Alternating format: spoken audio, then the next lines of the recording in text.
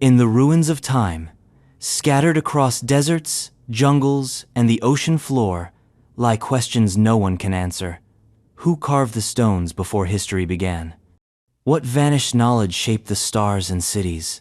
And why does the past still whisper through sealed tombs and shattered scripts? This isn't mythology. It's archaeology with an attitude.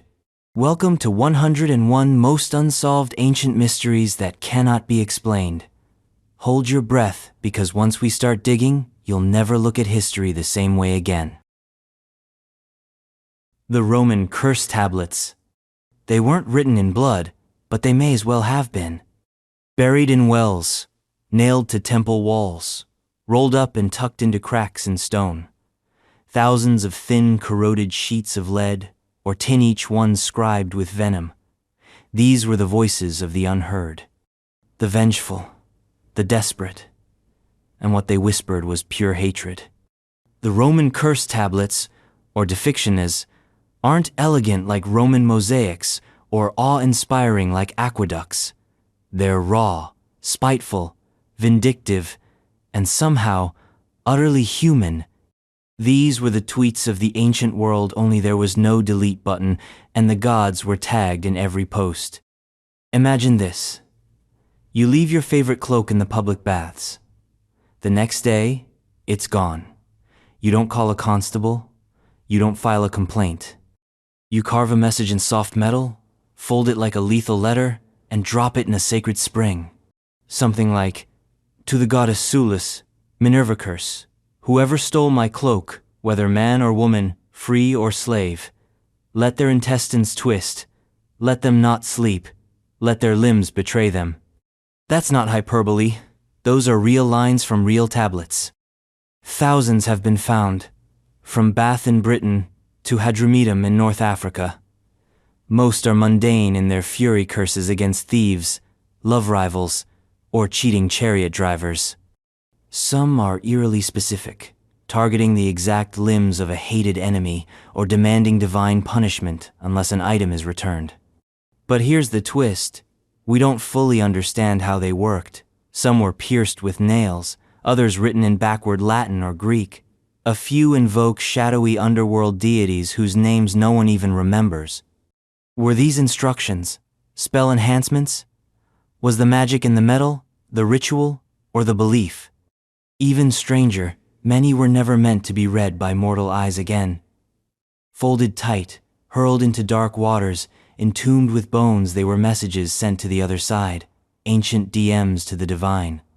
And yet, centuries later, we're the ones reading them, peering into the minds of ordinary Romans at their most furious and afraid, trying to decode a belief system that wove spite, fear, and hope into one. What kind of world births such a practice? What kind of culture builds an empire on concrete, column sand curses?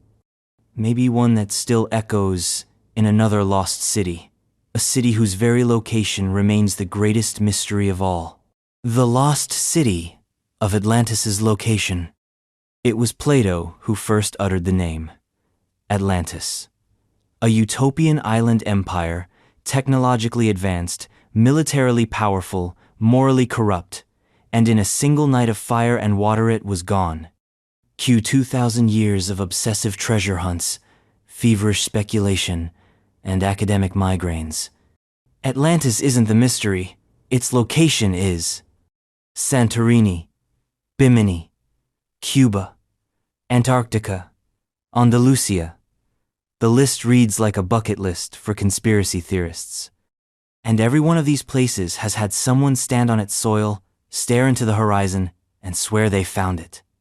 But the truth is, Atlantis has become less a place and more a mirror that reflects whatever fantasy the seeker brings with them. Plato placed it beyond the Pillars of Hercules, aka the Strait of Gibraltar, in a massive ocean, larger than Libya and Asia combined. But the details are slippery, muddy waters of myth and metaphor. Was it a memory of Minoan Crete, shattered by volcanic fury? A garbled echo of Tartessos in Spain? Or just a philosophical parable about the fall of civilizations? Some propose the Azores, arguing for sunken islands once above water. Others swear by Bimini Road, a curious formation off the Bahamas resembling a submerged street.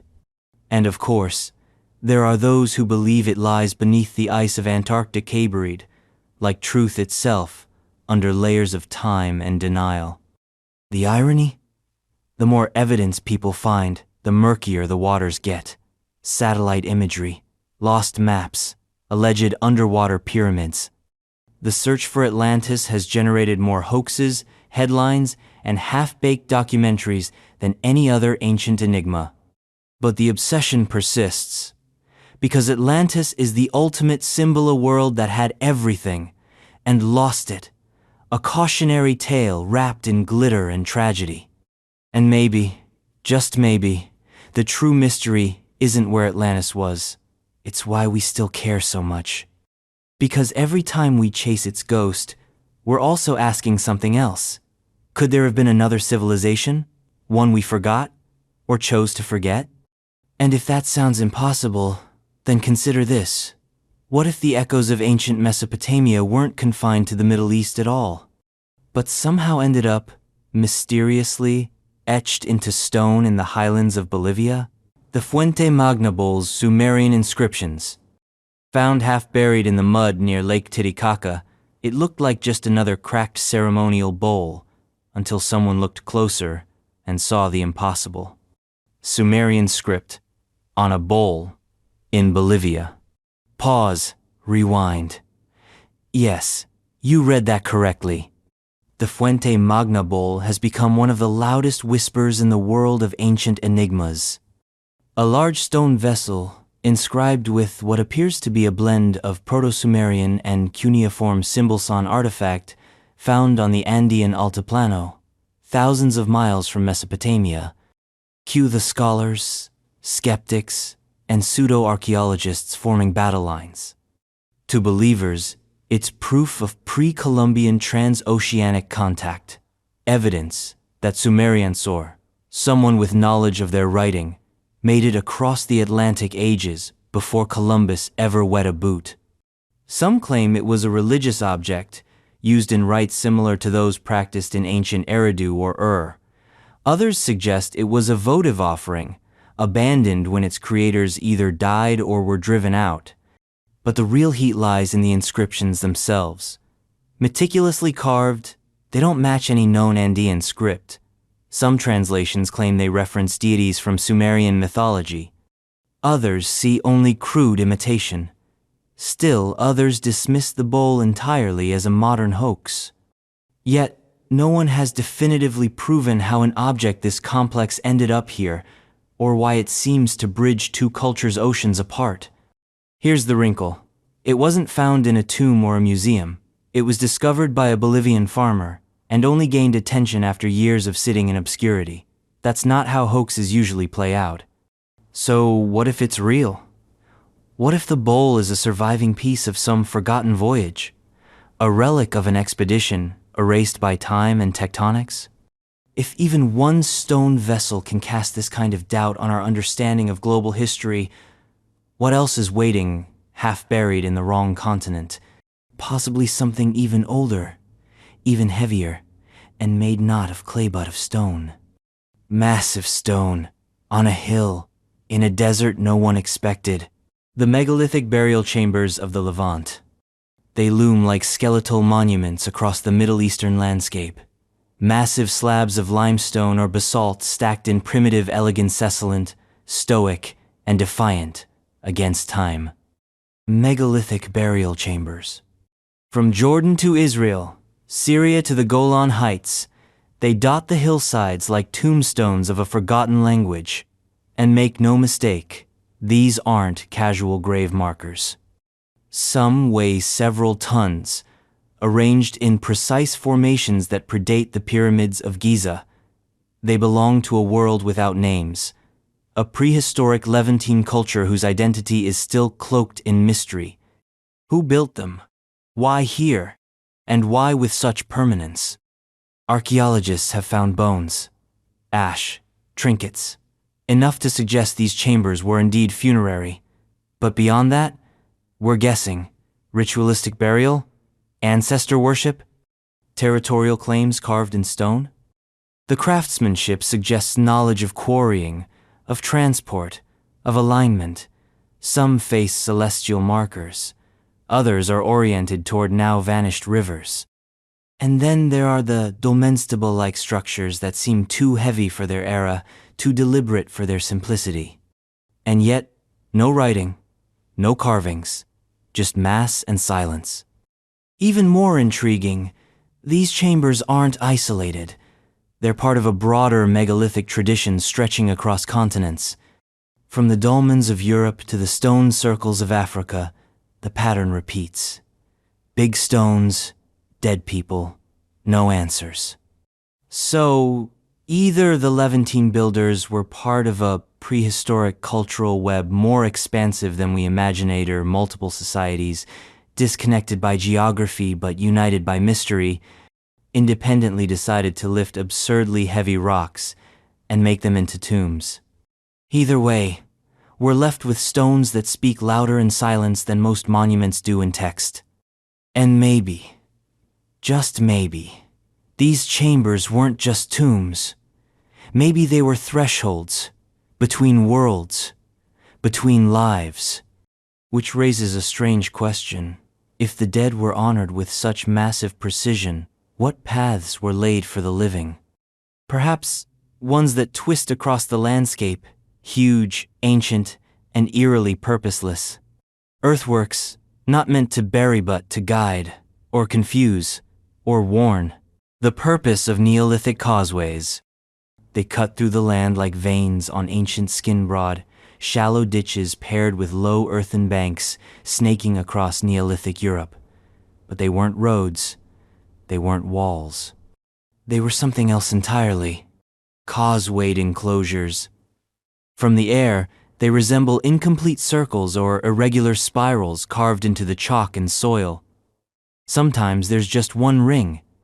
Other times, there are multiple concentric circles, a great whirlpool of earth winding around a central void.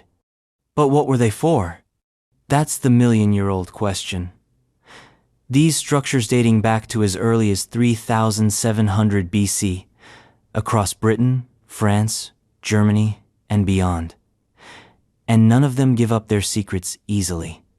They weren't clearly defensive. The gaps or causeways between the ditches make terrible fortifications, and they weren't clearly settlements. Few show signs of long-term habitation. So what's left? Ceremony, procession, memory. Excavations reveal feast bones of cattle and pigs, sometimes smashed, sometimes burnt. Offering pottery, tools, even human remains buried deliberately in ditches. A child's skull lay gently in a shallow trench, a broken axe beside a jawbone. It all reads like a ritual loan that lasted generations. Imagine it, hundreds of people walking those curves, carrying torches, drums echoing in the night, throwing their offerings into the earth. Life and death performed in the round. Or maybe they weren't about people at all. Maybe they were calendars, tracking solstices and equinoxes.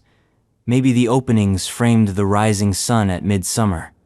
Or maybe they were scarce ritual landscapes, meant to be seen from above, by gods, ancestors, or beings we can't even name. There's something chilling in their ambiguity. These massive labor projects, consuming time and energy and belief. For what? We don't know. That's the beauty and the terror. And just when we think we've got a handle on Neolithic weirdness, something even stranger turns up. A circle, yes, but not of stone or soil. This one was made of trees, and it wasn't built inland, safe and dry. It was built facing the sea, the Seahenge Timber Circle, England. In 1998, a freak tide stripped away the sands of the Norfolk coast and uncovered a time machine. 55 split oak posts driven into the earth, forming a near-perfect circle. In the center, an upturned tree stump, its roots stretching toward the sky like petrified claws. Together they formed a monument that had been buried for over 4,000 years. This was Seahenge, and it was like nothing archaeologists had ever seen. A henge, by definition, is a circular ritual structure, usually stone, sometimes earth. But Seahenge was made entirely of wood, oak, to be precise. The trees had been felled with stone axes in the spring of 2049 BC. We know the exact year, thanks to tree ring dating. But the why? That's still buried in mystery. The circle was built just above the high tide line. Back then, the area wasn't sea, was salt marsh. Still, the monument was placed deliberately where land meets water, a liminal space, a threshold. Some believe it was used for sky burials, exposing the dead to the elements and scavengers until only bones remained. The inverted stump could have been a platform, a sacred table for a sacred transformation. Others argue it was about resurrection, the upside-down tree symbolizing death and rebirth, life rerouted in the beyond. Or maybe it was an altar to appease the gods of land and sea, a wooden prayer in a language of rot and tide. And then there's the astronomy theory, that the posts aligned with the sun, marking solstices or equinoxes, a clock made of timber and tide. Seahenge only survived because it was swallowed by sand. The sea protected it by drowning it. Once exposed, it became a battle, archaeologists racing against the waves and public outrage. Many wanted it left in place, others feared the tides would erase it forever.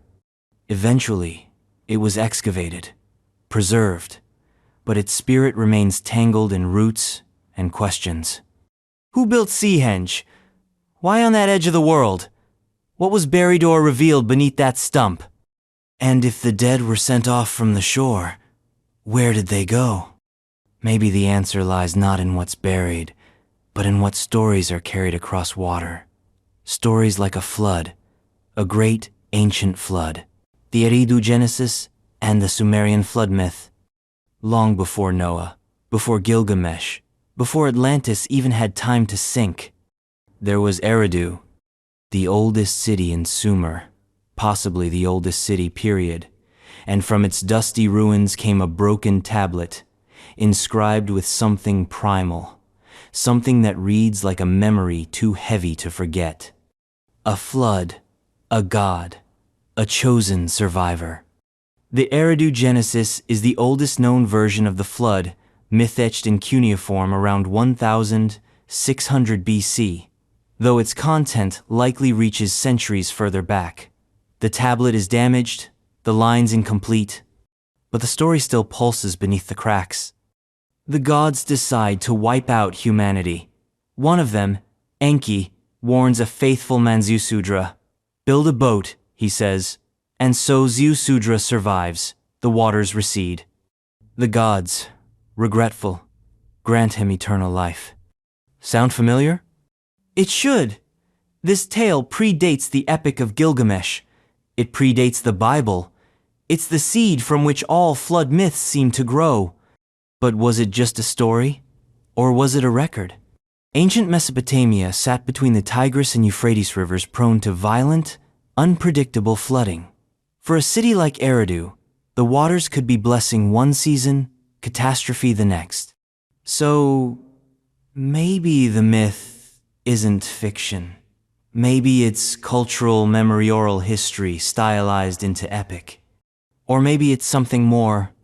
The similarities between flood myths across the globe, Mesoamerica, India, China, even Australia, suggest something massive, a collective trauma, or a shared origin. Geological evidence points to a dramatic rise in sea levels around 7,000 years ago, possibly tied to the melting of glaciers. Some suggest a comet impact. Others whisper of lost civilization swallowed whole. But the Eridu Genesis stands alone in one eerie way. It's the oldest flood story that names names, cities, gods, survivors. It roots its myth in reality, or roots reality in myth. And it leaves us wondering, what if the myth is the history? Because if a flood could wipe out memory, language, cities, what would remain? maybe just a figure, etched in stone, dancing in eternity. A man with no name, just motion and questions. Before we dive headfirst into mystery number 8, quick pause if you're enjoying this descent into the depths of the unknowable. Hit that subscribe button to keep the ancient weirdness coming. Drop a comment and tell us where in the world you're watching from and what time it is right now. Midnight in Malaysia? Sunrise in Seattle? Let's see just how far these mysteries reach. All right, back to the unknown. The Dancing Man. Petroglyph. Australia. Somewhere in the remote Kimberley region of northwestern Australia, etched into the red rock like a flicker of memory, is a figure in motion. A man stick-limbed and abstract, arms outstretched, legs bent, head cocked in permanent rhythm. He is the Dancing Man. He doesn't move, but he looks like he should, and that's what makes him unforgettable.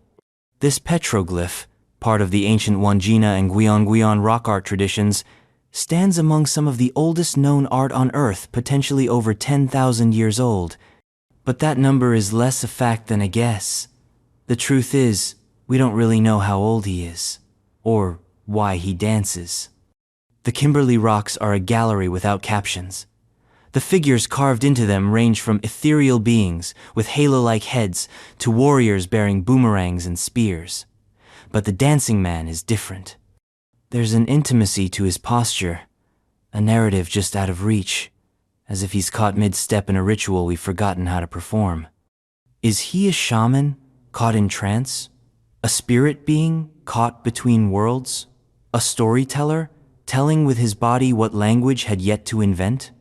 Some researchers think he's part of a ceremonial scene, perhaps, related to initiation rites, fertility rituals, or ancestral dreaming paths. Others suggest he's a totemic ancestor, one whose actions shape the land itself. And still others say the pose is a kind of kinetic script visual shorthand for movement, music, transformation. Here's the catch. You can't carbon date rock engravings. There's no paint to test, no organic material to sample, which means the Dancing Man might be 5,000 years old, or 15,000. All we know is he was important enough to be carved into stone, and that he still hasn't stopped moving in our minds, at least. And if that's not strange enough, imagine this. Thousands of miles away, across the Atlantic, on islands born of volcanoes, rise structures with pyramidal precision built by people we still don't fully understand. Structures that don't belong, but definitely exist. The ancient pyramids of Tenerife. On the Canary island of Tenerife, not far from the black sand beaches and tourist resorts, are 6 strange stepped structures made of volcanic rock.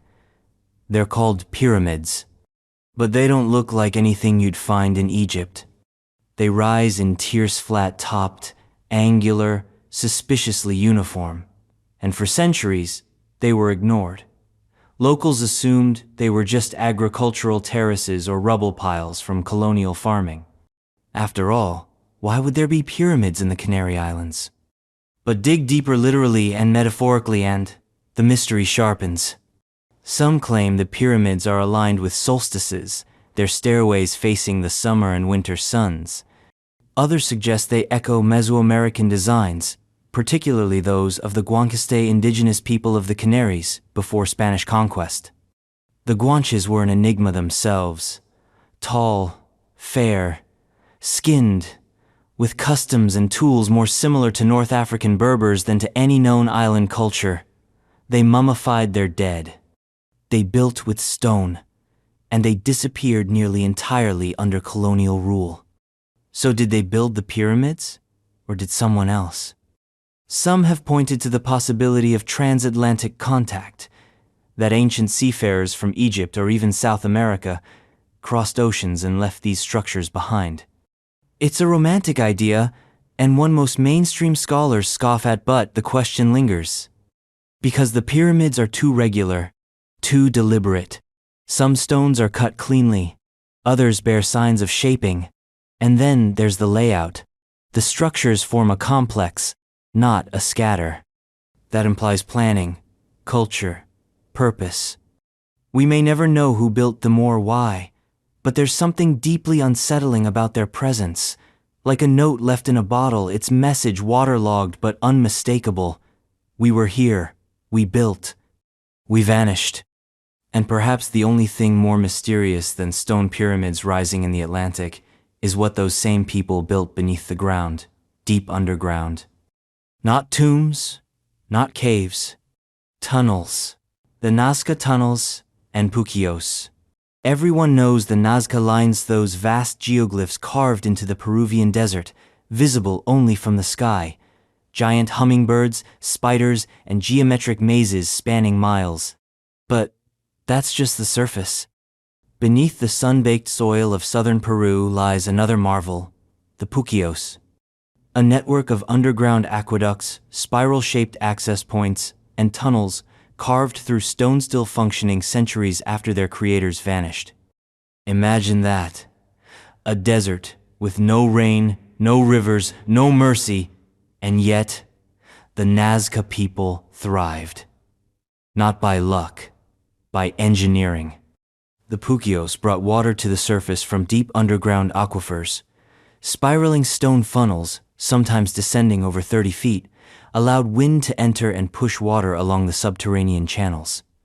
It's like a gravity-fed, wind-powered plumbing system carved by hand. That level of hydrological genius is not supposed to exist in a pre-industrial society, and yet it does. Archaeologists still argue about how the Puquios were built. Some think they were dug from the surface down. Others believe tunnels were carved horizontally and reinforced with stone. No one agrees on how the ancient Nazcans identified the water sources or kept the channels from collapsing. Even more baffling, many of the Puquios are still in use. Locals draw water from them. Farmers irrigate with them. They're living relics, blending seamlessly with modern life. But here's the eerie part. The Nazca lines, the surface, art often intersect or mirror the underground paths of the Puquios. Coincidence? Or was there a symbolic connection? Did the people carve prayers above ground and answers below? We'll likely never know, because just like the water itself, the full truth flows out of reach. And if you thought that was impressive, wait until you meet a wall miles long, built of brick, stretching across the desert like a red scar. A wall, not in China, but in Iran. The Great Wall of Gorgan, Iran. It's long, it's ancient, it's red, and no, it's not in China. Stretching over 120 miles across the harsh plains of northern Iran, the Great Wall of Gorgan slices through the landscape like a forgotten scar. Constructed from distinctive red bricks, it once boasted over 30 fortresses and a network of canals.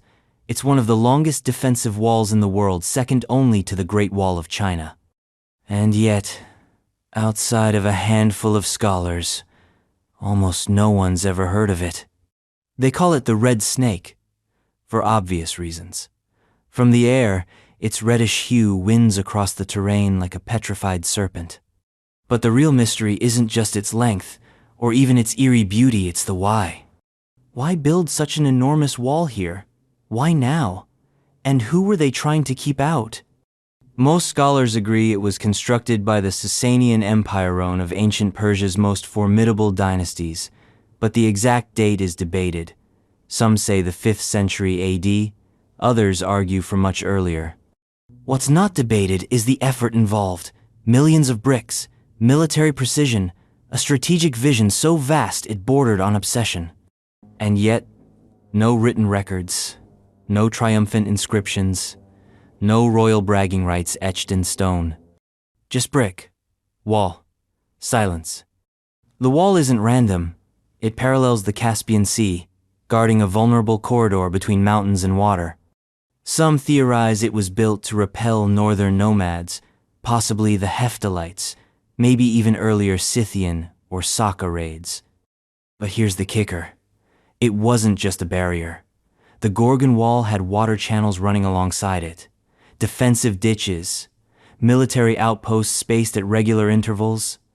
This was a military-industrial complex masquerading as a line in the sand. And then, like so many empires, the builders vanished. The wall was buried, forgotten.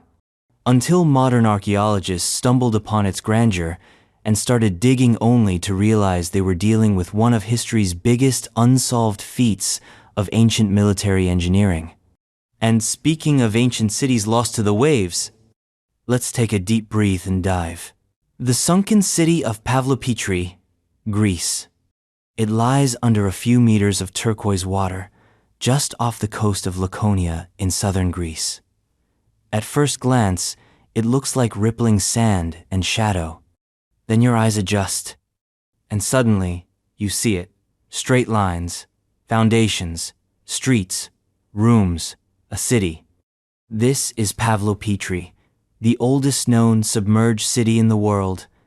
It was a living, breathing settlement around 2800 BC, long before classical Greece, long before Homer, and then it sank. No one knows exactly how. Earthquake, tsunami, sea level rise, all three? What's undeniable is what's left. Pavlopetri wasn't a loose cluster of huts. It was a planned city roads, two-story buildings, courtyards, even drainage systems. You can make out the outlines of houses, storehouses, and possibly temples. The layout is so organized, so deliberate, it shatters assumptions about what Bronze Age coastal communities were capable of. And here's the unsettling part. Pavlopetri is just the piece we've found. How many other cities lie under the waves? How many cultures erased not by war or fire but by water? The city was rediscovered in 1967, and since then, it's been mapped with sonar and 3D scanning. But due to its location and fragility, excavation is slow, fragmentary. Like trying to read a novel that's been shredded, soaked, and scattered. And yet, the clues remain. Pottery shards suggest trade with Minoans and other early Mediterranean cultures. The proximity to Mycenaean centers hints at political or religious significance. But most of all, its sudden disappearance leaves a vacuum, a historical ghost. Did the people flee inland before the sea took their homes? Or did the city drown with them inside? We'll probably never know. But the fear remains.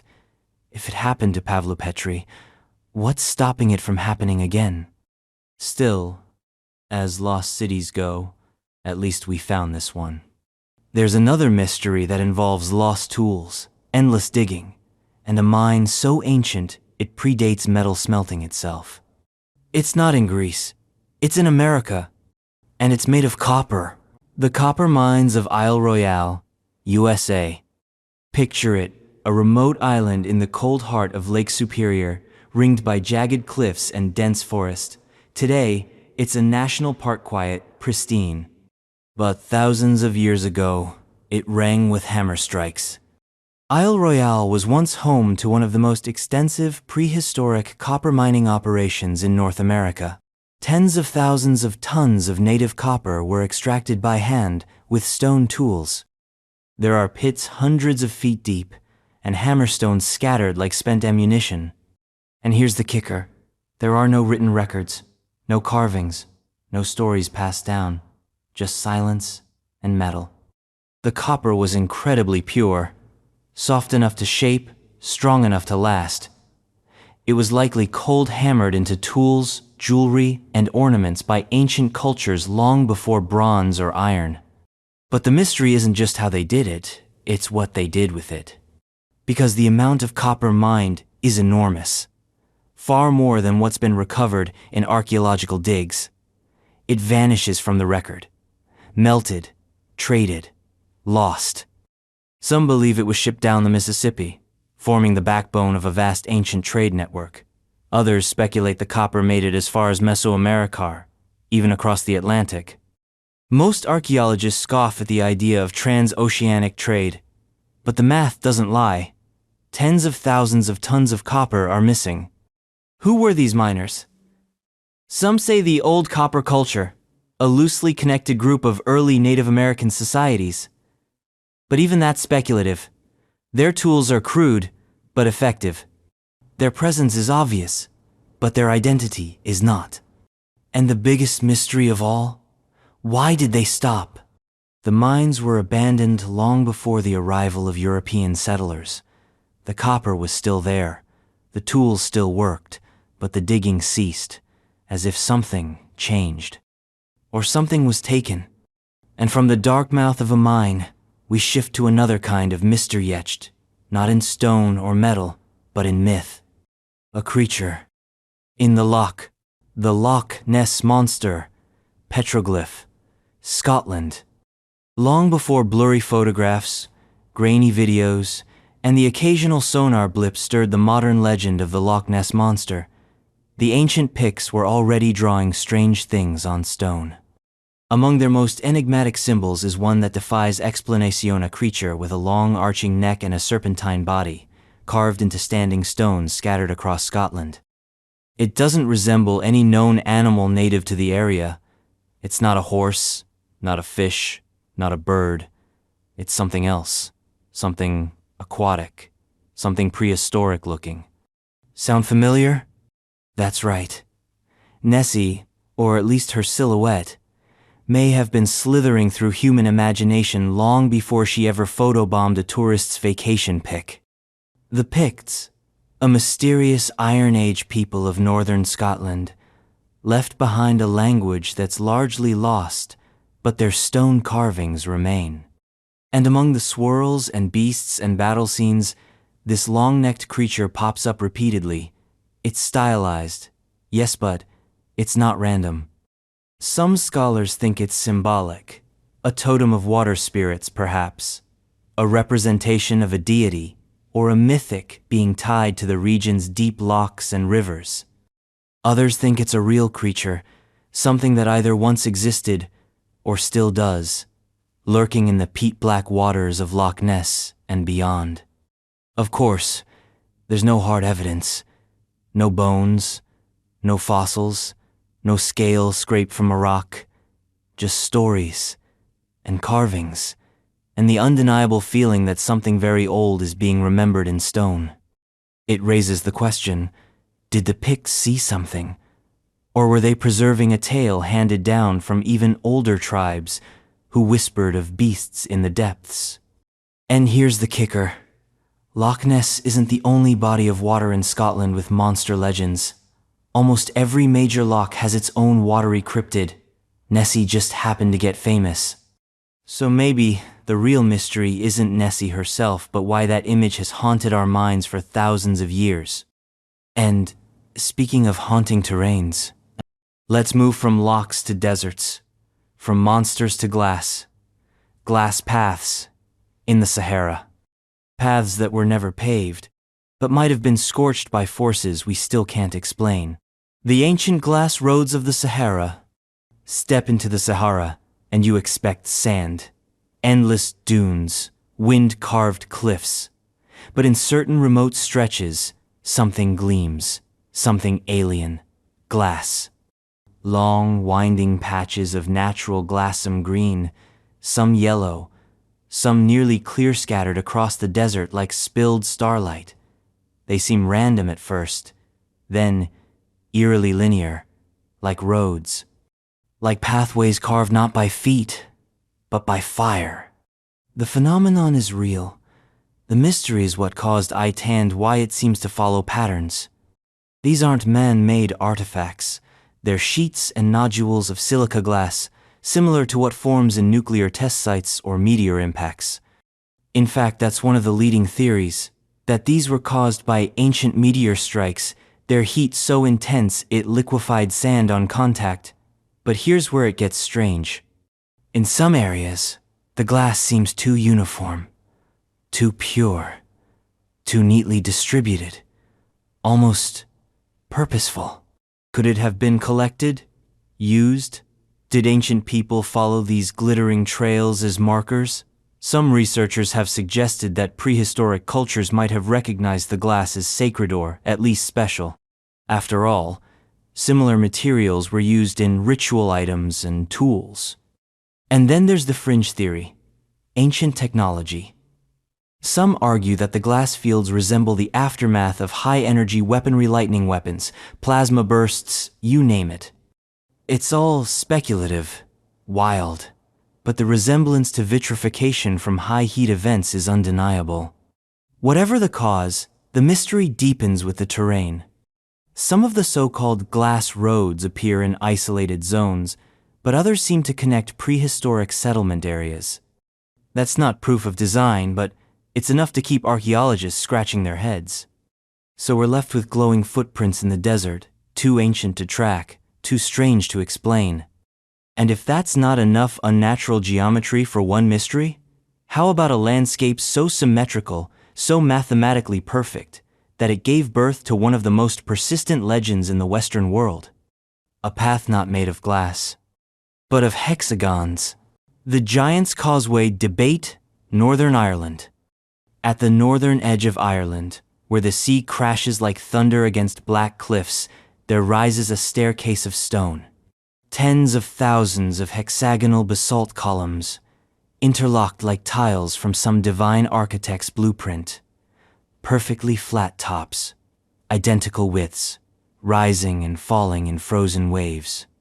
It's called the Giant's Causeway, and it looks less like geology and more like a riddle carved into the earth. The official explanation is volcanic. Lava cooled slowly, contracting into geometric shapes under the right conditions. A rare but natural phenomenon, replicated in other places like Fingal's Cave in Scotland or Devil's Postpile in California, but no other site quite matches the precision, the eerie density, or the sheer visual poetry of the Giant's Causeway. Local legend tells a different story, that the columns were built by a giant named Fionn mac Cumhaill, who intended to walk across the sea to Scotland and challenge another giant to battle. When he saw how massive his foe was, he fled home, ripping up the causeway behind him. Myth? Absolutely, but the kind that lingers for a reason. Because when you stand on the columns, when you see them stretching out toward the ocean in neat, relentless order, something in your brain rebels. This doesn't feel accidental. It feels designed. Some have speculated about ancient quarrying. Others whisper about geoglyphs. And there are those who wonder whether the site's perfection inspired ancient builders elsewhere, perhaps feeding into sacred geometries, megalithic alignments, or the dream of a labyrinth. The truth is probably simpler, but the simplicity is what makes it terrifying. Because nature, left to its own devices, created something so perfect that it fooled humanity into seeing gods. And if you think this structure is confusing, wait until you step into one so winding, so claustrophobic, that it became a literal maze in myth, built not of stone columns, but of royal ambition, and maybe a little madness. The Minoan Palace of Knossos' labyrinth legend. Stone upon stone, stairway upon stairway, the Palace of Knossos uncoils across the Cretan hillside like a frozen storm. It's not a palace in the usual Censeno-regal symmetry, no dominating throne room. Instead, it's a sprawl. Over 1,000 interlinked rooms, layered corridors, dead ends, secret passages, and strangely positioned storage chambers. It doesn't look like it was built to house royalty. It looks like it was built to trap something. The legend says that deep within its heart, a creature roamed the Minotaur, half man, half bull, cursed and confined, awaiting Athenian sacrifices. Theseus entered. Theseus slew. Theseus escaped, thanks to a ball of string. But what if the myth was born from stone? Knossos is the largest Bronze Age archaeological site on Crete, the center of the Minoan civilization, and the likely origin of the labyrinth myth. Its complexity is staggering. Visitor 7 modern ones report a sense of disorientation. Hallways turn unexpectedly. Staircases descend into nothing. It's a jigsaw puzzle where the pieces refuse to behave. Sir Arthur Evans, the archaeologist who excavated the site in the early 20th century, was convinced he'd found the labyrinth. He even named the civilization Minoan after King Minos. But Evans also reconstructed parts of the site based on imagination, filling in missing columns and coloring frescoes with his own interpretations. What he saw and what Knossos saw are not entirely the same. Still, something about the site screams myth. Take the bull imagery. It's everywhere. Frescoes, mosaics, ritual objects. The Minoans worshipped bulls, danced with them, vaulted over them in religious acrobatics. Add in the sheer size and chaos of the palace, and it's easy to imagine how the story of a monstrous hybrid and a hero's quest might have been born here. But the deeper mystery lies not in the Minotaur, but in the mind that could dream up a structure like this. A place where storage rooms outnumber sleeping quarters, where staircases climb toward lightless rooms, where the architecture feels less like a palace and more like a message in a language we've only started to read. And speaking of ancient infrastructure crafted for survival and mystery, let's journey into the desert, where water flows underground not by miracle, but by genius. The ancient Iranian watermills and qanats. In the blistering heat of the Iranian plateau, where summer bakes the earth into dust and rainfall, is a forgotten rumor. Ancient engineers pulled off a quiet miracle. They made water flow uphill. Sort of. Enter the qanat, a subterranean aqueduct system devised thousands of years ago. It consists of a gently sloping tunnel, often miles long, tapping into underground water tables in highland areas and transporting the water via gravity to lower arid regions. Sounds simple? It's not. It's pure architectural sorcery. Vertical shafts, spaced with uncanny precision, were dug straight down to access and ventilate the main tunnel. These shafts could reach dozens of meters deep, carved by hand through hard earth and rock. Builders had no drones, no GPS, no backhoes, just ingenuity, geometry, and the terrifying will to dig blind through the underworld. And it worked. Villages, towns, and cities sprang up around these lifelines. Agriculture flourished in the middle of deserts. Mills turned, gardens bloomed. But the real shock is how little we understand about the people who made them. Qanats weren't a one-time invention. They were a civilizational commitment. Generations maintained them. Whole families passed down the craft of the Mukani, the digger, like sacred lore. Yet, few written records survive. No grand monuments, just the dark mouths of tunnels and a dry wind whispering through. The same applies to the watermill sophisticated gear systems, often built underground to keep the delicate wooden machinery cool and safe. Some had horizontal turbines, predating the European use of water power by centuries. So who built them first?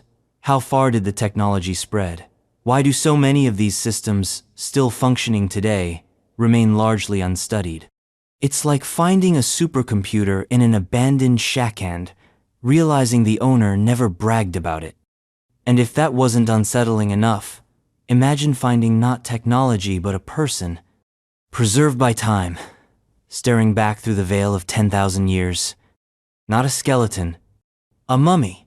The Spirit Cave Man Mummified Remains, USA. It began in 1940 with a dusty cave in Nevada and a few casual digs. It ended with the oldest, naturally mummified human remains ever found in North America. Meet the Spirit Cave Man.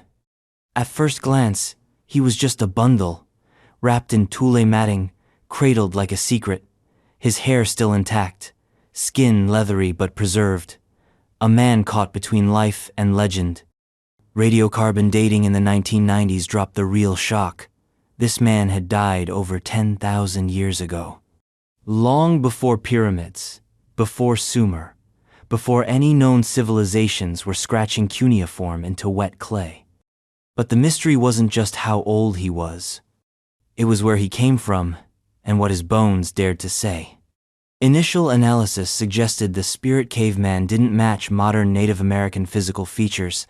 This sparked a firestorm of controversy, reigniting debates over early migration patterns into the Americas. Some fringe theorists saw in him a lost Caucasoid lineage, evidence of pre-Clovis settlement by seafaring outliers. But then came DNA. A full genome analysis finally revealed what many indigenous voices had said all along. The spirit caveman was Native American. Specifically, he was closely related to modern tribes in the region. The myth of a mysterious outsider collapsed, but the questions didn't. Why was he buried so carefully, wrapped in mats, laid to rest with respect? No weapons, no jewelry, just silence and preservation. What culture did he belong to? What language did he speak? What stories did he believe? The controversy reached beyond science and into law. The remains were subject to a bitter legal battle between researchers and the Falun Paiute Shoshone tribe. For years, the mummy sat in a vault, locked in bureaucratic limbo. Finally, in 2016, he was repatriated and reburied in accordance with tribal wishes.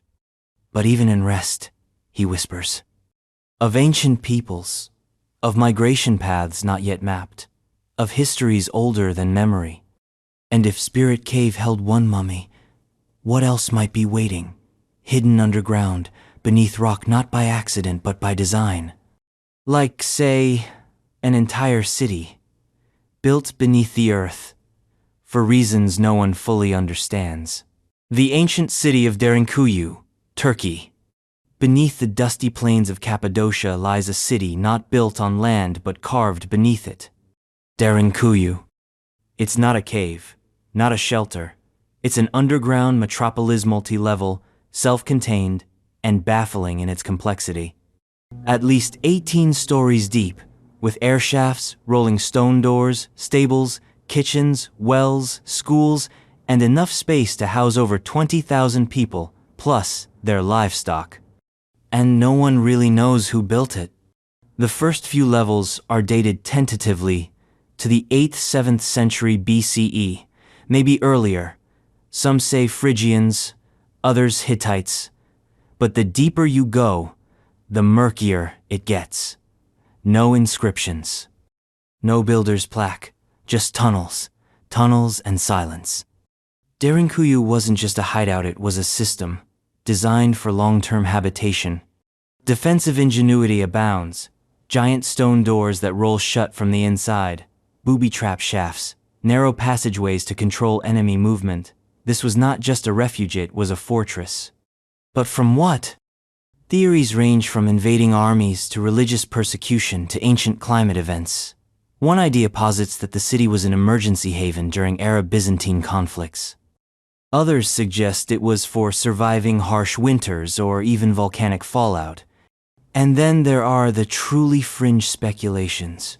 Pre-Ice Age civilizations escaping some cataclysm or even contact with something not entirely human. Whatever the truth, what's clear is this: Derinkuyu wasn't alone. Dozens of similar underground cities exist across Cappadocia, linked by miles of subterranean tunnels, like a hidden web beneath the Anatolian plateau. An ancient network, a shadow society, entire cultures that existed beneath our feet. And if you think that's hard to picture, let's roll something spherical into the mystery pile. Literally. The stone balls of Jalisco, Mexico. Perfectly round, unnaturally smooth, strangely numerous. In the highlands of Jalisco, Mexico, lie enormous stone spheresum as large as a man. Others barely the size of a melon. No inscriptions, no carvings, just precision. As if nature briefly dabbled in geometry, or something else did. These aren't the only stone spheres in the world. The Dique spheres of Costa Rica are more famous, but the Jalisco stones are their own enigma. Their composition varies: basalt, granite, other volcanic rocks, yet they share one trait: an eerie perfection of form. They weren't natural. That much is clear. They had to be shaped. But how? And why? Some lie clustered in valleys. Others were found in isolation.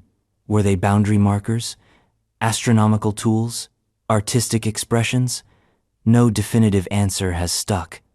One theory suggests they were used in pre-Columbian games. Another ties them to ancient myths, rolling orbs said to represent stars, gods, or even petrified thunder. But none of the associated cultures left records explaining them. No murals, no glyphs, just these mute, impossible shapes. What's more unsettling is how they echo similar artifacts on other continents. From Scotland to Bosnia to Papua New Guinea, ancient spheres keep turning up. Different peoples, different epochs. Same impossible roundness. Is it convergent development, coincidence? Or was there a shared idea and archetype, buried deep in the human brain that demanded to sculpt the sphere? And if so, what does that say about the next mystery? Because in the Andes, the legends don't deal in geometry. They deal in scale. The giants of the Andes legends. In the thin air of the Andes, where the mountains pierce the clouds and myth merges with landscape, there are stories. Stories of giants. Towering beings, some said to be over 3 meters tall, who roamed the highlands, built massive structures, and left behind bones too large for ordinary men. The local legends are persistent. From northern Argentina to Ecuador, indigenous peoples speak of Gentiles giants who existed before the current age. Sometimes wise, sometimes monstrous, always powerful. But were they real? Some archaeologists dismiss these tales as metaphor-ancient ways of explaining monumental architecture or forgotten peoples. Others point to scattered reports of oversized skeletal remains unearthed in the 19th and early 20th centuries. Most of these accounts are anecdotal, lost, or unverified, but they persist. In caves, in altars, in ruins too vast for small hands, the whispers continue. Even the Inca spoke of beings who shaped the world before them, giants, who were wiped out by the gods when they defied cosmic order. So we're left with questions. Were these exaggerated memories of unusually tall individuals? Misinterpretations of dinosaur bones? Or could there have been isolated populations stronger, longer-lived, that coexisted with early humans before vanishing into myth? Whatever the truth, one thing is clear. These legends weren't isolated. They were everywhere. From the Andes to Namibia, where strange circles haunt the ground like the footprints of giants who never quite made it inside. The witches' circles of Namibia. They appear where nothing else grows, barren rings of scorched earth surrounded by vibrant grass, stretching across the Namib desert like whispers in the sand.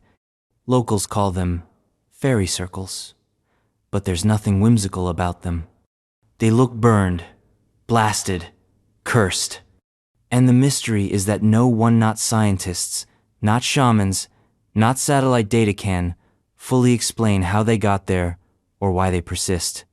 The circles range in size from a few feet to several meters across, and they stretch for miles, hundreds of thousands of them, covering swaths of land like a skin disease on the earth itself. From the air, the pattern is eerie, regular, repetitive, as if drawn by design.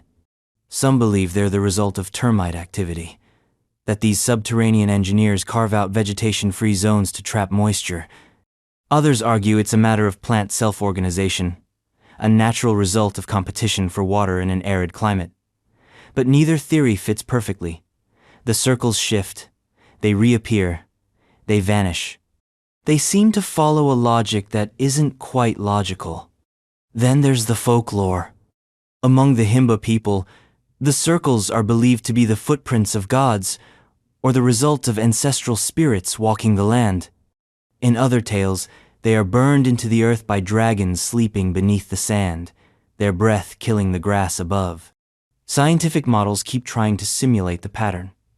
Some succeed, partially, but none can capture the strange, long-term persistence of these formations or their emotional weight.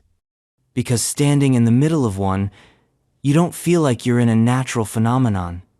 You feel like you've stepped onto a forgotten altar, a place where something used to happen.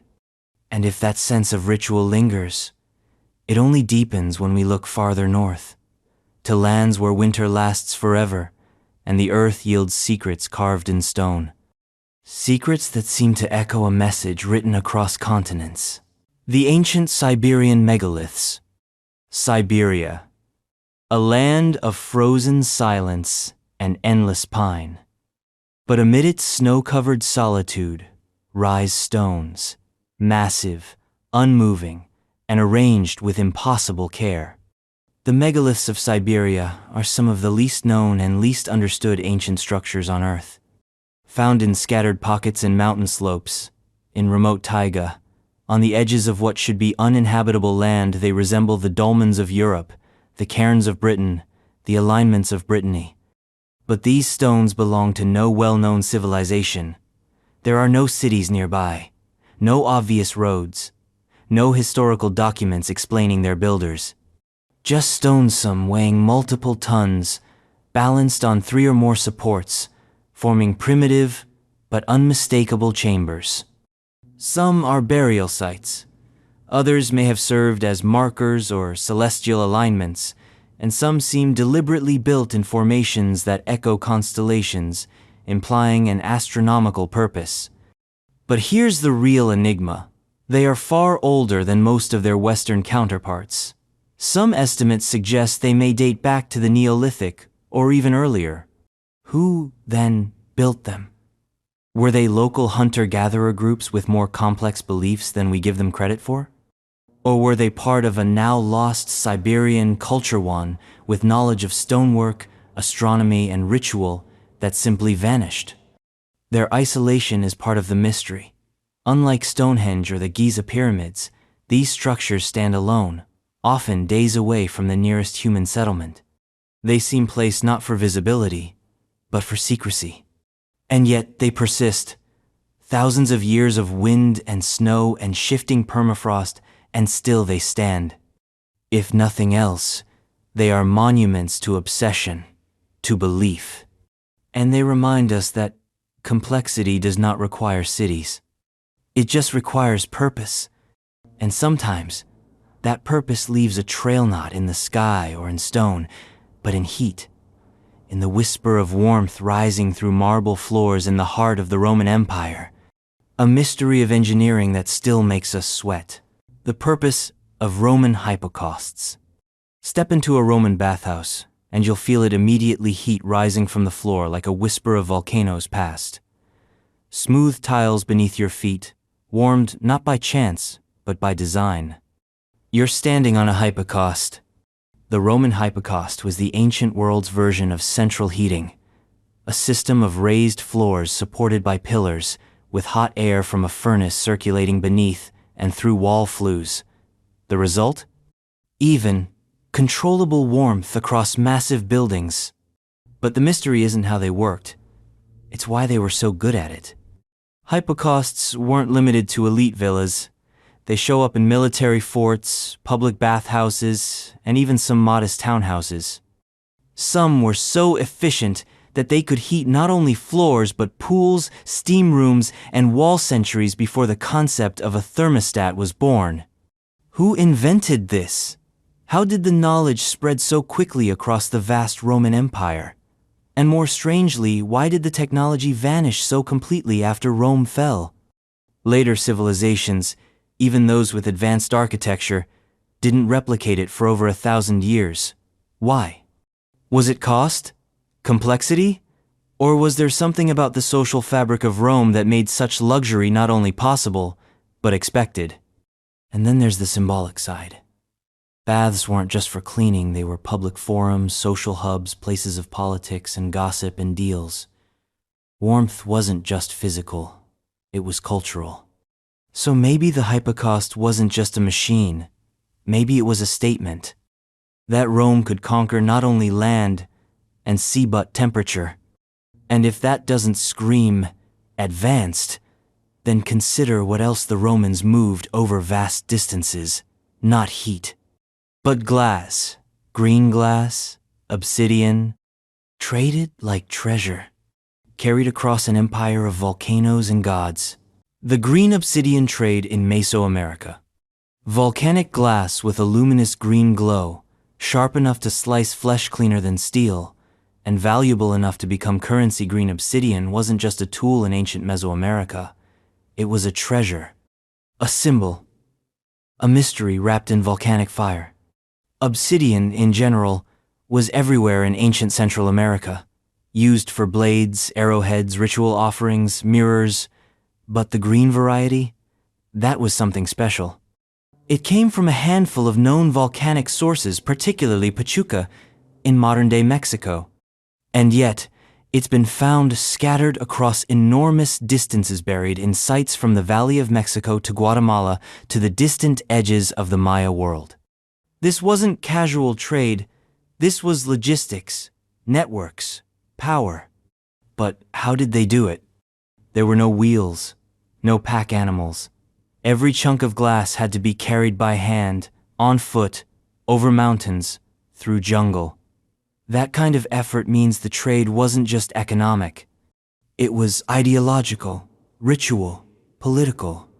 Green obsidian was often associated with the divine. Some believed it had spiritual properties: protection, prophecy, vision. Mirrors of green obsidian were thought to reveal the other world.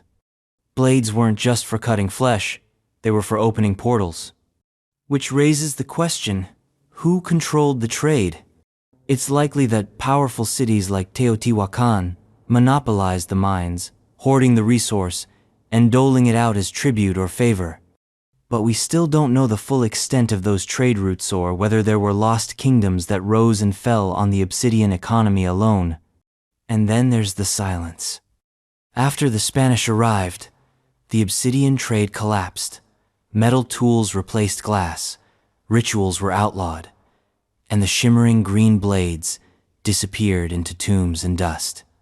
Now, all we have are scattered fragments, glowing in the dirt like forgotten currency. And speaking of ancient technologies that shouldn't exist, let's shift gears to Egypt, where impossibly thin vases were carved from impossibly hard stone, without diamond drills, without iron tools, just pure mystery. The pre-dynastic Egyptian black vases, before the pyramids, before hieroglyphs, before pharaohs wore crowns and priests mummified the dead, Egypt had potters. But these weren't ordinary artisans. They were engineers, artists, alchemists. The black vases of pre-dynastic Egypt, made from diorite, basalt, and other nearly uncarvable stoneware, some of the most puzzling artifacts in the ancient world. They're thin-walled, flawlessly symmetrical, and often polished to a reflective sheen. No one knows how they were made. Here's why that matters. These vases date back to a time when Egyptians supposedly lacked the tools to carve hard stone with such precision. Copper chisels? Too soft. Sand abrasion? Possible, but too imprecise. And yet, the results are perfect. Some vases are so finely carved that modern engineers have trouble replicating them using conventional techniques. Their interiors are smooth, their walls consistent in thickness. There are no chisel marks, no evidence of grinding or pecking, just smooth, flowing curves. What were they used for? We don't know. Some were found in graves, suggesting a ritual purpose.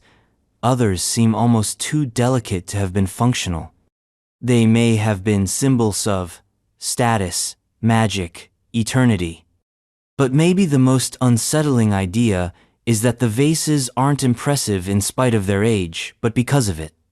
They suggest a lost chapter in Egyptian craftsmanship, a peak of technological skill that either died out or was deliberately hidden. And like many ancient anomalies, they raise a familiar suspicion. How much have we forgotten? How many innovations were lost, not because they failed, but because the knowledge keepers vanished, or were erased?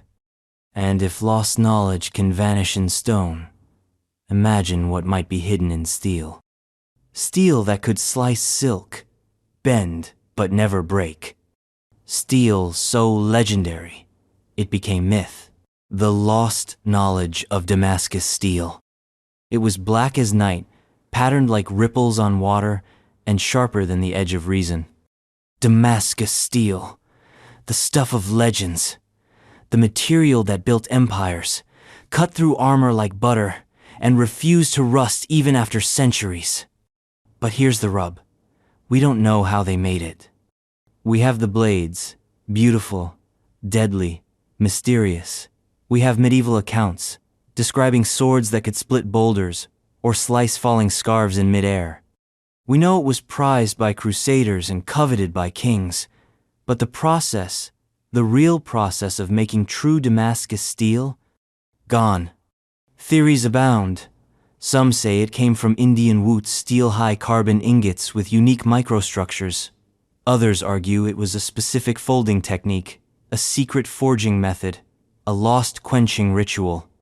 But despite centuries of reverse engineering, metallurgists can't quite match the quality, consistency, or beauty of the originals. The distinctive patterns, those swirling, ghostly lines, aren't decorative. They're a result of molecular structure, carbon nanotubes, and carbide bands formed during cooling. You don't etch them, you unlock them. So how did ancient smiths, with no microscopes or modern furnaces, achieve such precision? Were they working with intuition, with closely guarded trade secrets passed through generations? Or were they tapping into a deeper, now extinct tradition of metallurgical art? Some believe the knowledge was deliberately guarded hidden within guilds, wrapped in superstition, and lost during the upheaval of empires. Others say the secret ingredient was environmental, a specific kind of ore, a unique flux, a water source with just the right chemical balance. Whatever the cause, by the 18th century, true Damascus steel was gone, replaced by cheaper, faster, less mythical substitutes. But the legend remains, a memory forged in fire and quenched in mystery. And just when you think ancient engineering couldn't get more surreal, let's turn to the sea, where Roman builders did something equally baffling in the very edge of an island. With stone, with mortar, with waves crashing at their feet. The Roman sea walls of Britain, where sea meets stone and tide meets empire, the Romans left behind one of their most quietly baffling legacies: coastal defenses scattered along the ragged fringe of ancient Britain. Submerged, eroded, half remembered by the land, these sea walls weren't just barriers, they were warnings, fortifications against a threat that, even now, we don't fully understand. These weren't the flashy front lines of Empireno marble columns, no aqueducts stretching toward the gods. These were functional, harsh constructions. Stone walls, towers, breakwaters, many now half sunken beneath the coastal waters of places like Norfolk, Cumbria, and Kent. For a long time they were overlooked, misidentified as medieval or post-Roman. But the truth is deeper. Some of these structures date back to the 3rd or 4th century AD, a time when Rome's grasp on Britain was slipping and the Saxon shore was under threat. These were the far-flung outposts of paranoia built not to expand, but to hold, to delay, to survive. But how far did these walls stretch? Some are clearly mapped. Others detected only as shadows on sonar scans or fragments under the surface at a more expansive network. And here's the unsettling bit.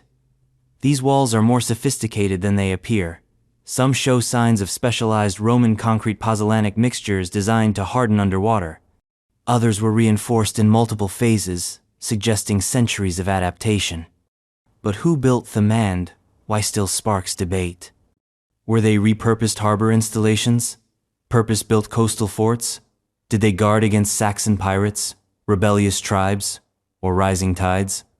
And what knowledge was lost when the last Roman engineer walked away? Today, the sea reclaims them, inch by inch, but the bones remain stone ribs against the tide, whispering of an empire's last breath on an island's jagged edge. And if that's not mysterious enough, try looking inland, to a place where paint and stone combine into visions that feel less like art and more like prophecy. The White Shaman, Rock Art, Texas, USA. Amid the dry canyons and twisted brush of southwest Texas, the walls begin to speak. Not with words, with visions. The White Shaman mural is one of the most complex and evocative pieces of ancient rock art in North America. Painted on a limestone cliff near the Pecos River, it stretches nearly 20 feet wide. Its colors faded but still vivid, its figures alien, symbolic, electric. And at the center of it all, a ghostly, elongated figure with arms raised and a feathered crown. The White Shaman. He's not alone. Surrounding him are human-like forms, animals, serpents, lines, dots, and shapes that defy simple interpretation. They swirl in patterns that hint at narrative myth, ritual, cosmology, but no one agrees on the meaning. Some scholars believe the mural depicts a creation story from ancient hunter-gatherer societies who lived in the region over 4,000 years ago. Others argue it's a spiritual mappa kind of psychedelic vision quest made permanent in paint. There's evidence to support the latter. The art aligns with known shamanistic practices, trance states, transformation motifs, animal spirits. Some of the figures appear to be part human, part creature-fused identities, suggesting journeys between worlds. But how was this mural made? The cliffs are high, the wall uneven, yet the execution is masterful. Layers of paint, shading, balance. Whoever painted this didn't just know art. They knew something else. They knew meaning. And still, we can't read it. We're like people staring at a script from another real light. Your guess is educated, but ultimately speculative. Even the pigments are a puzzle. The reds, blacks, and yellows used in the mural have resisted centuries of erosion, suggesting binders or techniques not fully understood. But maybe that's the point. Maybe the mural wasn't meant to be understood by outsiders. Maybe it was a conversation with the spirit world, meant only for those who had walked the dream path. And if art can be a gate, what about architecture?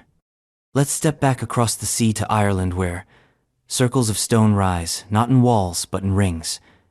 And no one knows what happened inside.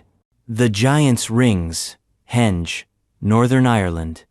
Not far from Belfast, tucked into the Irish countryside, lies a vast, earthen circle known as the Giant's Ring. It's not just digits, colossal. A henge nearly 200 meters in diameter, encircled by a raised bank and ditch, with a central megalithic tomb squatting in the middle like the eye of an ancient storm. Built around 2700 BC, the Giant's Ring is older than the pyramids, older than Stonehenge, and somehow, still stranger, because its scale doesn't match its purpose. It wasn't a fort. There's no evidence of battle, no defensive walls, and it wasn't a settlement. No post holes, no signs of permanent structures. It was something else. A ritual site, perhaps, a ceremonial ground, a place where people gathered to do something we've forgotten how to name. The central tomb, a dolmen-like structure of massive capstones, suggests funerary use. But the size of the henge implies more than a grave. It implies performance, procession, mass participation. And that's the mystery. What happened here? Were there festivals, seasonal rites, initiations, sacrifices? The symmetry of the design, the effort involved, the locational of it screams intention. The ring wasn't built out of convenience. It was built out of obsession. And it wasn't alone. Dozens of similar henges dot the Irish and British landscape, often aligned with celestial events or natural landmarks. Yet each one is unique. Each one holds secrets in its silence. At the Giant's Ring, time stands still. The air feels heavy. The wind doesn't whistle, listens. And maybe, just maybe, the stones remember. Remember what? Maybe an ancient flood. Maybe A forgotten kingdom. Maybe pyramids. But not the ones we know. The ones underwater. The underwater pyramids of Japan. Further detail. Off the coast of Yonaguni, Japan, the seabed plunges and then, without warning, it shapes. Straight lines, terraced platforms, right-angled edges that look too intentional to be nature's doing. Welcome to the Yonaguni Monument, one of the most controversial underwater discoveries of the modern age. Nicknamed the Atlantis of Japan, the submerged structure resembles a stepped ziggurat or pyramid with wide, flat surfaces, sharp corners, and what appear to be carved staircases and narrow corridors. It's massively the size of a football field, and it sits over 25 meters below the surface, wrapped in coral and skepticism.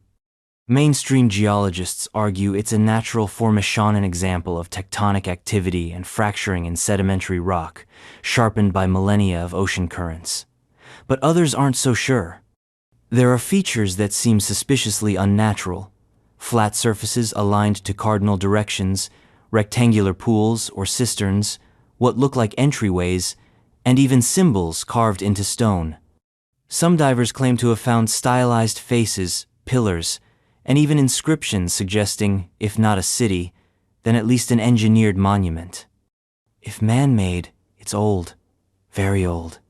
Estimates range from 10,000 to 12,000 years ago, which would place it well before known Japanese civilization and before the end of the last ice age, when sea levels were much lower. That's the real kicker. If the Yonaguni Monument was above water during the last glacial period, then whoever built it would have been part of an unknown prehistoric culture with architectural capabilities that rivaled and, perhaps, predated those of ancient Egypt.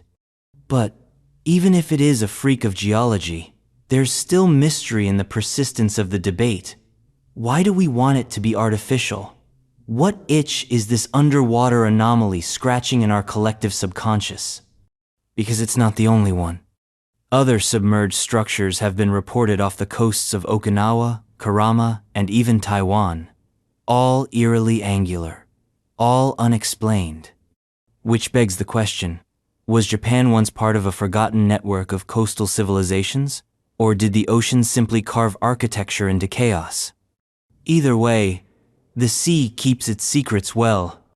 And, speaking of jungles hiding ancient echoes, let's head to Central America, where legend and LiDAR have finally collided.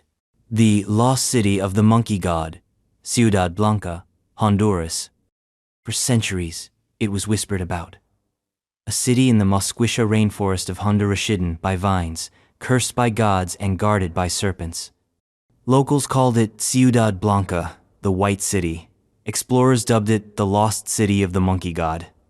Most wrote it off as myth, until technology disagreed. In the early 2010s, using advanced LiDAR scanning laser pulses that map terrain beneath dense vegetation, archaeologists revealed startling geometric patterns beneath the jungle canopy: plazas, pyramids, causeways, evidence of a large, organized settlement swallowed whole by the green. And that was just the beginning. On the ground, the team discovered stone carvings, buried buildings, and elaborate earthworks, none tied to the better-known Maya or Lenca civilizations. This was something else, a culture undocumented, unsuspected, and possibly cursed. Soon after the expedition, many of the team members suffered from a rare and aggressive flesh-eating parasite, leishmaniasis. The media ran with it. City of the Monkey God strikes again. It was pure headline gold, but even stripped of sensationalism, the story resonates with a deeper truth. Some places don't want to be found. The city's artifacts suggest a sophisticated people with urban planning, ceremonial centers, and trade links. But there's almost no written record. No known script. No obvious descendants. How does a whole civilization vanish? War? Disease? Ecological collapse? Or was the jungle simply too patient, too hungry, waiting to reclaim what humans briefly borrowed. There's still more to uncover. The site remains largely unexplored, protected as much by its remoteness as by the haunting memory of what happened to those who tried to uncover it. And if ancient cities can vanish under vines, then surely ancient tombs can rise from stone, built not by kings but by ancestors. On a peninsula most people don't associate with megaliths. 33 mysteries deep, and we've barely scratched the tomb wall. If your brain's still intact after all, then smash that subscribe button so you don't miss what's next. And hey, drop a comment. Where are you watching from, and what time is it right now? Are you binging this in bed at 2 a.m.? On break at work in Brazil? Let's map the madness. Alright, let's keep digging. The Sanakji Dolmen, South Korea. South Korea is a land of skyscrapers and neon, of dynastic kings and Buddhist temples. But scattered across its countryside are structures from a time long before recorded history.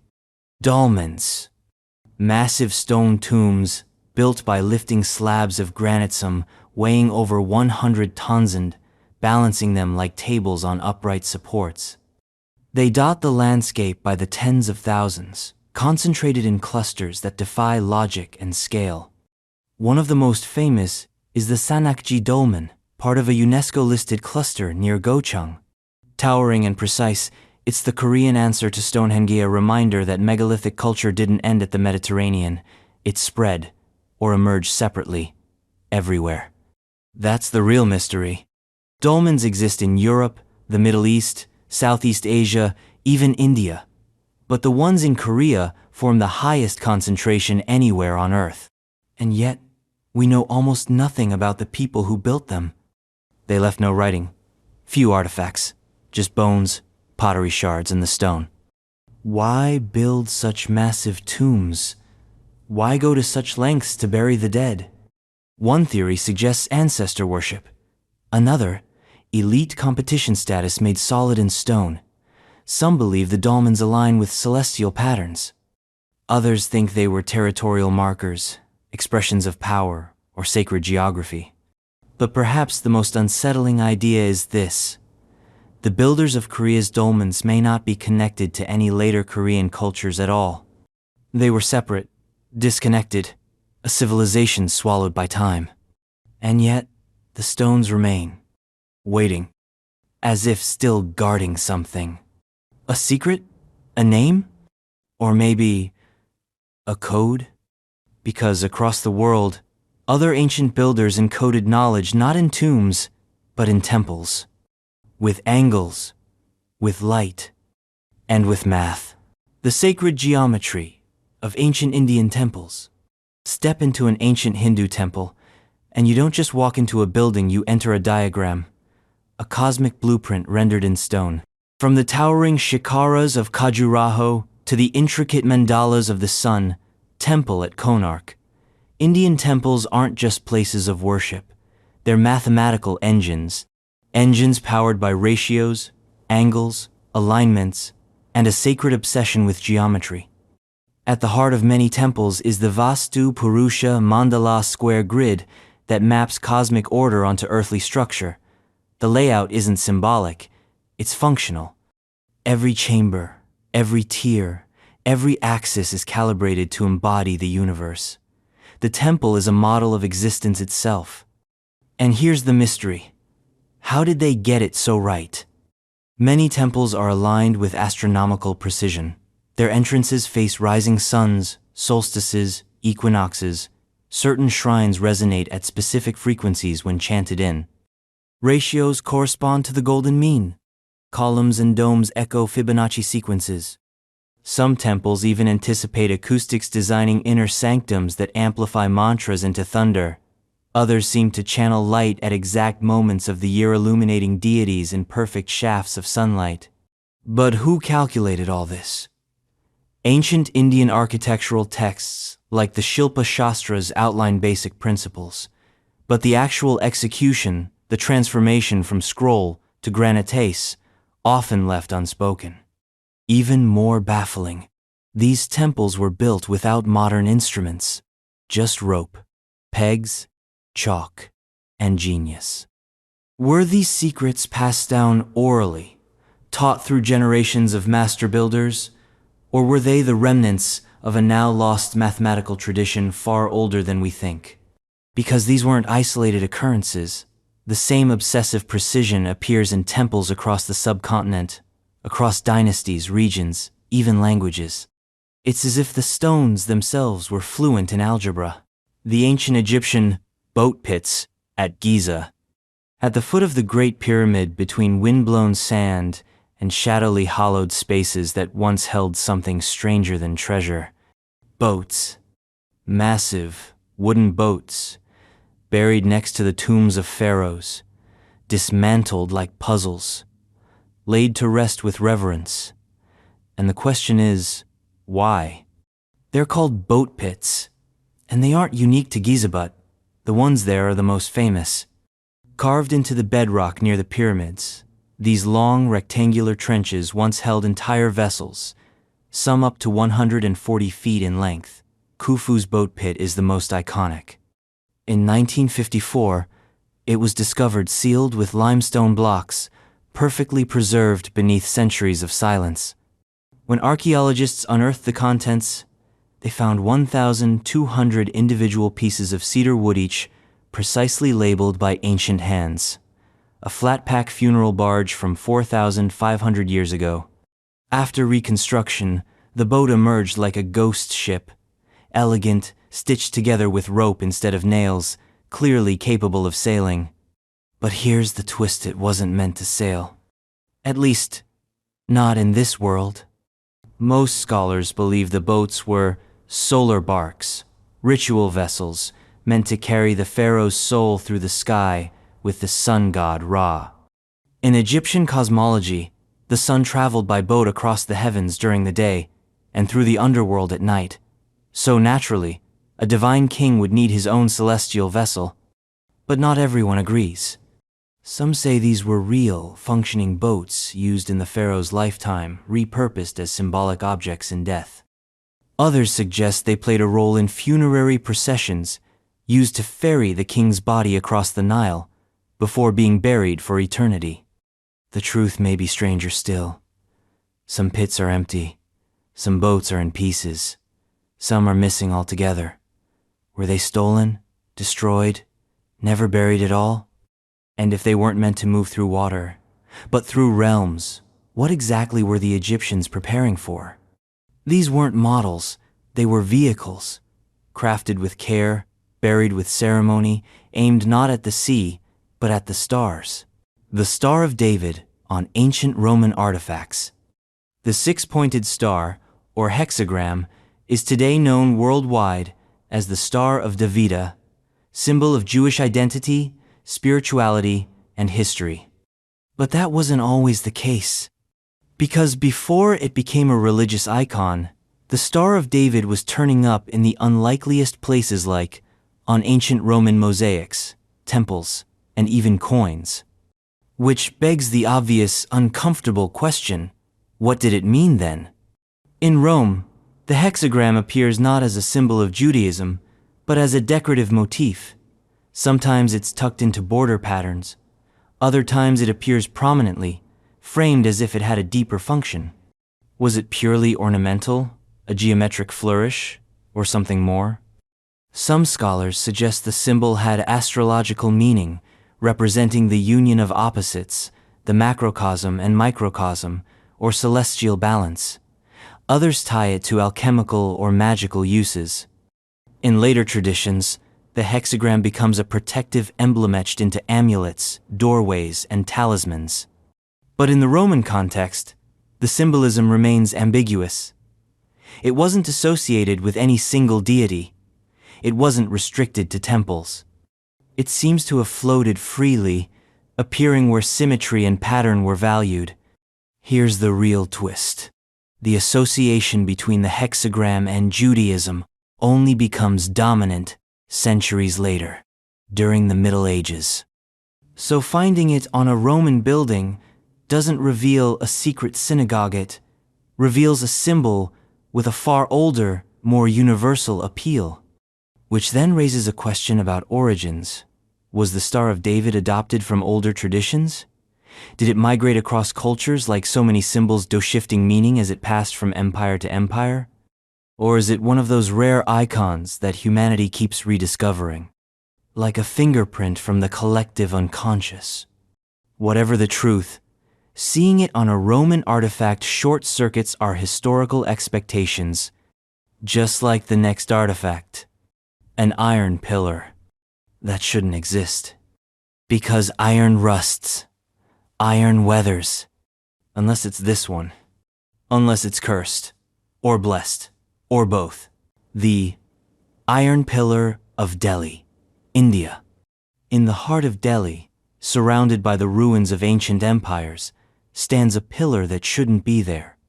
7 meters tall, weighing over 6 tons, forged from nearly pure iron more than 1,600 years ago. And it hasn't rusted. This is the Iron Pillar of Delhi, a metallurgical enigma that has defied weather, pollution, and time itself. Its surface remains mostly uncorroded, despite being exposed to monsoon rains, acid-laced urban air, and the relentless wear of centuries. How? Modern scientists have studied the pillar extensively. Its iron content is remarkably pure, its phosphorus levels unusually high. Some hypothesize that a protective layer of crystalline iron hydrogen phosphate has formed on the surface, sealing it from decay. But that's a recent insight.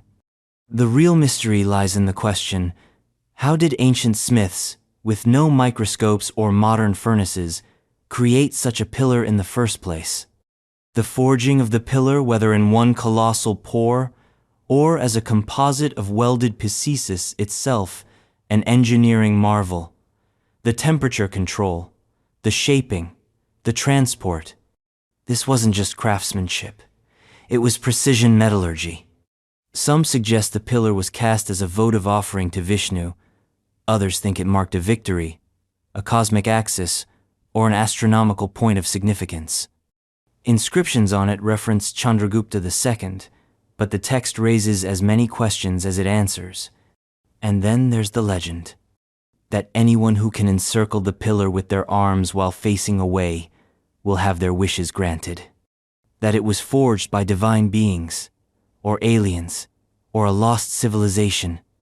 The pillar stands, mute and unyielding, as both monument and mystery, and as it reflects the sun without rusting, it reflects something else too, our ignorance. Because if an iron column can outlast time, what other knowledge have we lost? Perhaps something even older. Something said to stand at the edge of the world, where heroes turned back, where maps went blank, and where mythology and geography collide, the Pillars of Hercules myth. Beyond them lay madness, monsters, the unknown. The Pillars of Hercules marked the very edge of the ancient world, or so the Greeks believed. Towering on either side of the Strait of Gibraltar, these two promontories, Calpe, modern Gibraltar, and Abila, possibly Jebel Musa in Morocco, were thought to be set in place by Heracles himself, not just as boundary markers, but as warnings. Do not go beyond, they seem to say. The myth runs deep. In the labors of Heracles, he is said to have split a mountain that once joined Europe and Africa, creating the strait and planting the pillars to commemorate his passage. But these weren't just geographical landmarks. They were psychological ones. Beyond the pillars lay the Atlantis, endless, unexplored, unthinkable. But here's where it gets weird. Because even though the pillars were treated as the edge of the world, civilizations from both sides of the Mediterranean knew off and occasionally ventured into the Atlantic. Phoenicians, Carthaginians, and even early Iberians may have sailed past them. Some say they reached the Canary Islands, some say farther. And the Greeks? They dreamed of what lay beyond. Islands of bliss, lost civilizations, Atlantis. The pillars became more than a myth. They became a metaphor for limits, for fear, for ambition. Ancient maps would label regions past them with chilling phrases like, "Here be dragons," And yet the stories kept flowing, of sea monsters, strange islands, lands where the sun set in the ocean. So were the pillars literal, symbolic, both?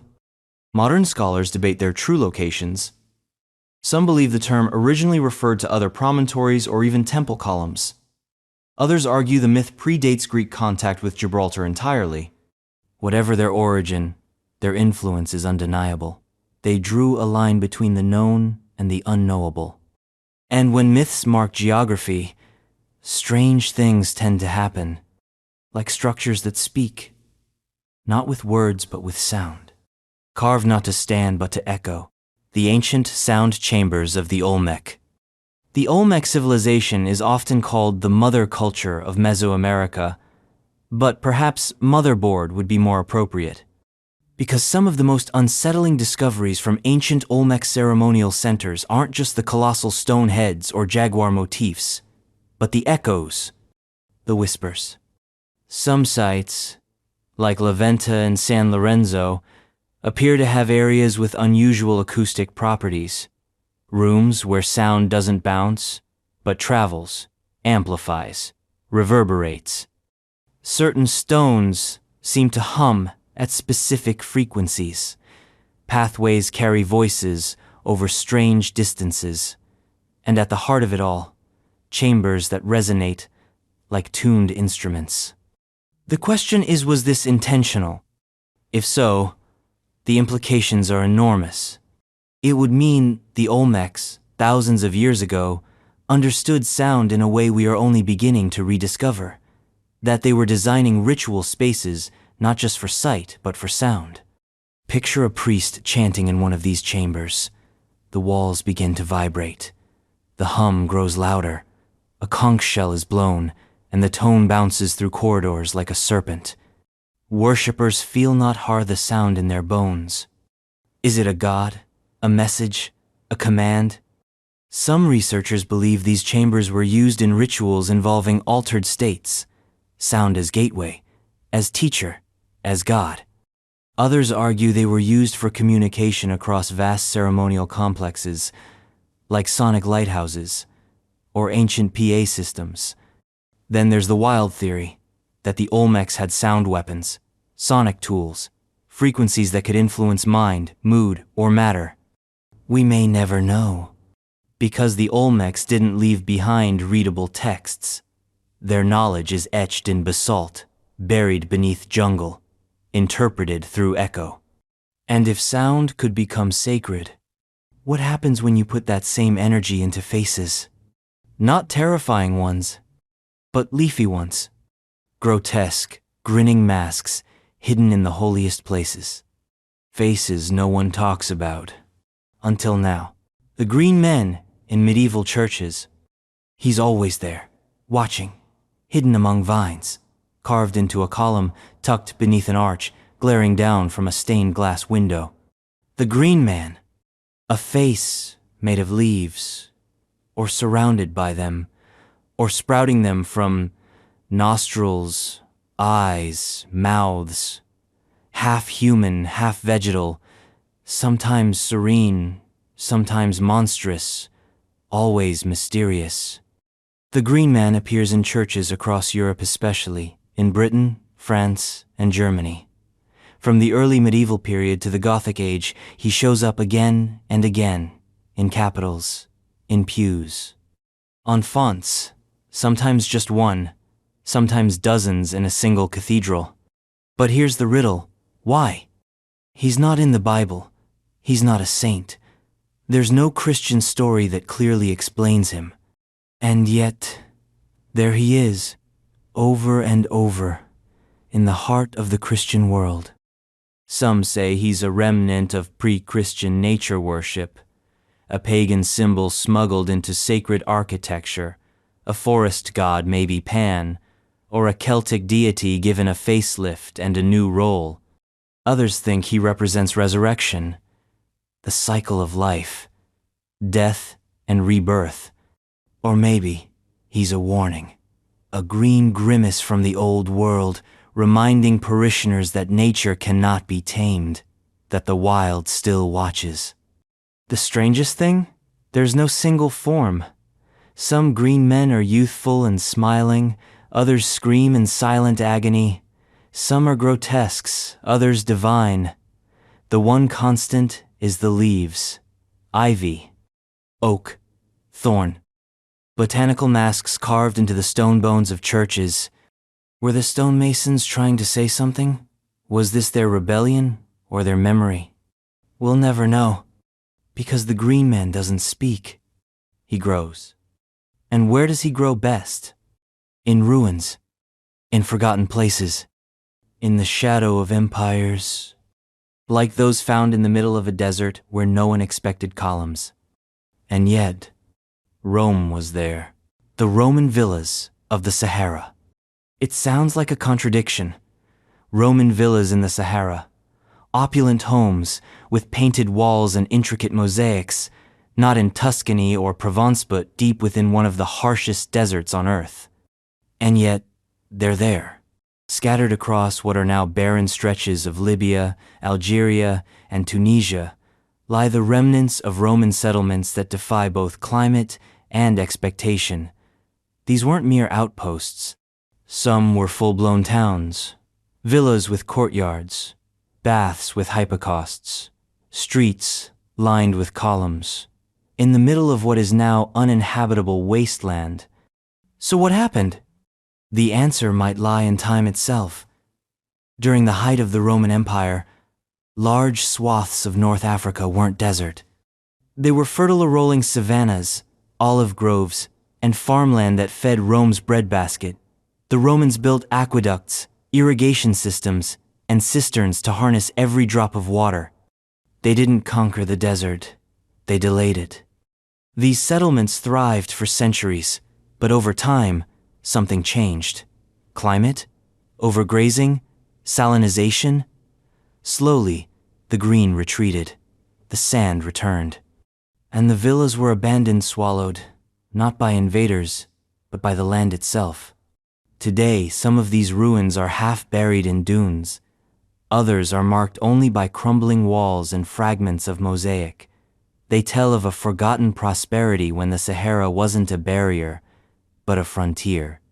When Rome stretched not just to the edge of the known world, but into its burning heart. What's most haunting is the silence. No detailed records, no dramatic fall, just erosion and ghosts. And speaking of natural forces creating unnatural order, there's a site where nature sculpts geometry so precise it feels intentional. But even if it's natural, the questions it raises are anything but. The Giant's Causeway, basalt columns, formation. We've talked about the mythology, the giants, the battles across the sea. But strip away the folklore, and the Giant's Causeway becomes no less astonishing.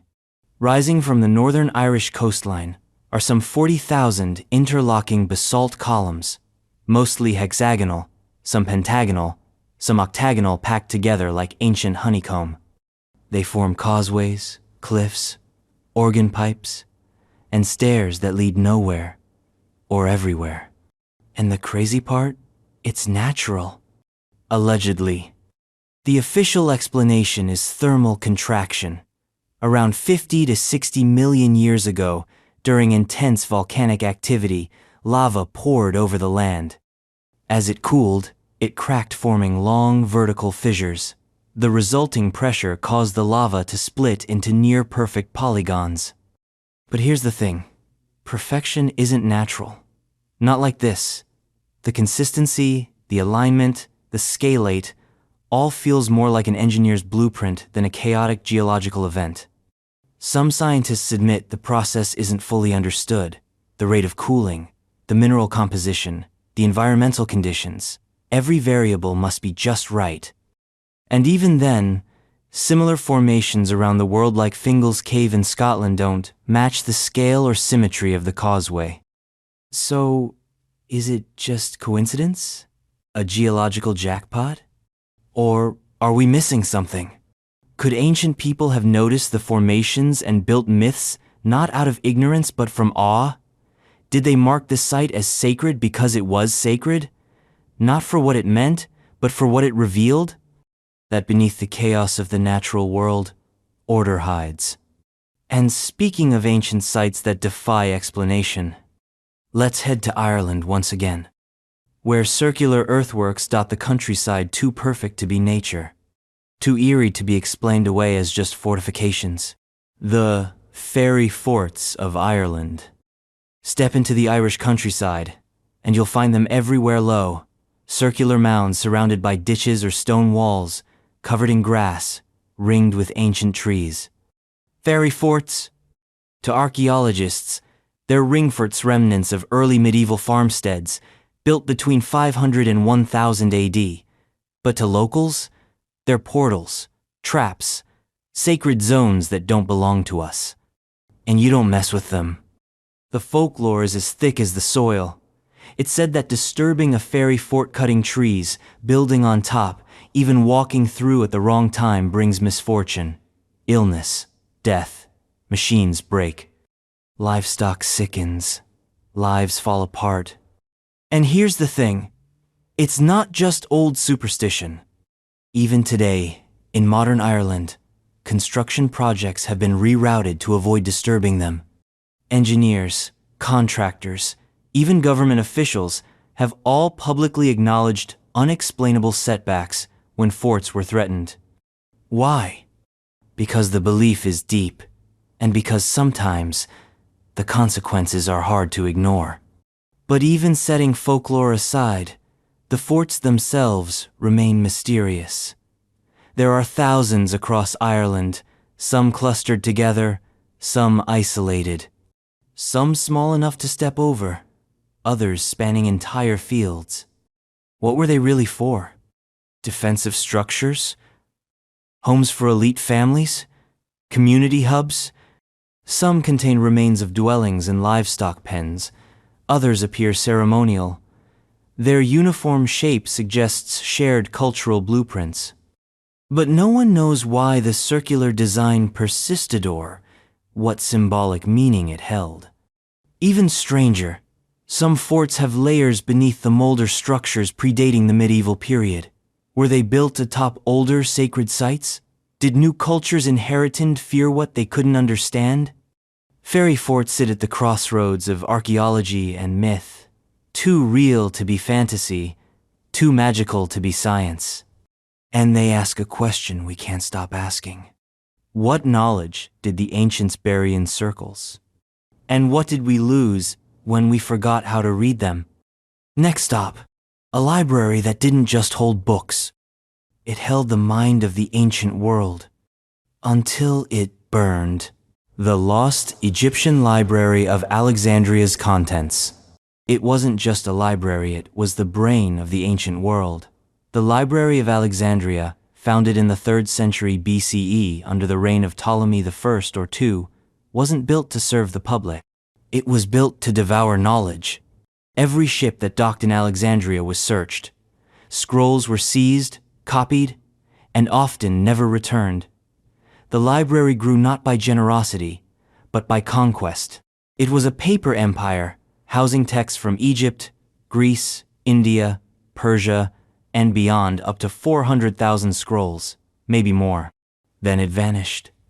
The physical destruction of the library is shrouded in its own fog.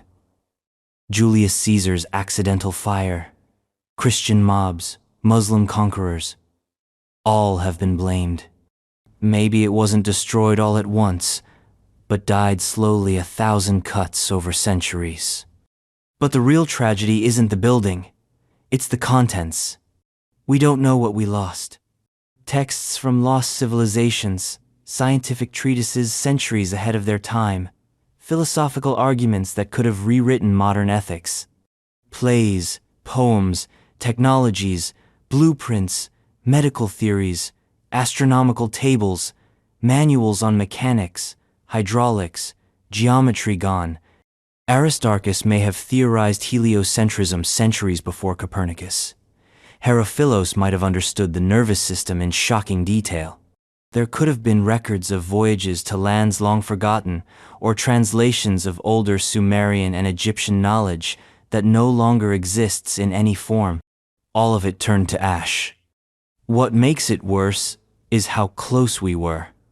Just imagine, a single text, one scroll, preserved in some dusty shelf, could have accelerated human progress by centuries. Instead, we mourn not what was burned, but what could have been. The Library of Alexandria isn't just a symbol of loss. It's a mirror, a reminder of how fragile knowledge is, how easily empires of thought are brought down not by swords, but by neglect. And if losing books hurts, imagine discovering something hidden inside your own walls, something not written, but buried. The skeletons in the walls of ancient settlements. It sounds like the beginning of a horror film. A crumbling house is demolished, workers pull away the stones, and there inside, the wall's bones. This isn't fiction.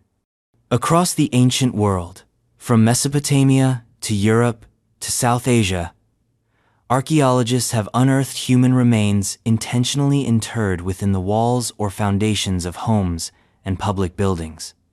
Not beneath the floor, as in typical burials, not in nearby cemeteries, but in the walls. Sometimes it's a single skeleton, sometimes multiple, often children. Why? Theories abound. Some suggest ritual sacrificing offering to bless the structure, to ensure stability or spiritual protection. Others believe it was a way to honor ancestors, embedding the dead into the life of the home, quite literally. And then there's the darker possibility. These were slaves, enemies, or unwanted individuals, disposed of and hidden in plain sight. In some cases, the remains show signs of trauma-blunt force injuries, cut marks. In others, they appear peaceful, carefully placed, decorated, intentional. It raises disturbing questions. Was this practice widespread? Was it taboo or sacred? Were the dead volunteers, victims, symbols? And it wasn't isolated. The same pattern appears in Neolithic Europe, Bronze Age China, Pre-Columbian America, across cultures, across time. The dead living inside the architecture of the living. Did they believe the spirit of the deceased would guard the home? Did they think that burying bones in walls bound families together across generations? Or did they just fear the alternative? Whatever the answer, these discoveries leave a chill. Not because of the bones, but because of the message. These weren't accidental deaths. They were part of the blueprint. And if that feels unsettling, just wait. Because there are other messages hidden in ancient texts. Messages that some believe came from the stars. From beings older and stranger than we dare admit. The ancient astronaut. Interpretations of Sumerian texts. Take one look at a Sumerian tablet, and you'll see lines of cuneiform wedges pressed into clay, the world's first known writing system. At first, they seem mundane. Inventories, laws, hymns. But look closer, say the believers. There's something else. Certain interpretations of Sumerian mythology, especially texts like the Enuma Elish or the Epic of Creation, have been seized by proponents of the ancient astronaut theory and idea, suggesting that extraterrestrial beings once visited Earth and kick-started human civilization. In these myths, gods descend from the heavens, create mankind from clay, bring tools, teach farming, math, astronomy. The gods aren't abstract, they're described with very human traits. Sometimes even with machines, flight, and fire. Enter the Anunnaki. Described in tablets as powerful beings from the sky, the Anunnaki were said to have come down and ruled over ancient cities. According to fringe theorists, this isn't poetry, it's a veiled memory. The Anunnaki weren't gods, they were aliens, visitors from another world. Zecharia Sitchin famously claimed the Sumerians documented a planet called Nibiru and that the Anunnaki used it as a base. From there, they genetically engineered humans either as workers, hybrids, or experiments. Mainstream archaeologists dismiss these ideas as wild speculation. There's no real evidence that Sumerians believed in interplanetary travelers. Most translations used in ancient astronaut theory are loose at best, fabricated at worst. But the allure persists. Because the myths are weird. They describe beings that don't die, that fly, that battle in the sky, that create humans, then flood the earth when they get out of hand. It all sounds too engineered. And whether or not you believe it, the ancient astronaut theory taps into something primal, a desire to know where we really came from. Are we alone? Or were we never alone to begin with? Either way, something left marks not just in myths, but in the land itself. Giant mounds, shaped like animals, built not by machines, but by hands. The lost Inca Hipus's decipherment. They look like nothing more than bundles of string-long cords of dyed fiber, knotted in careful patterns, dangling like forgotten marionette lines. But the Hipus of the Inca Empire weren't decoration. They were data. They were language. Or maybe more accurately code. Used by Inca administrators, priests, and messengers across the vast Andean highlands, Hipus, or Quipus, were a system of information storage unlike anything else in the ancient world. Each knot represented a numeric value: tens, hundreds, thousands. The position of the knot on a string, its spin direction, its thickness, even the color of the thread all contributed to its meaning. But that's just the part we've guessed. The real mystery lies in what we haven't cracked. The possibility that Hipus went beyond math, that they recorded language, narratives, histories, edicts. If true, then the Inca created a form of three-dimensional, tactile writing, a woven language, tactile and encrypted. But there's a problem. The Spanish conquest didn't just destroy temples and palaces, it destroyed knowledge. Thousands of Hipus were burned by colonizers who saw them as demonic or meaningless. What survived were fragments less than 1,000, scattered across museums and private collections. Worse still, we don't have a Hipu Rosetta Stone, no bilingual inscription, no translation key, just knots and silence. In recent years, researchers have found promising leads matching certain kippis to census data or tax records. Some even suggest there's a binary logic encoded within, similar to modern computing. But the full meaning? Still locked. And it haunts the imagination. A literate empire that recorded its knowledge in string, only to have that knowledge erased not by time, but by fear. And if the Inca encoded stories in knots, others told theirs in earth. Massive, earthen animals stretched across entire valleys. And we still don't know why. The giant mounds of the Mississippi Valley. Long before Columbus, before the colonists, before even the Aztec Empire rose to power, there were giants in North America, not flesh and blood, but mounds of earth shaped like eagles, serpents, and bears. They rise from the flat plains and river valleys like sleeping gods. These are the effigy mounds and platform mounds of the Mississippi Valley, built by the ancient cultures often grouped under the term mound builders, from the Adena and Hopewell to the Mississippians. Massive, geometrically precise, and often astronomically aligned, these structures are some of the most overlooked marvels in world archaeology. Cahokia, near present-day St. Louis, once had a population rivaling medieval London. At its center stood Monk's Mound, a platform larger than the Great Pyramid's base. Nearby, mounds in the shape of animals stretch for hundreds of feet. The Great Serpent Mound in Ohio coils over 1,300 feet, aligned with solstices and lunar events. But here's the kicker. We don't know exactly why they were built. Were they temples, tombs, calendars? Some contained burials and artifacts, jewelry, weapons, tools. Others were strictly ceremonial. Some seem purely symbolic, their designs only visible from above an impossible perspective for their builders. The sheer coordination required is staggering.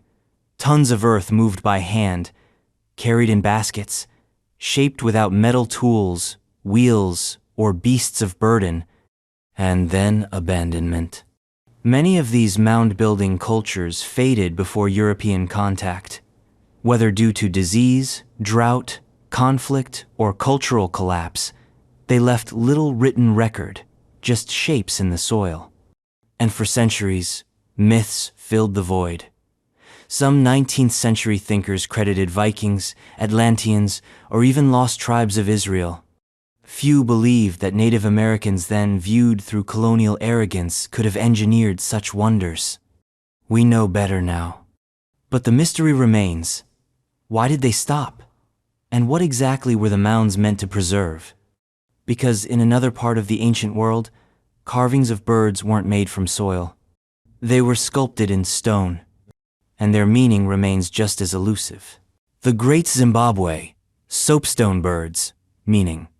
Perched atop stone columns like ancient guardians, the soapstone birds of Great Zimbabwe stare down the centuries with eyes that refuse to blink. They are unique, iconic, and deeply mysterious. Discovered among the ruins of Great Zimbabwe, a medieval city built entirely from dry stone walls, without mortar, these avian figures are both elegant and eerie. Carved from single pieces of soapstone, each stands around 40 centimeters tall, with a stylized body and an angular, almost reptilian head. They look like eagles, or hawks, or something else entirely. 8 of them have been found, each slightly different, each positioned in a place of apparent ritual significance. But what do they mean? That's the puzzle.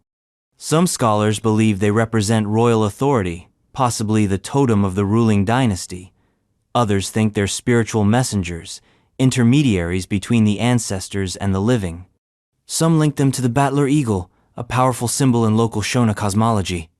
And then there are theories that edge toward the esoteric, that the birds represent astral deities, or even encode celestial knowledge in their shape and placement. But no written records exist to confirm anything. The culture that built Great Zimbabwe left no script, only stone and myth. What we do know is that the city thrived between the 11th and 15th centuries, its influence spreading across trade routes that reached the Swahili coast, Arabia, and possibly even China. Gold, ivory, and cattle were traded. Wealth accumulated. And yet, the stone birds stand out not as trade goods, but as symbols. They weren't exported. They weren't mass-produced. They were sacred. During the colonial era, some birds were looted and taken abroad. Today, many have been returned. But their gaze blank, unblinking still, poses the same question. Who carved them? And why birds? What message were they sending? Was it a warning? Or a prayer? Either way, the answer is lost to time. Just like the people who once clung to cliffs in the American Southwest, and then simply vanished. The Anasazi Cliff Dwellings Abandonment, USA.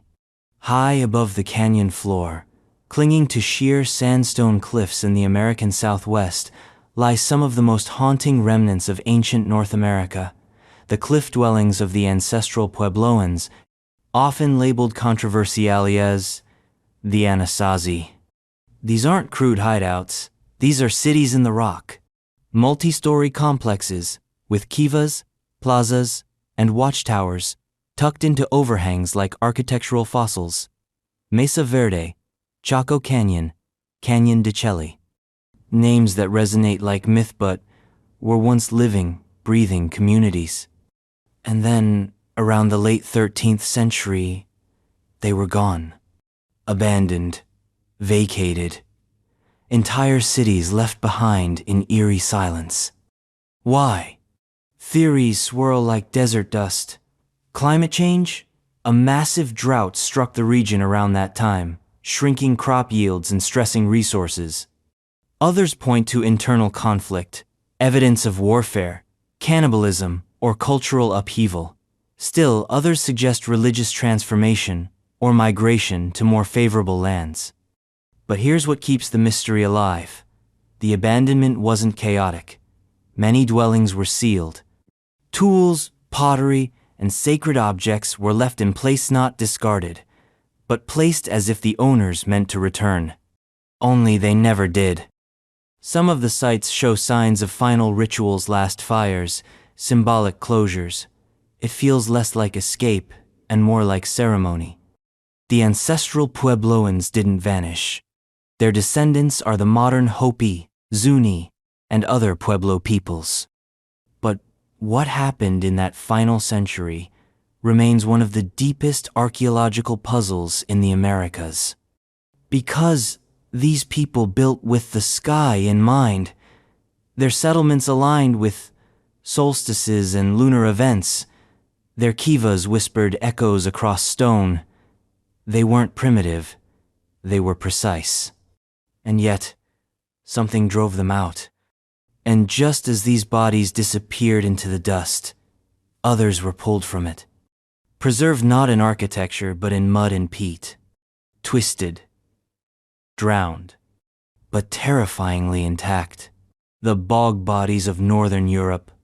Step into a peat bog, and you step into a time machine. Over the last 2 centuries, Europe's wetlands have yielded corpses so well preserved they still have fingerprints, hair, and the expressions they wore when they died. Meet the bog bodies. They weren't buried. They were placed submerged in anaerobic, acidic conditions that mummify flesh, tan skin like leather, and freeze history in place. Some date back over 2,000 years, some even earlier. And all share one thing: they didn't die of old age. They were stabbed, strangled, bludgeoned, hanged. Some had their throats cut. Others show signs of torture or post-mortem dismemberment. And yet, they were laid in the bogs with a strange kind of reverence, carefully positioned, sometimes with offerings, clothing, food, weapons. This wasn't random violence, it was ritual. But what kind? One theory suggests these were sacrifice kings or outcasts, ritually killed to appease gods of fertility, weather, or war. Others think they were executed criminals, killed in ways meant to disgrace. Some even propose that these people were willing participants, martyrs for a dying sun or a starving land. The mystery deepens with their locations. Many were deposited at the boundaries between territories, liminal spaces where worlds meet. That echoes a recurring theme in ancient thought. Sacrifice offered at the edge, the threshold. Then there's the uncanny condition of the bodies themselves. Tolland man, found in Denmark, still wears a peaceful expression and a leather cap. Grabal man's red hair and contorted hands look freshly dead. YDE girl, pulled from the Netherlands, still has her red curls and a rope noose around her neck. They are messages from the past, but messages in a language we've forgotten. Because if these were sacrifices, they were part of a belief system too alien to reconstruct, a spiritual worldview where life, death, and the earth were intertwined in ways we no longer understand. And speaking of things carved with inexplicable care, let's turn to an emperor's army, one made not of men but of clay, and faces, each one different, each one watching. The Terracotta Army, facial individuality. Imagine standing face to face with thousands of warriors, frozen mid-march for over 2 millennia, not flesh and blood but terracotta, silent, still, eternal. And every single face is unique. Discovered in 1974 near the tomb of China's first emperor, Qin Shi Huang, the Terracotta Army is more than a monument. It's a miracle of ancient mass production, a handcrafted military of life-size soldiers, horses, chariots, and general saw, buried to guard the emperor in the afterlife. Over 8,000 figures, and no two are alike.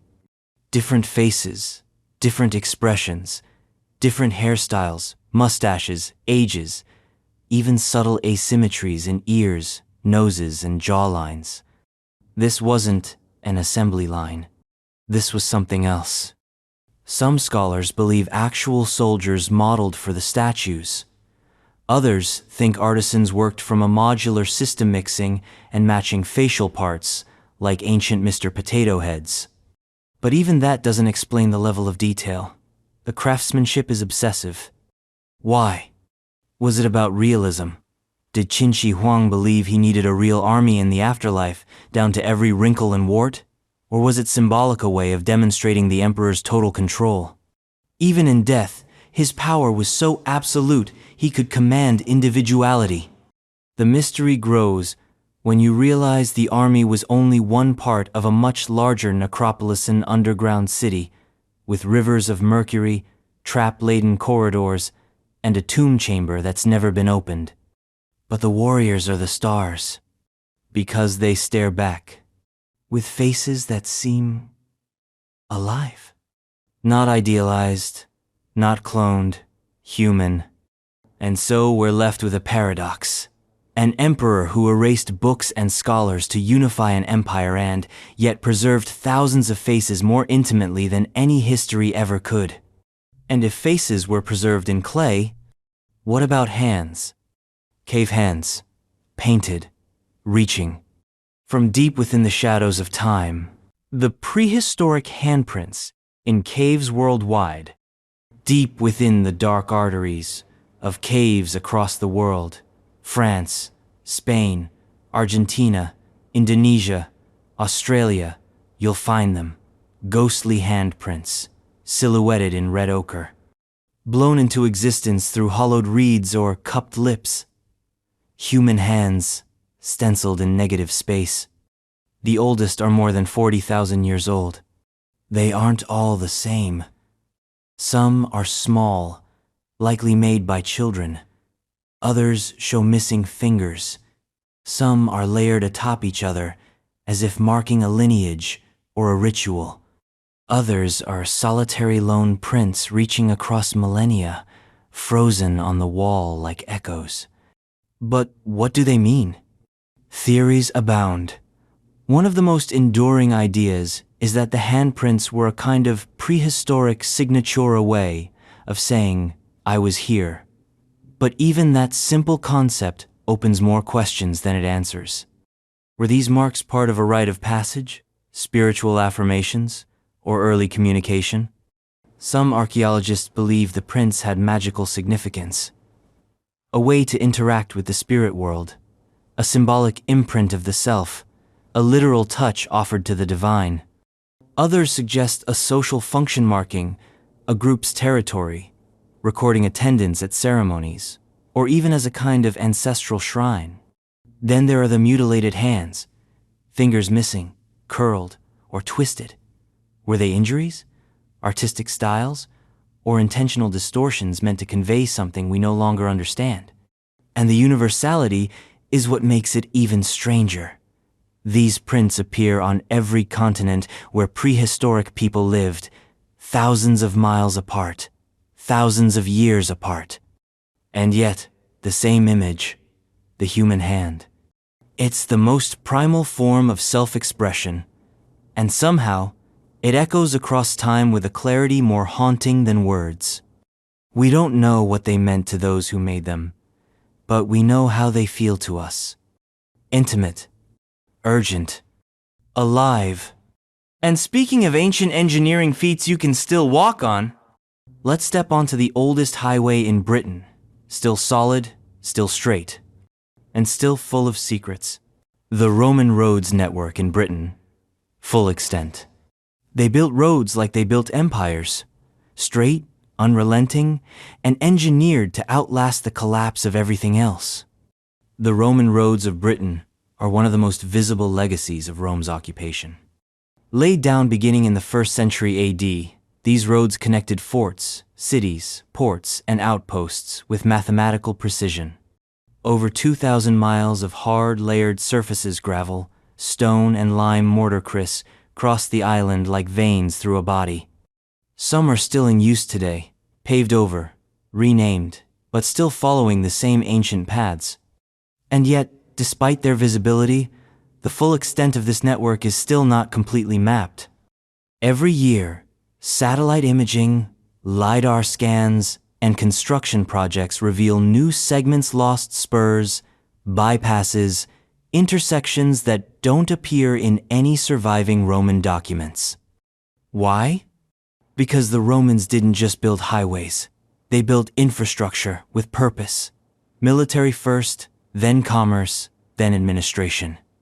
The roads were instruments of control, marching lines for legions, supply chains for grain and weapons, arteries for imperial order. But some roads lead nowhere, or to places that no longer exist. And that's where the mystery lies. What settlements have we lost because we forgot how to find them? What Roman sites lie beneath farms, forests, or suburbs, waiting to be rediscovered by a crack in the asphalt? Some roads seem too overbuilt for their destinations, suggesting lost towns or forts wiped from history. Others vanish abruptly into terrain no Roman engineer would have tolerated, implying post-Roman sabotage or natural disaster. And then there's the enigma of the precision. How did Roman surveyors, with no GPS, no satellites, and only crude tools, achieve such astonishing alignment across dozens of miles? The answer might be that they had something we've forgotten: patience and belief. Because these roads weren't just about getting somewhere, they were about making the land submit. And yet, even Rome's straightest lines couldn't reach some places. Like a city that never quite existed. A city of knights, kings, and myth. Still waiting for someone to find it. The lost city of Camelot, UK. It was the court of King Arthur, the heart of a kingdom, the birthplace of legend. Camelot. And yet, no one can find it. Unlike other mythic cities, Camelot hovers in a limbo between fantasy and possibility. It's not just a metaphor. It's named, described, given roads and rivers. It has halls, towers, walls. It has characters who live and die within it. But archaeologically, nothing solid. No definitive location, no smoking sword. And that's where the mystery begins. Multiple sites across Britain have claimed the title: Cadbury Castle in Somerset, Caerleon in Wales, Tintagel on the Cornish coast. Each has its defenders. Each has tantalizing hints: fortified hills, ancient halls, buried structures, but none have clinched it. Was Camelot real? If Arthur himself was based on a historical figure, perhaps a Romano-British warlord in the 5th or 6th century, then Camelot might have been a real stronghold, later mythologized. Or it might have been a compositea collage of Celtic and medieval lore, layered over generations. Or maybe it never existed at all. Maybe Camelot was always a dream, a utopia never meant to be found, only chased. But the persistence of the search says something deeper. We want Camelot to be real. We want the Round Table, the noble quests, the tragic betrayals. We want a king who ruled not with iron, but with justice. So we dig, we scan, we imagine. And maybe that's the answer. Camelot wasn't built with stones. It was built with hope. But in the green hills of England, one giant still stands, carved into chalk, grinning through the ages, and pointing us toward another mystery altogether: the giants of Cernabas White Horse Connection. In the rolling chalk hills of southern England, two ancient figures loom over the countryside, mythic, one mysterious. On one hill, the Cern Abbas giant, a towering nude male figure wielding a club carved straight into the earth with exposed white chalk. On another, just a few counties away, the Uffington White Horse, an abstract, stylized depiction of a galloping horse, also carved into chalk, older by perhaps 1,000 years. Individually, they're stunning. Together, they raise questions. What was it about this region and this method that inspired prehistoric and early historic peoples to carve such enduring, visible symbols into the living landscape? The Cerne Abbas giant stands 180 feet tall, with bold, unmistakable features. Theories about his origin abound. Some claim he's a fertility god, perhaps Hercules. Others argue he was carved in the 17th century as political satire. But soil analysis suggests he might date back to the early medieval or even Iron Age period. His continued presence in folk traditions' fertility rites, seasonal festival shints at deeper, older roots. The Uffington Whitehorse, meanwhile, dates back at least 3,000 years. Its long limbs and minimalist form suggest it was more than just art. It may have been a tribal symbol, a territorial marker, or even an astronomical signpost, designed to be visible from the sky or certain seasonal alignments. And here's the mystery. Why this form of expression? Why carve into chalk, knowing it requires regular maintenance to stay visible? Were these giant geoglyphs meant for gods above? For travelers? For memory? The proximity of the Cerne Abbas giant and the Whitehorse to each other has led to speculation that they belong to a larger, now incomplete tradition of hill figures, markers of identity, mythology, or ritual space. Whatever their purpose, they've endured not just as artworks, but as questions. And when you stand at their feet, you don't just see chalk and earth. You feel watched. And speaking of watchers, let's move from hills to mesas, to a hole cut through solid stone, where something ancient waits in the shadow of the desert sun. The Hole in the Rock Mesa, USA. It's not just a name, it's a literal hole in a rock. In the American Southwest, particularly in Arizona and Utah, there are natural sandstone formations with names like Hole in the Rock. But one in particular, a large opening through a sandstone mesa, become the subject of local legend, spiritual reverence, and historical curiosity. Carved by wind, water, and time, the hole seems natural, a perfect oval aperture cut through a solid rock face. It looks like the eye of the desert staring out over the arid land. But to many Native American cultures, these natural windows are not just geology, they are portals to other worlds, other states of being. Some tribes believe these holes serve as spiritual doorways, gateways through which spirits travel. Others use them for rituals involving vision quests, where isolation and sacred geography combine to induce transcendental experience. What makes this mesa's hole particularly intriguing is its alignment. During certain times of year's sunrises, solstices, the light passes directly through the hole, illuminating specific points on the surrounding rock, or casting eerie shadows below. Was this coincidence? Or did ancient people mark this spot for reasons we no longer understand? Modern interpretations range from the scientific to the speculative. Some suggest the hole was used for celestial tracking, marking the movement of the sun or moon across the seasons. Others believe it was a natural amphitheater, its acoustics and shape chosen for ceremonial chants or gatherings. But the truth remains buried in silence and sandstone. It's not just a hole. It's a question, a passage, a silence framed in stone. And while holes may appear empty, sometimes they hide something enormous beneath the surface. Something ancient. Something that shouldn't be there. Like pyramids. Underwater. The underwater megaliths of Lake Baikal, Siberia. Lake Baikal is deep. The deepest freshwater lake on Earth, plunging over 5,000 feet down. It holds more water than all the Great Lakes combined. It's old over 25 million years, and cold, remote, mysterious, which makes it the perfect place to hide something. In recent years, divers and researchers have reported the presence of stone structures on the lakebed arrangements that seem too geometric, too aligned, too deliberate to be natural.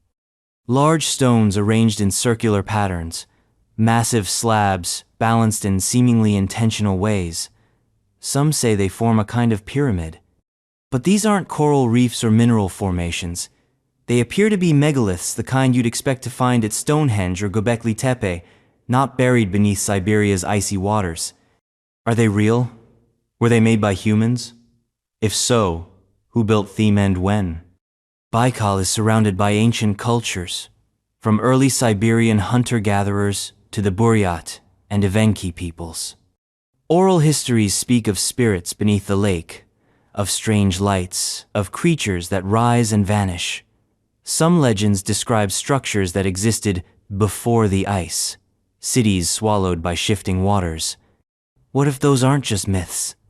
If the lake's level shifted over millennia due to glacial melt, tectonic movement, or climate oscillations, then it's possible these structures were once above water, ritual sites, observatories, tombs. But then again, maybe not, because no formal excavation has taken place. No peer-reviewed confirmation. Just sonar blips, diver anecdotes, hints, which might be all Lake Baikal wants to give. Because sometimes the coldest places hold the hottest secrets. And sometimes the oldest civilizations leave behind carvings of beasts. Fangs, claws, beaks. Stone animals that guard secrets older than farming. The Gobekli Tepe animal iconography, meaning before the pyramids, before Stonehenge, before the wheel there was Gobekli Tepe. 12,000 years old, perched atop a barren hill in southeastern Turkey, Gobekli Tepe rewrites everything we thought we knew about the dawn of civilization. This wasn't a village, it wasn't a city. It was a temple, a site of ritual so ancient it predates writing, agriculture, and even pottery. And it's covered in animals. Carved in high relief on T-shaped limestone pillars, these beasts aren't decorative, they dominate. Snakes, scorpions, wild boars, foxes, vultures, lions ferocious, dynamic, and intentional. Each stone a zoo of extinct memories. But what do they mean? Some scholars propose the animal figures represent clans or tribes, each gathering under their symbolic totem. Others believe they depict constellation Searly attempts to map the stars using the language of the natural world. The scorpion on Pillar 43, for instance, has been linked to the constellation Scorpio. Coincidence? Or cosmology? Then there's the idea that these animals were guardian spiritual sentinels watching over the dead. Gobekli Tepe may have functioned as a funerary site, a place of transition between life and afterlife, with the beasts acting as guides or protectors. More speculative theories suggest the animals were symbolic of the human psyche, representing fears, instincts, and dreams of early consciousness. Others believe the site recorded a cosmic event, like a comet impact or cataclysm, encoded in the bestiary of its stones. The carvings are masterful. The site was deliberately buried. The people who built it were supposed to be simple hunter-gatherers. They were anything but. And from symbolic animals, we turn to symbolic journeys. Because sometimes, myths aren't written on walls. They're sailed. Around entire continents. Or so one story claims. The lost Phoenician circumnavigation of Africa. It's one of the oldest maritime mysteries in recorded history. Did the Phoenicians sail around Africa in 600 BCE? According to the Greek historian Herodotus, Pharaoh Necho II of Egypt commissioned Phoenician sailors to attempt the unthinkable to sail south through the Red Sea, around the African continent, and return via the Mediterranean. The voyage allegedly took 3 years. At the time, the idea was laughable. The Greeks didn't believe it. They hadn't circumnavigated Africa themselves until nearly 2,000 years later. Herodotus himself seemed skeptical, especially at the claim that the sailors reported seeing the sun on their right as they traveled west. Today, we know that's a legitimate observation when sailing around the southern tip of Africa, where the sun appears in the northern sky. In other words, that detail lends credibility to the tale. But there's a problem. We have no maps, No logs, no archaeological evidence that confirms the journey ever happened, only Herodotus, writing secondhand, a century later. Still, Phoenician sailors were some of the most skilled navigators of the ancient world. They founded Carthage. They ventured past the Pillars of Hercules. They developed sophisticated star-based navigation techniques. If anyone could have done it, it was them. Some modern recreations have proven it's possible. In the 21st century, a replica Phoenician ship successfully made the voyage, using ancient sailing methods. So the how is no longer the mystery. It's the if. Did they actually do it? Did they map currents and coastlines 2 millennia ahead of their time? Did knowledge of the circumnavigation vanish in the collapse of Egyptian and Phoenician power? Or was the story a myth with a hint of truth? Because Africa wasn't just coastlines and jungle. It also hid cities. Like Helike only, it didn't hide them beneath trees. It buried them under the sea. The ancient city of Helike, Greece. One night, the city of Helike simply vanished. In 373 BCE, Helike was a bustling Greek metropolis on the northern coast of the Peloponnese. It boasted temples, trade, coinage, and influence. And an earthquake, tsunami, gone. Ancient sources speak of tremors that rocked the earth, followed by massive waves that swallowed the city whole. Survivors? None. The city was said to be buried beneath mud and water, its ruins visible only beneath the waves. Fishermen reportedly snagged pieces of buildings in their nets for centuries. But where exactly was it? For over 2,000 years, Helike became legendin Atlantis analog for the Greeks. Travelers hunted for it. Scholars speculated. Some believed it was an allegory. Others dismissed it entirely. Then, in the 1990s, a team of archaeologists began digging inland miles from the modern coastline. And they found it. Ruins consistent with Helike's age, Bronze Age and classical layers. Roads, walls, pottery, even coins stamped with the symbol of Poseidon, the city's patron god. A city destroyed in a geological cataclysm, then silted over as rivers changed course and shorelines shifted. The story was real. What makes Helike fascinating is not just its sudden obliteration, but how it survived in memory. Plato may have heard of Helike's destruction when crafting the story of Atlantis just a generation later. It became a model for sudden downfall, divine wrath, and the fragility of civilization.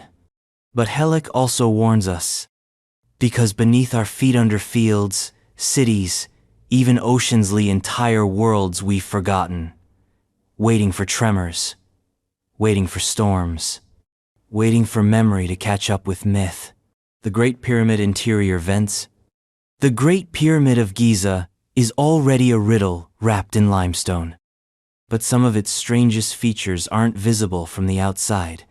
They're narrow, square shafts tunneling out from the king's and queen's chambers. They're barely wide enough to fit a cat. And no one agrees on why they exist. They're called air shafts, but that label is misleading. These aren't simple ventilation ducts. For one, they angle sharply upward. They don't connect the interior chambers with usable airflow. And most strangely, some of them don't even open to the outside, at least not anymore. One ends in a tiny sealed stone door with copper handles. Just a dead end. So what were they for? Some believe they were symbolic passageways for the soul, allowing the pharaoh's spirit to ascend to the stars, specifically the constellation Orion, associated with Osiris, and Sirius, the star of Isis. The shafts in the king's chamber, for instance, align closely with these celestial bodies during the time the pyramid was constructed. That's not coincidence. That's engineering. Others argue the shafts may have had a practical purpose in the construction, phase-guiding ropes, perhaps, or acting as a structural feature during the chamber's assembly. But the more we study them, the weirder it gets. In 1993, a tiny robot was sent into the Queen's chamber shaft. It crawled up for 200 feet before hitting a stone door with the copper-handled mystery. Behind that, more stone, another chamber, a second door. In other words, a locked hallway to nowhere, designed over 4,000 years ago. And still no one's opened that final barrier. What could be behind it? A cache of sacred texts? A symbolic tomb? Or nothing at all? Just the architectural version of a priest's wink. The pyramid was never just a tomb. It was a machine, a message, a monument to precision and secrecy. And it turns out, they weren't the only ones building in stone. Because far to the south, in Africa, circles of rock rise up from the earth like forgotten calendars. The megalithic stone circles of Africa. When most people think of ancient stone circles, they think of Stonehenge. But Africa often overlooked in megalithic studies covered in stone alignments just as ancient, and possibly just as purposeful. In places like Senegal, the Gambia, and parts of Nigeria, hundreds of laterite stone circles dot the landscape. Massive pillars, carved and placed upright, often arranged in concentric rings or in complex geometric patterns. Some stones stand 10 feet high, others weigh several tons. The number of circles alone, more than 1,000, suggests a long and highly organized tradition of construction. Who built them? That's where the mystery deepens. Local oral traditions speak of ancestral kings and rituals, but there's no written record from the time of construction, which is estimated to range from 700 AD to 1500 AD. Archaeologists have found burial sites near many of the circles, sometimes right in their centers, indicating a funerary function, but not always. Some sites lack human remains entirely, suggesting ceremonial or even astronomical purposes. Alignments with solstices, lunar cycles, and cardinal directions have been noted, but never fully proven.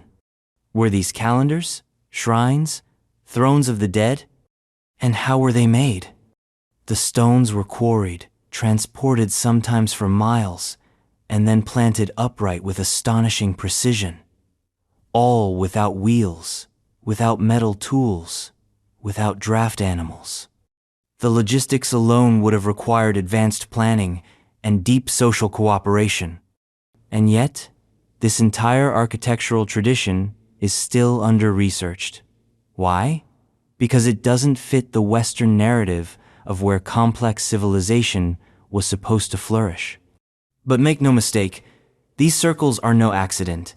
They are memory carved in stone, marking territory, ancestry, or the rhythm of the stars. And if stone circles still baffle us, what about the places where sound itself seems to bend? Where you whisper, and it roars back. The Anasazi, Great Kivas' acoustics. Imagine a round, subterranean chamber, smooth-walled, hollowed from earth and stone. A fire pit in the center. A roof long gone, but the echoes remain. You speak, and the walls answer.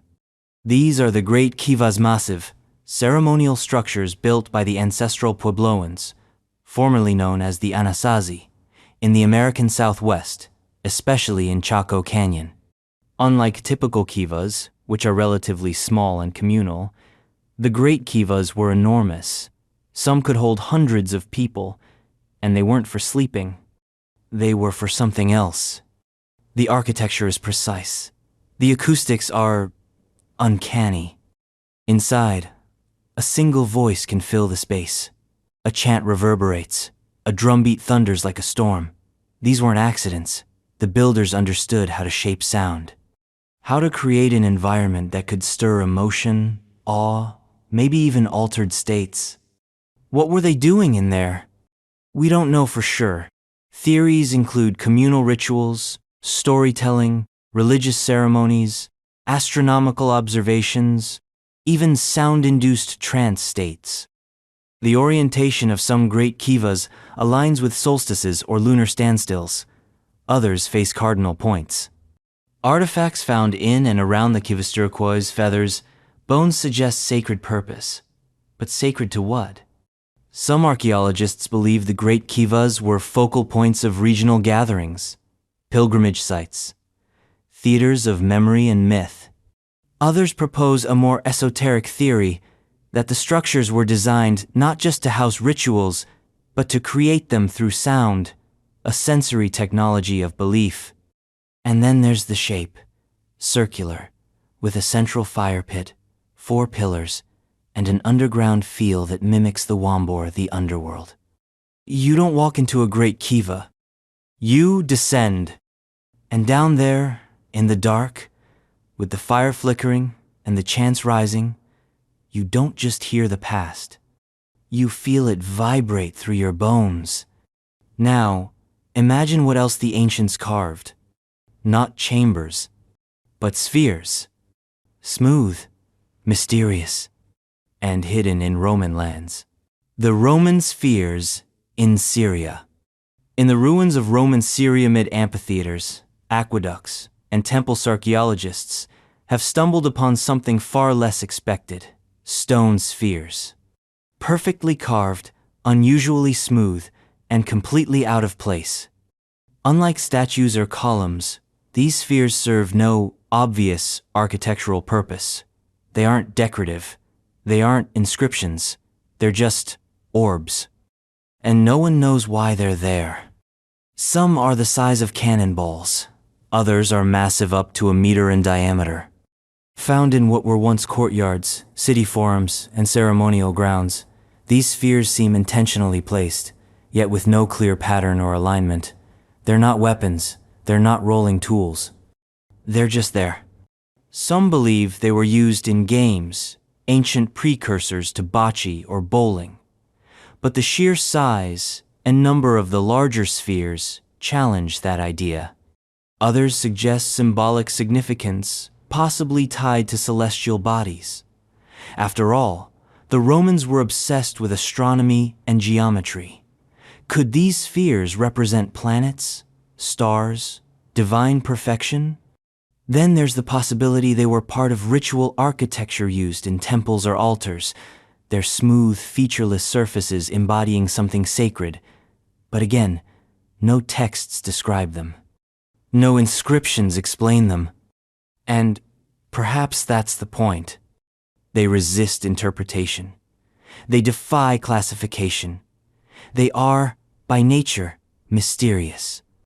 And their presence in Syria land, layered with ancient civilizations, only deepens the enigma. Were they a local custom adopted by Rome, or a Roman innovation left undocumented? Whatever they weren't accidents. Stone doesn't shape itself.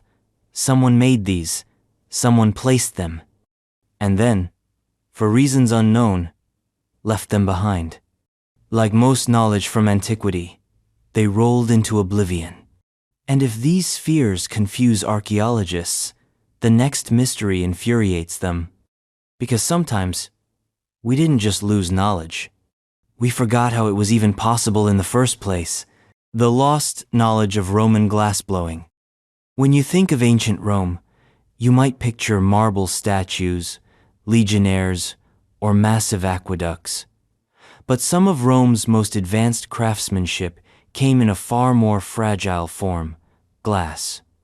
Not just any glass-blown glass, colored, transparent, iridescent vessels so intricate and elegant they'd make modern artisans sweat, bowls so thin they seem impossible, jars with swirling colors suspended like frozen smoke, and then gone.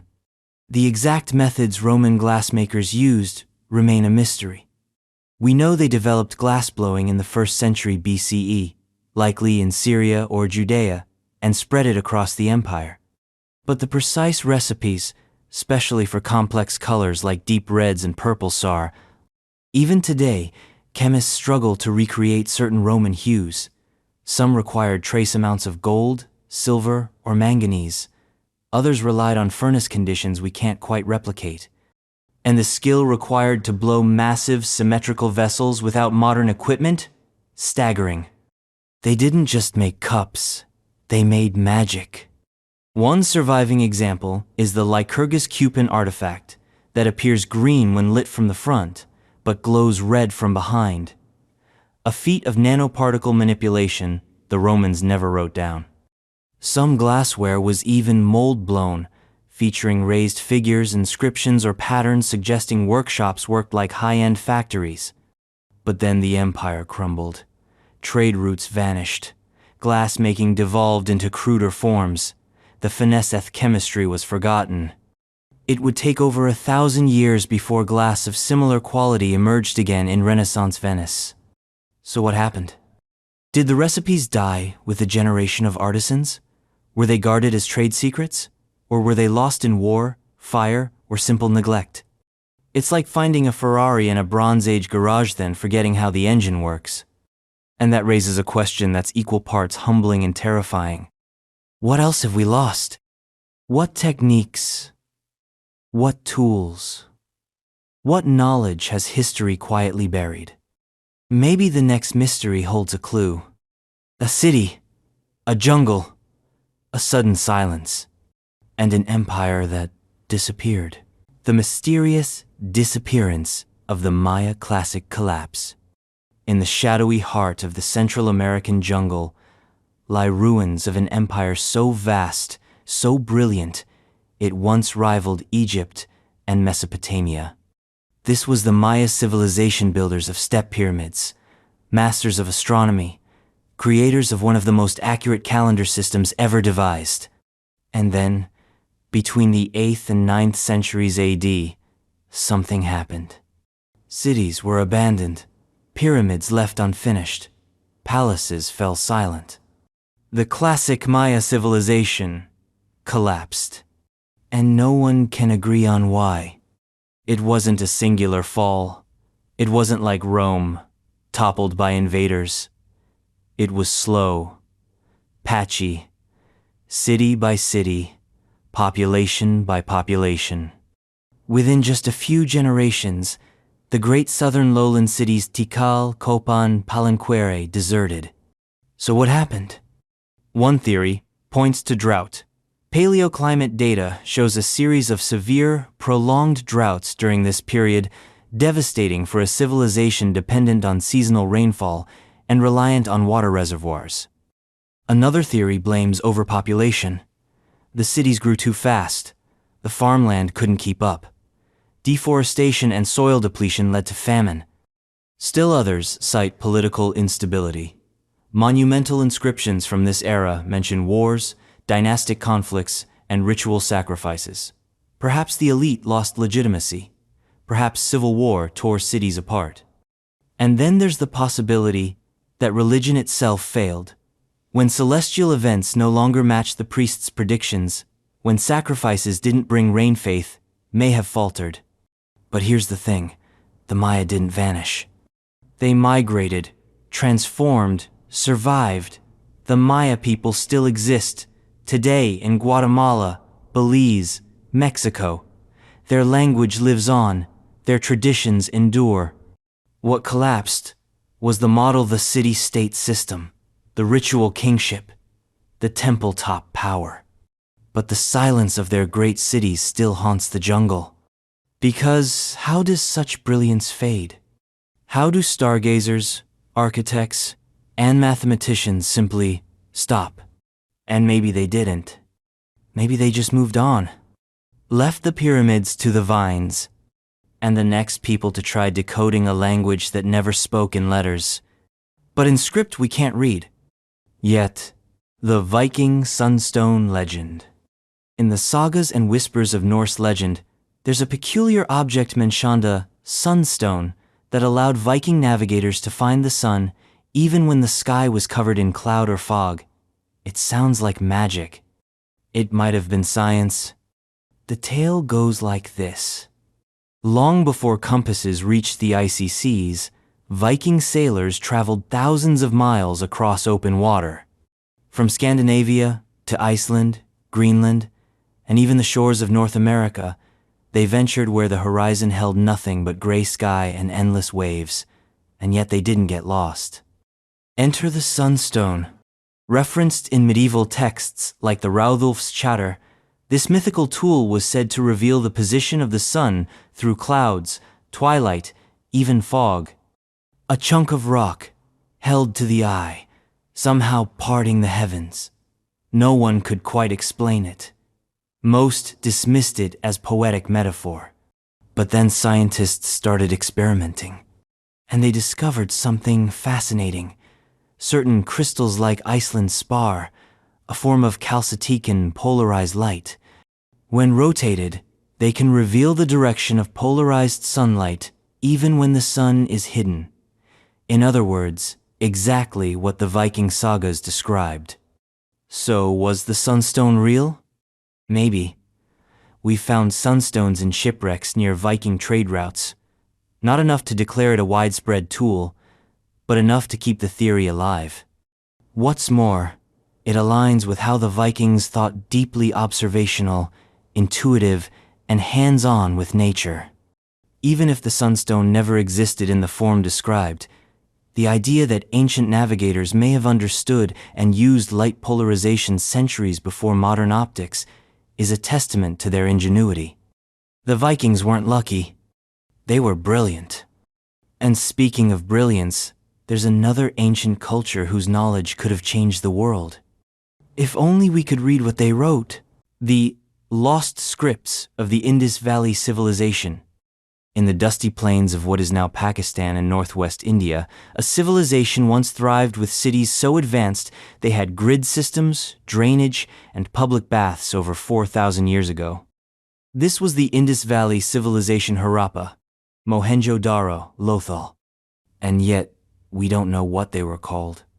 Because their script is still undeciphered, carved into tiny seals, tablets, pottery, and amulets are symbols over 400 distinct ones. Some repeat, some appear in pairs or clusters, but none stretch long enough to form full sentences. None come with a Rosetta Stone, no bilingual texts, no phonetic key. The symbols have a tight structure, suggesting an actual writing system. But is it alphabetic, logographic, syllabic? We don't know. Some scholars think it's not a language at all, just proto-writing, like tally marks or emblems. Others argue it's a full-blown script that encoded everything from trade records to spiritual beliefs. The implications are staggering. The Indus Valley was one of the great cradles of civilization, on par with Egypt and Mesopotamia. But while we can read Egyptian hieroglyphs and Sumerian cuneiform, the Indus script remains mute. And so does their story. We can guess what their cities looked like. We can theorize about their trade, their gods, their food, but without their words, we're fumbling in the dark. It's like trying to understand a person by examining their shoes, but never hearing them speak. Why did the script vanish? Possibly because the civilization collapsed abruptly, around 1900 BCE. The cities were abandoned. Trade routes shifted. New cultures moved in. Whatever knowledge survived might have faded into folklore, eventually swallowed by time. Every few years, someone claims to have cracked the code. Pattern recognition, AI, comparative linguistics, but none have gained scholarly consensus. The Indus script remains the most sophisticated, unread language ever discovered. It's not just a lost script. It's a lost voice. And the next mystery speaks not in symbols or stone, but in layers. Layers of ruin, of war, of fire. A city once thought to be myth, built over itself again and again. The ancient city of Troy's location and multiple layers. Once upon a time, there was a city. Its name was Troy. It had tall walls, proud warriors, and a tragic fall immortalized by Homer. Achilles, Hector, the Trojan horse. It was myth until it wasn't. For centuries, scholars debated whether Troy was real. Then, in the 19th century, a German businessman turned archaeologist named Heinrich Schliemann dug up a mound in modern-day Turkey called Hisarlik. What he found rewrote history. Not one city, but 9. Troy was built, destroyed, and rebuilt. Again and again. over thousands of years. Layers upon layers. Burned cities beneath new cities. Each one a chapter in an epic no single poet could capture. But which layer is Homer's Troy? That's the mystery. Schliemann believed he'd found it in Troy III rich city, with gold, fire damage, and powerful fortifications. But later, archaeologists argued that was too early. The better candidate is Troy VI or VII, both from the late Bronze Age. They show signs of war, earthquake, and sudden destruction. Just the right timing for the Iliad. Still, nothing's definitive. No wooden horse, no names etched in stone, just ruins, weapons, pottery, and questions. And then there's the possibility that Homer's Troy wasn't one city, but a composite of memories, a real siege, exaggerated, a real city, mythologized. Troy may have been a regional capital, important but not legendary until its story was told and retold, embroidered into epic. That embroidery became history. Then, archaeology caught up. So yes, Troy existed. But which Troy's the Troy? The one of shields clashing and gods whispering? Or the one with broken bricks and buried walls? Maybe they're the same. Because sometimes the truth doesn't sit in one place. It's layered. Like the next mystery. A serpent, a mound, a sky map coiled in earth. The Great Serpent Mound, astronomical alignments, specifics.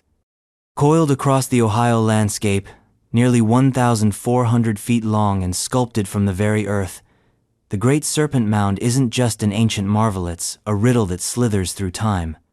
This massive effigy, shaped like a serpent with an open mouth swallowing an egg ore, perhaps giving birth to one has long captivated archaeologists and mystics alike. But what elevates it from curious to cosmic is its astronomical alignment. Look closely, really closely, and you'll find that this snake isn't just art, it's calibrated. The serpent's curves aren't random, they align with the sun's position during solstices and equinoxes. The head of the serpent points directly to the summer solstice sunset. The tail, with its 3 distinct coils, may correspond to lunar phases or the winter solstice sunrise. And each bend in the body? Possibly markers of celestial events, perhaps eclipses, maybe even certain star risings. But how? This wasn't built yesterday. Radiocarbon dating suggests the mound is at least 2,300 years old, possibly older. It predates compasses, clocks, and most formal writing in North America. Yet the builders, likely from the Adena or Fort Ancient cultures, crafted something that functions like a massive celestial calendar. Did they track the sun's position over generations? Map shadows across the seasons? Use alignments to time planting, rituals, or sacrifices? Or was it more spiritual? Some scholars believe the serpent is not just a timekeeper, but a symbol of rebirth, eternity, or cosmic balance. In many ancient cultures, serpents are connected to the underworld, the stars, or both. And the egg or orb in the serpent's mouth? Possibly the sun, possibly the earth, possibly a soul. It's not just geometry. It's mythology, precision, and vision sculpted into soil. And speaking of ancient people ahead of their time, what if the very first Americans arrived long before we thought? And what if the tools they left behind break every timeline we've clung to? The pre-Clovis stone tools makers. For most of the 20th century, the story of human settlement in the Americas followed a neat narrative. Around 13,000 years ago, people crossed a land bridge from Siberia into Alaska. Following herds of mammoth and bison, they spread south, crafting distinctive stone tools known as Clovis points-fluted, razor-sharp, lethal. Textbook stuff. Then came the heretics. Archaeologists started uncovering sites that didn't fit the Clovis timeline, tools that were older, styles that were different. Sites like Meadowcroft in Pennsylvania, Monte Verde in Chile, and the Gault site in Texasol suggesting human presence thousands of years before Clovis. How far back does it go? Some tools date to 15,000 years ago, others even earlier, up to 20,000 years or more. These pre-Clovis artifacts, simple blades, scrapers, cores, aren't flashy, but they're real, stratified, documented, dated. And that changes everything. If humans were in the Americas before Clovis, then the migration story is far more complex. It may have involved multiple waves, coastal routes, ice-free corridors, maybe even boats. It suggests that people adapted rapidly to diverse environments, from glaciers to rainforest sand, developed cultures that left faint but crucial traces. But here's the problem. The Clovis first model dominated for so long, many early discoveries were dismissed, buried under academic bias. Now, with better dating methods and more open minds, the evidence is undeniable. But who were these pre-Clovis pioneers? What languages did they speak? What myths did they whisper around firelight? Did their descendants merge with later arrivals? Or vanish, their cultures swallowed by time and the ice? We may never know. Their bones are rare, their settlements often washed away. All that remains are their toolstone memories in ancient soil. But those tools are talking, and their story leads us to another mystery. One where steam rises through sacred springs, and Roman gods walk on English ground. The lost Roman city of Sulis Minerva, Bath, England. Beneath the modern English city of Bath lies something older, hotter, and weirder. The Romans called it Aquae Sulis, the waters of Sulis, and it wasn't just a spa town. It was a sacred fusion of conquest and cult, science and superstition. The key was the spring. A natural hot spring, gushing mineral-rich water at a steady temperature. The Celts worshipped it as a healing place, sacred to the goddess Sulis. When the Romans arrived, they didn't bulldoze the shrine, they merged it. Sulis became Sulis Minerva, a divine hybrid of local and imperial faith. And they built around her. Massive baths, temples, courtyards, an entire ritual complex, including a great bathhouse still fed by the original spring.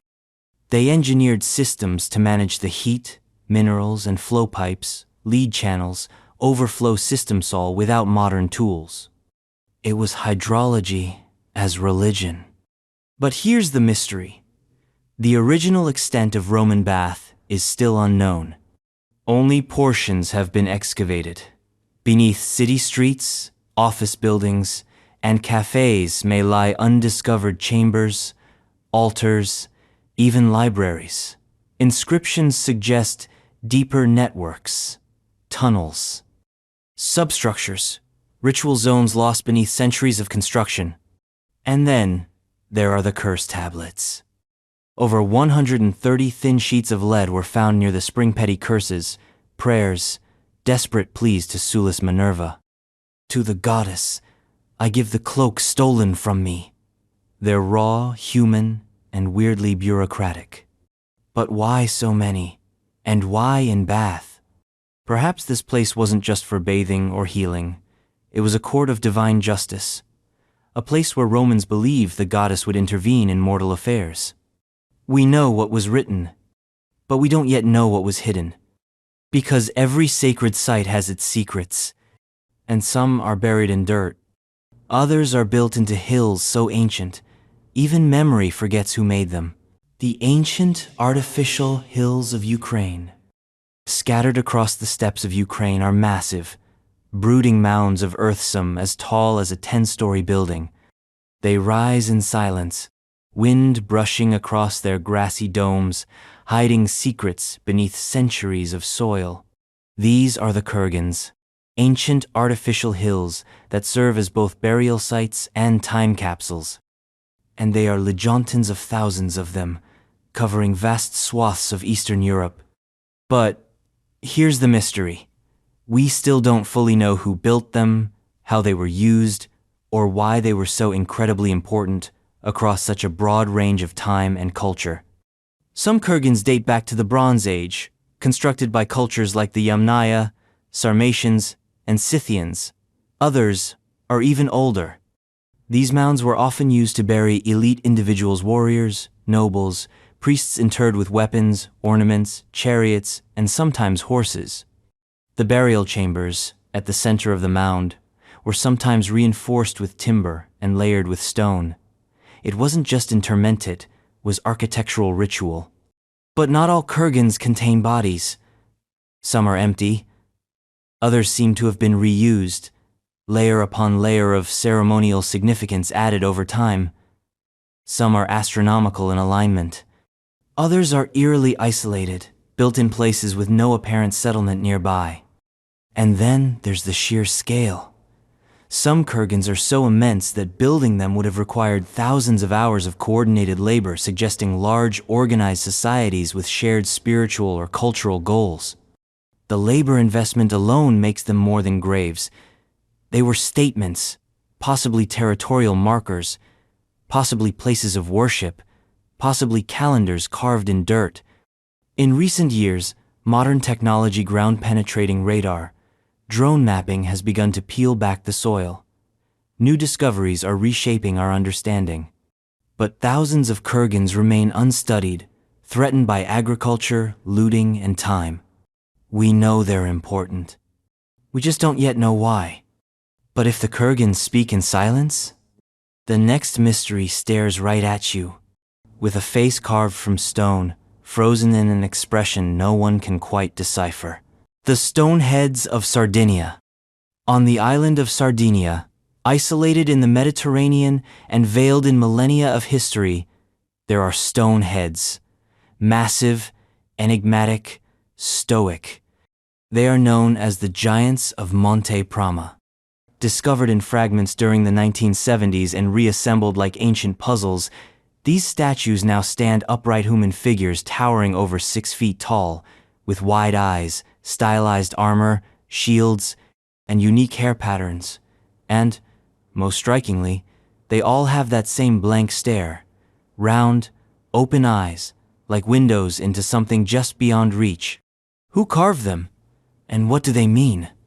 The prevailing theory is that they were created by the Nuragic civilization, an ancient Sardinian culture that thrived from around 1800 to 500 BCE. The Nuragic people are best known for their Nuragus megalithic stone towers, whose purpose also remains unclear. But the stone heads complicate the picture. These statues are unlike anything else in the Mediterranean from that time. Their style is abstract, almost cartoonish, yet executed with clear intent and skill. Were they warriors, gods, ancestors? Each holds a shield and weapon. Some wear helmets, others appear bareheaded. Their mouths are lines, their eyes hypnotic. Some believe they were funerary guardians, standing atop elite tombs. Others think they represented real people champions or heroes immortalized in stone. But what's strange is their distribution. They weren't found standing in lines or carefully arranged. They were buried broken, deliberately interred. Why destroy and bury them? Was it a ritual end? A symbolic burial to release their spirit? Or were they smashed in conflict, religious icons toppled by invaders?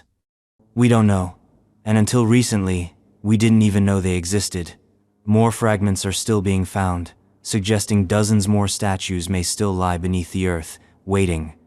Sardinia wasn't just a trading stop. It was a land of myth, mystery, and monumental stone. But myths don't always stay put. Sometimes they travel, like whispers from the frozen north. From a land that never truly existed, but still shows up in maps and minds. The Hyperborean people's cultural influence.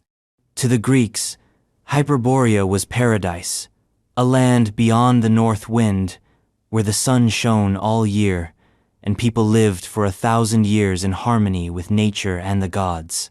No war, no hunger, just endless light and divine favor. But here's the thing, they believed it was real. Herodotus wrote about it, so did Pindar and Pliny. The Hyperboreans were said to be close to the gods, especially Apollo. Every year, sacred items were passed from hand to hand, tribe to tribe, until they reached Delphi, a divine relay from the edge of the world. But where was Hyperborea? Some placed it in the Arctic Circle, others in Siberia, Scotland, or even beyond the Ural Mountains. Its precise location shifts like mist in a myth. It's a place of impossible geography and improbable peace. And yet, cultural echoes linger. Some researchers suggest that ancient tales of Hyperborea were rooted in vague memories of contact with northern cultures, perhaps Proto-European tribes or early Arctic peoples.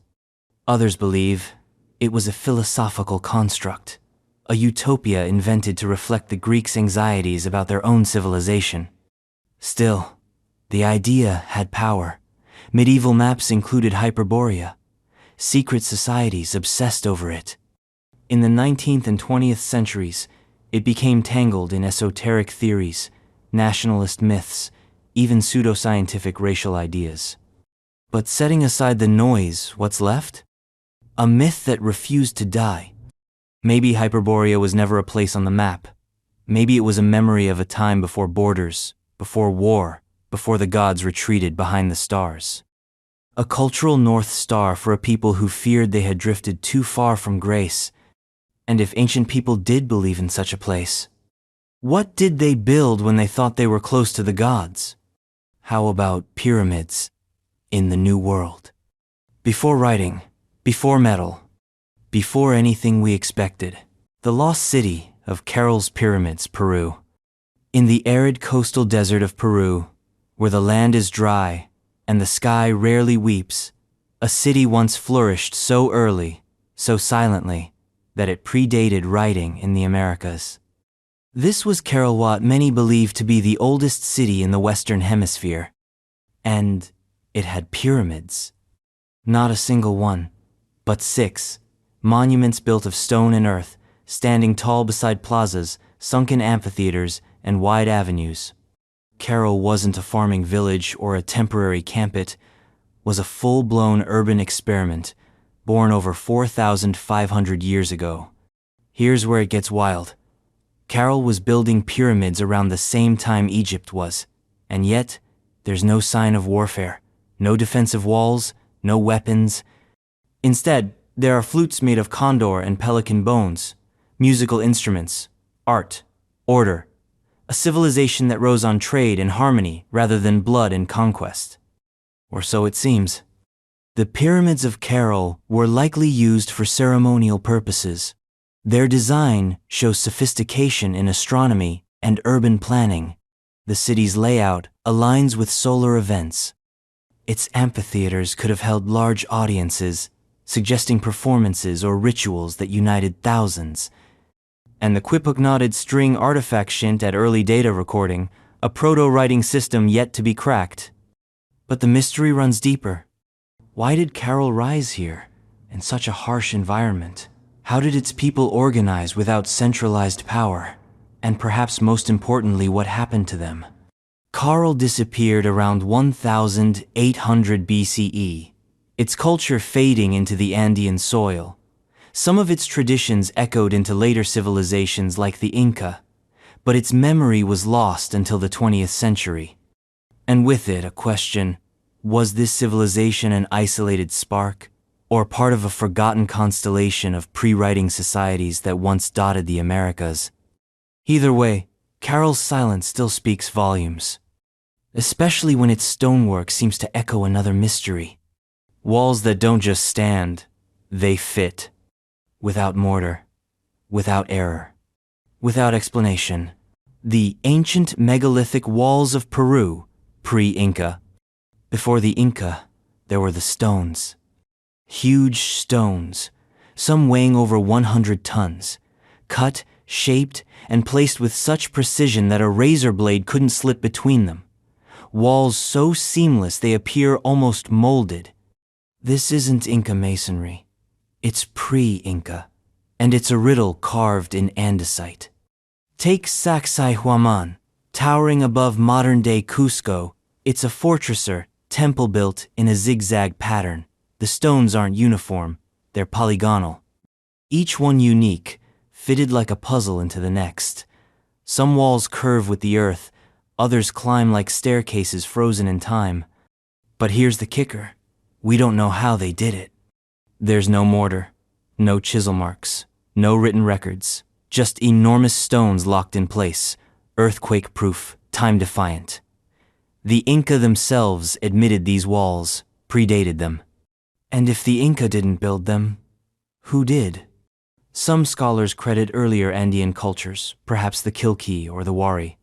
Others speculate the techniques were lost over time, developed in an age of abundance and peace, then forgotten in centuries of turmoil. Still, theories abound. Were the stones softened with plant acids, levered with massive manpower, or transported using unknown technologies? What we do know is that the effort was colossal. And it wasn't just functional, it was aesthetic. The walls have flowing curves, animal shapes, and symbolic forms. These weren't just defenses. They were statements. About permanence, about identity, about power that doesn't need to shout because it's still standing after 1,000 years. And while the walls speak in silence, sometimes trade tells its own tale. Because even the mighty Roman Empire once found itself sending its treasure across oceans into lands it never conquered. All for a metal that wasn't even theirs. The Roman gold coins in India. Imagine this. Deep in the jungles and river valleys of ancient India, a merchant opens a ceramic potand. It's full of Roman gold. Hundreds of coins, pristine, glittering, emblazoned with emperors whose names echo through history: Augustus, Tiberius, Nero. Found far from Roman borders, in places Rome never ruled. Why? Because 2,000 years ago, Rome was obsessed with India. Not with conquest, but with commerce. Silks, spices, pearls, peppercorns, aromatic woods.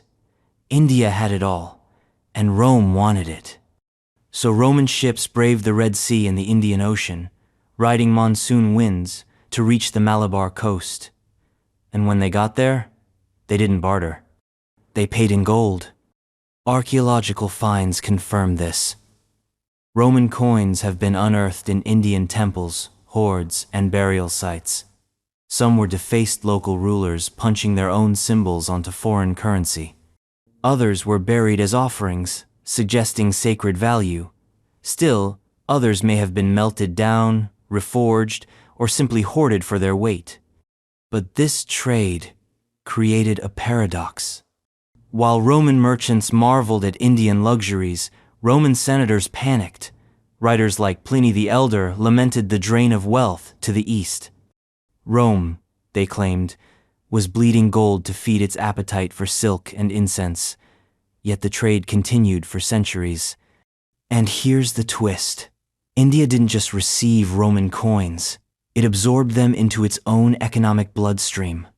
The coins influenced local currency designs, metallurgy, even political prestige. So what we're left with is a shimmering breadcrumb trail. From Rome's opulence to India's markets. From imperial portraits to buried offerings. Proof that even the mightiest empires had dependencies, and that global trade didn't begin with banks and shipping containers, it began with gold in a pot. But for Rome, water wasn't just a route for trade. It was a lifeline, a force they bent to their will, until that knowledge, too, was lost. The lost technology of Roman aqueducts' water flow. The Romans had a gift for turning the mundane into the monumental. Roads, walls, sewer siege was a feat of precision and ambition. But among their greatest achievements was something invisible until it failed: the flow of water.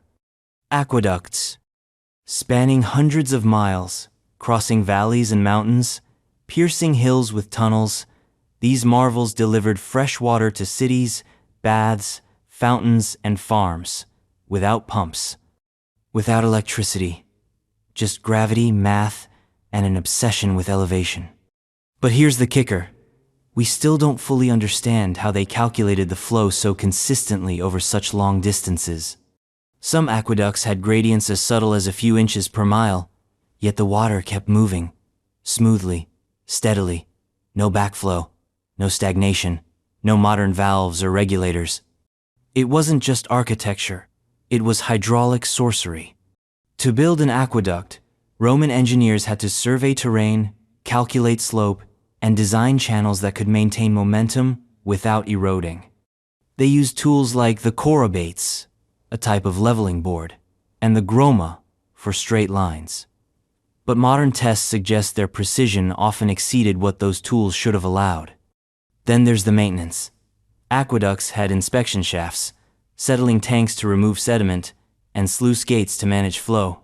In places like Nimes and Segovia, parts of the system are still standing. Some would probably still work. The real mystery is, how did they develop such expertise without calculus, fluid dynamics, or modern engineering theory? Trial and error, secret guilds, lost manuscripts? We know they passed the knowledge on, but somewhere along the fall of the empire, the formulas faded. By the early Middle Ages, entire cities collapsed simply because no one could keep the water running. Rome wasn't just a city of marble, it was a city of water. And while the aqueducts were channels of life, the next mystery lies in carvings that whisper of giants. Not metaphors. Literal giants. The giant. Carvings of Egypt, pre-dynastic. Long before the pharaohs, before hieroglyphs etched the walls of tombs, Egypt bore witness to something strange, something carved into the stone, predating dynastic rule by centuries, maybe millennia. Enormous human figures. Not statues of gods or rulers, not typical Egyptian forms with stylized poses and rigid posture. These are primal, haunting, and huge. Carvings of human-like forms with proportions far beyond natural scale, often found in remote areas, on cliff faces, cave walls, and hidden wadis. Some are etched high above the ground, as if meant for gods to see. Who were these giants? One theory. They represent mythological ancestors, primordial beings from before recorded time. A way of saying, we came from greatness. A genetic memory encoded in stone. Another. These were real, people-tall, powerful leaders who inspired legends, remembered in exaggeration.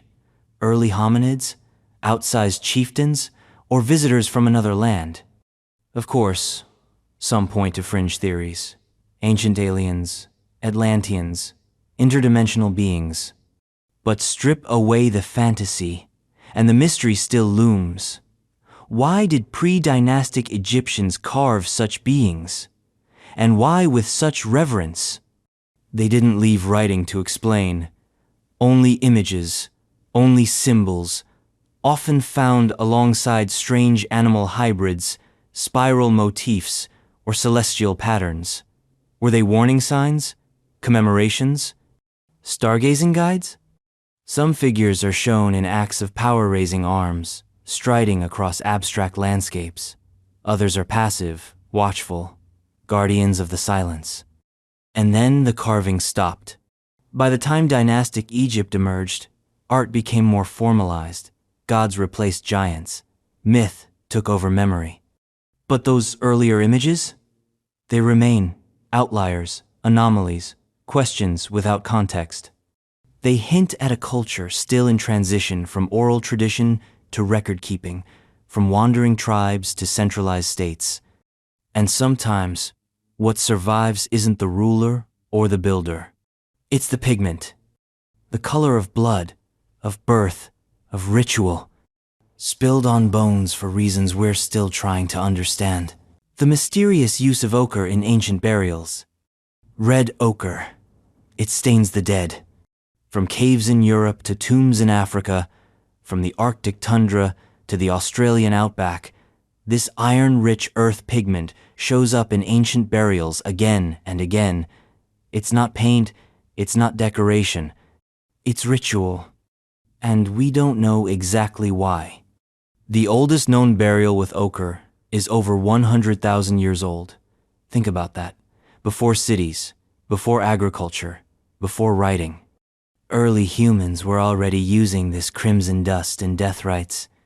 They sprinkled it on bones, packed it around skulls, smeared it on corpses before burial. Why?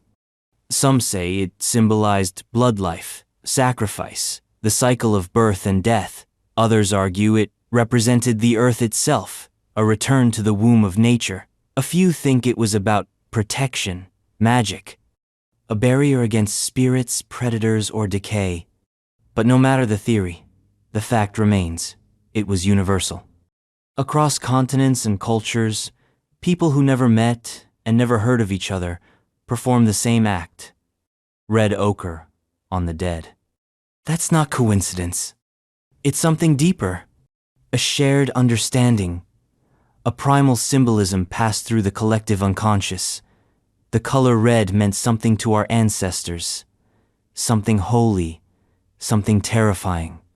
In some burials, ochre is found alongside grave good stools, beads, bones of animals. In others, it's the only thing.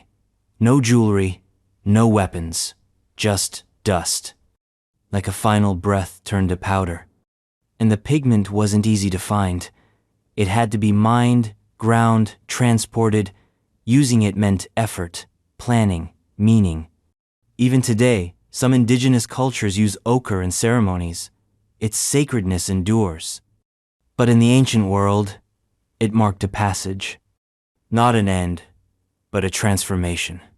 And in one city, carved into rock, built to survive anything, that transformation happened underground.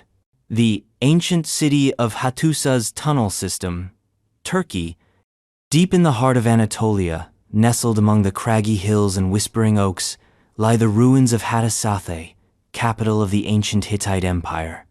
Once a formidable force that rivaled Egypt and Babylon, Hattusa was a city of stone, law, and fire. But underneath its grand temples and lion-guarded gates lies something even stranger, a complex network of tunnels. And no one knows exactly why they exist. These tunnels aren't incidental. They're carved into solid rock, sometimes running hundreds of feet beneath the city. Narrow, angled, some barely wide enough for a man to pass through. Others open into chambers. And some, disturbingly, lead nowhere dead ends chiseled with precision, as if abandoned mid-ritual or meant to confuse. Were they escape routes? Secret passages for priests or royalty? Underground granaries or water channels? All plausible, none confirmed. What's especially eerie is the placement. These tunnels often lie beneath religious center temples dedicated to storm gods and sun deities. That's led some to believe they were part of ritual practices. A journey into the earth, a symbolic descent into the underworld. Initiation chambers, perhaps, or spaces for offerings that had to be delivered in secret. The Hittites were obsessed with order, divine law, and hidden knowledge. Their archives include thousands of cuneiform tablets, some legal, some mythological, but none of them explicitly mention the tunnels. It's as if the city wanted to keep its underworld unspoken. Even the materials tell a story. Some tunnels are lined with finely cut stone, others are raw and jagged. This wasn't just utility, it was intention. And when Hattusa fell, around 1200 BCE during the Great Bronze Age collapse, the tunnels remained untouched. No looting, no burning, just sealed mouths in the rock, waiting. And what lies waiting isn't always forgotten. Some things endure through centuries, like towers of light, still standing, still functioning, still Roman. The Roman lighthouse of Hercules, Torre de Hercules, Spain. On the rocky coast of Galicia, Spain, stands a tower older than most nations, tall, stoic, and sea-worn. The Tower of Hercules defies time and definition. It's the oldest Roman lighthouse still in use. Let that sink in. While most ancient structures have crumbled into poetic ruin, this one still guides ships, still casts light over the Atlantic, still honors its original purpose. Built in the 1st century AD, the tower rises nearly 180 feet. Originally Roman, later modified in the 18th century, it retains its ancient bones beneath the granite casing. But here's the mystery. How exactly did the Romans design the lighting mechanism? The written records are scarce. We know they used fires, possibly mirrors, maybe even polished bronze to amplify the beam. But the original configuration, how the light reached the sea, how far it could be seen, how it was fueled and maintained is still debated. Then, there's the legend. Locals believe the tower marks the burial place of Hercules' enemy, the giant Geryon. According to myth, after slaying Geryon, Hercules built the tower as a monument. The city's coat of arms even features the lighthouse rising above a skull. Myth or marketing, hard to say. But it adds another layer to the enigma. Roman pragmatism fused with mythic grandeur, a utilitarian structure that doubled as a story etched in stone. And the fact that it still works? That's almost supernatural. Earthquakes, storms, Warnon brought it down. It's a living fossil, a light in the dark that hasn't flickered out in 2,000 years. But light isn't the only thing that lingers. So does scent. Because in ancient Egypt, even the dead needed to smell divine. And how they achieved that, still lost to time. The lost Egyptian art of perfume making. The pharaohs didn't just live like gods. They smelled like them. In ancient Egypt, scent wasn't cosmetic, it was cosmic. Perfumes and incense were offerings, armor, and identity. To smell divine was to be divine, and the Egyptians perfected the art. Oils, balms, resins, and unguents were blended with surgical precision. Recipes spanned pages, but today, those recipes are gone. The art of Egyptian perfumery has been lost. We know they used ingredients like myrrh, cinnamon, cardamom, and lotus. But how were these ingredients blended? What were the exact ratios? What fermentation or aging processes gave the final concoctions their long-lasting potency? Ancient texts hint at workshops in temples where priests and alchemists labored over heated vessels. Some perfumes were matured for months, even years. Others were crafted in complex sequences, with each stage symbolizing a phase of the sun or moon. This wasn't vanity, it was theology. Perfumes were used to anoint statues, embalm the dead, and accompany rituals. Certain scents were reserved for specific gods. Horus might smell of citrus and cedar, Hathor of honey and flowers, Osiris of musk and eternity. We've found perfume jars, we've even recovered residues, but recreating the original formulas has proven nearly impossible. Modern perfumers have tried reverse engineering from residue. Decoding papyribute, the scents they produce are guesses at best. Echoes, not originals. And, what's worse, some of these perfumes were said to alter consciousness, to induce visions, to open portals between this world and the next. Imagine a fragrance so potent, it wasn't just memorable. It was revelatory, a language in scent, now forgotten. And as we chase that smell through history, we find it leads not to a temple or tomb but to walls. Walls built when the world was young and fear was still fresh. The prehistoric fortifications of Europe. Before knights, castles, or moats, before even history itself had started keeping good records, Europe was already a continent of walls. Massive fortifications, built in the Neolithic and Bronze Ages, snake across the landscape from Ireland to the Balkans. These aren't the casual ditches or tribal fences you'd expect from so-called primitive societies. These are massive earthworks, stone ramparts, ditches, palisadiums stretching for kilometers, others encircling entire hillsides. And the biggest mystery? We don't know exactly why they were built. War? Maybe. Defense against wild animals? Possibly. Ceremonial boundaries? Also plausible. But no single theory explains the vast scale, diversity, and effort behind these structures. Take the Biskupin Fort in Poland, dating back to the Iron Age.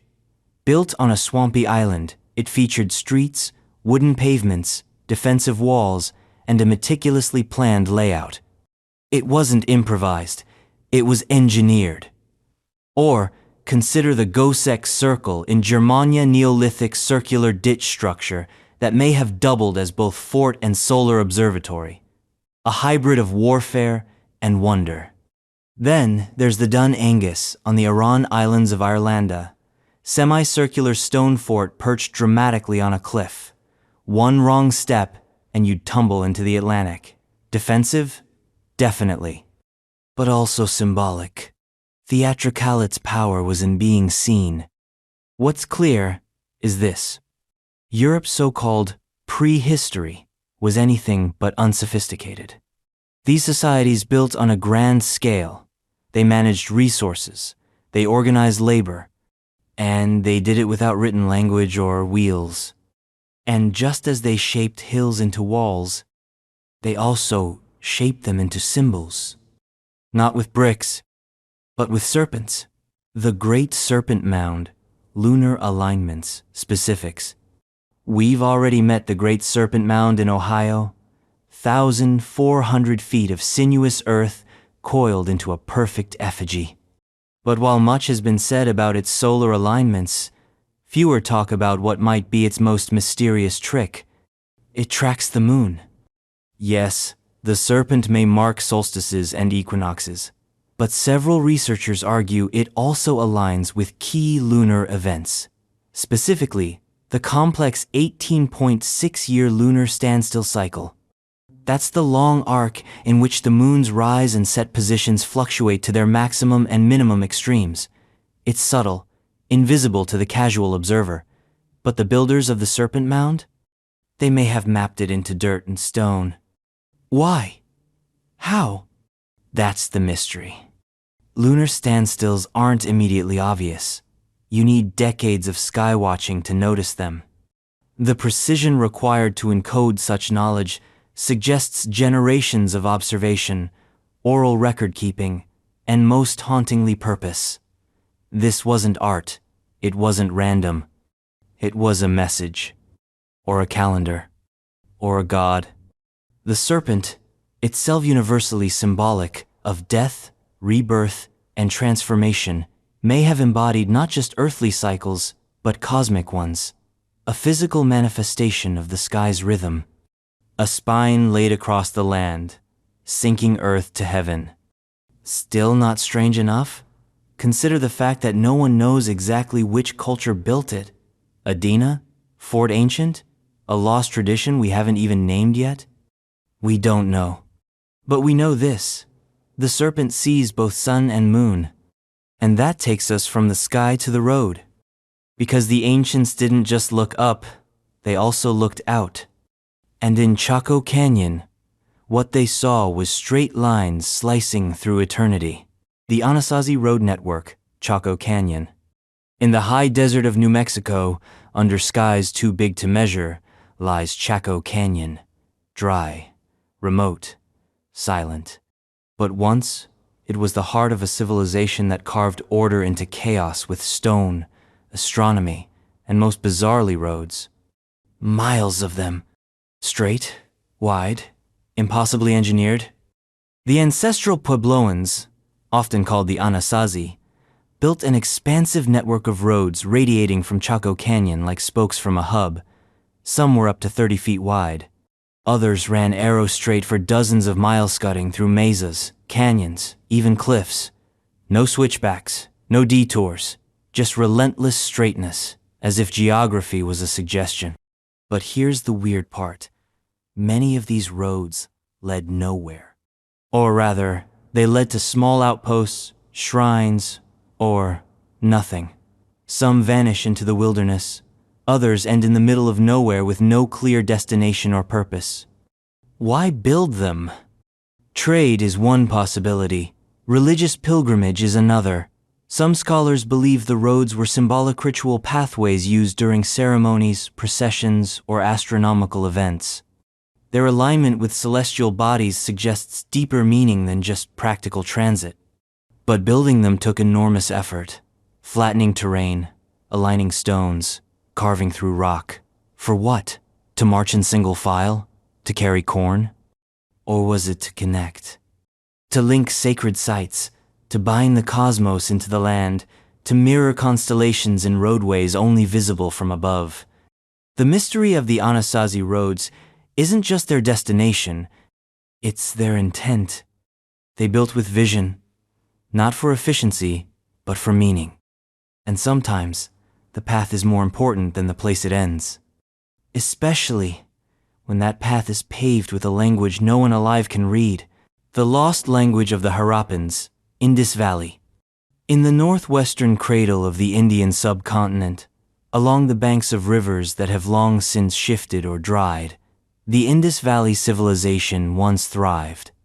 With sprawling cities, sophisticated sanitation, standardized weights, and enigmatic seals, it rivaled Egypt and Mesopotamia in scale and complexity. Yet it holds a singular distinction among ancient empires. We can't read a single word they wrote. The Harappan script etched on thousands of seals, tablets, pottery shards, and tools is one of the great linguistic enigmas of the ancient world. It's not just undeciphered, it's utterly opaque. No bilingual Rosetta Stone, no surviving long-form inscriptions, just symbols, cryptic, consistent, maddeningly brief. Roughly 400 distinct signs have been identified. Some look like animals, others like geometric patterns or abstract forms. They appear in sequences, suggesting a true writing system rather than random doodles. But the average inscription is only 5 characters long. That's not much to work with. Were these names, labels, prayers, spells?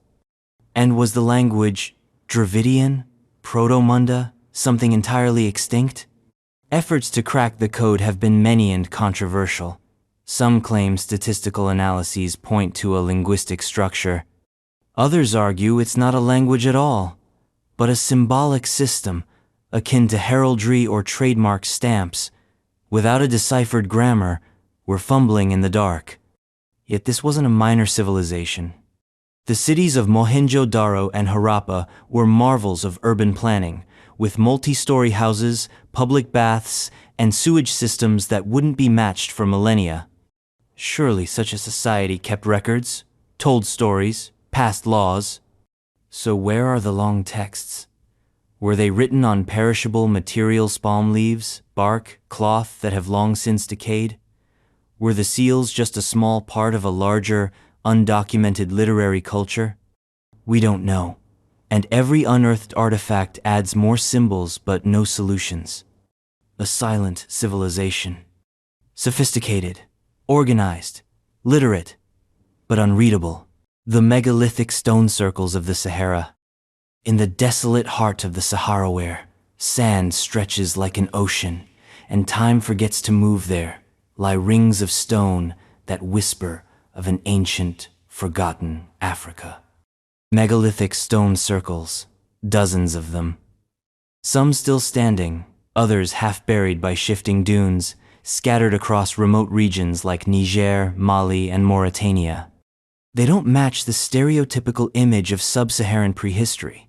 There's no tribal dancing here, no rock art of hunting scenes, just eerie, silent geometry, ancient alignments carved into emptiness. And no one really knows who built them. What we do know is this: these circles are old, very old. Radiocarbon dating puts some at over 7,000 years, old, possibly older than Stonehenge. They range in size, complexity, and layout. Some are simple stone rings. Others feature radial spokes, burial mounds, or astronomical markers. And it's those markers that make archaeologists lose sleep. Because some of these circles align with the solstices, others with lunar cycles. The stones cast shadows that hit specific targets on specific days of the year, tracking the sun's journey across the sky. This wasn't just a campsite or cattle pen. It was a calendar, a temple, a cosmic machine buried in sand. And yet, the builders left no written record, no name, no signature. Who were they? Nomadic astronomers? Proto-priests? A civilization that bloomed and vanished before the Sahara became desert? The Sahara wasn't always a wasteland. Thousands of years ago, it was green, full of lakes, grasslands, and life. These circles may have stood in pastures or beside ancient rivers. They may have been gathering sites, ritual centers, or even star maps etched into the earth. But as the climate changed and the desert grew, the people left. The sand covered everything. Only the stones remain, watching the stars, waiting to be understood. And speaking of things that shimmer under light, what if I told you the Romans didn't just conquer the world? They made it glow. The Roman glass colors and pigments. Roman glass wasn't just functional, it was alchemical. Bowls, cups, perfume bottles, window pinest. Romans turned sand into beauty with a finesse that still stuns. But among all their technological wizardry, one mystery refuses to crack. How did they achieve such radiant, enduring colors? We're talking vibrant blues, lush greens, deep purples, even reds and yellows so luminous they rival modern pigments. These weren't surface paints, they were baked into the glass itself. The colors shimmer, shift, and shine, even after 2,000 years buried underground. Some pieces are iridescent, catching light like oil on water. Others glow with an internal fire. So what was the secret? Modern glassmakers struggle to replicate it. We know they used mineral additives, copper for green, cobalt for blue, manganese for purple, but the exact recipes, the precise heating times, the refining processes? Gone.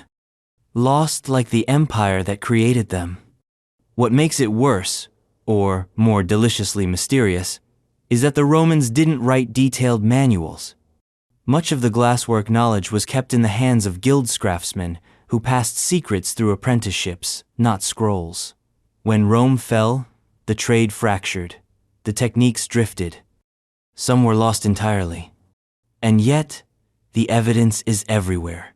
Glass factories were found across the empire, from Egypt to Gaul to Britannia. Slag heaps, furnaces, even mold fragments. It was a mass industry and a luxurious one.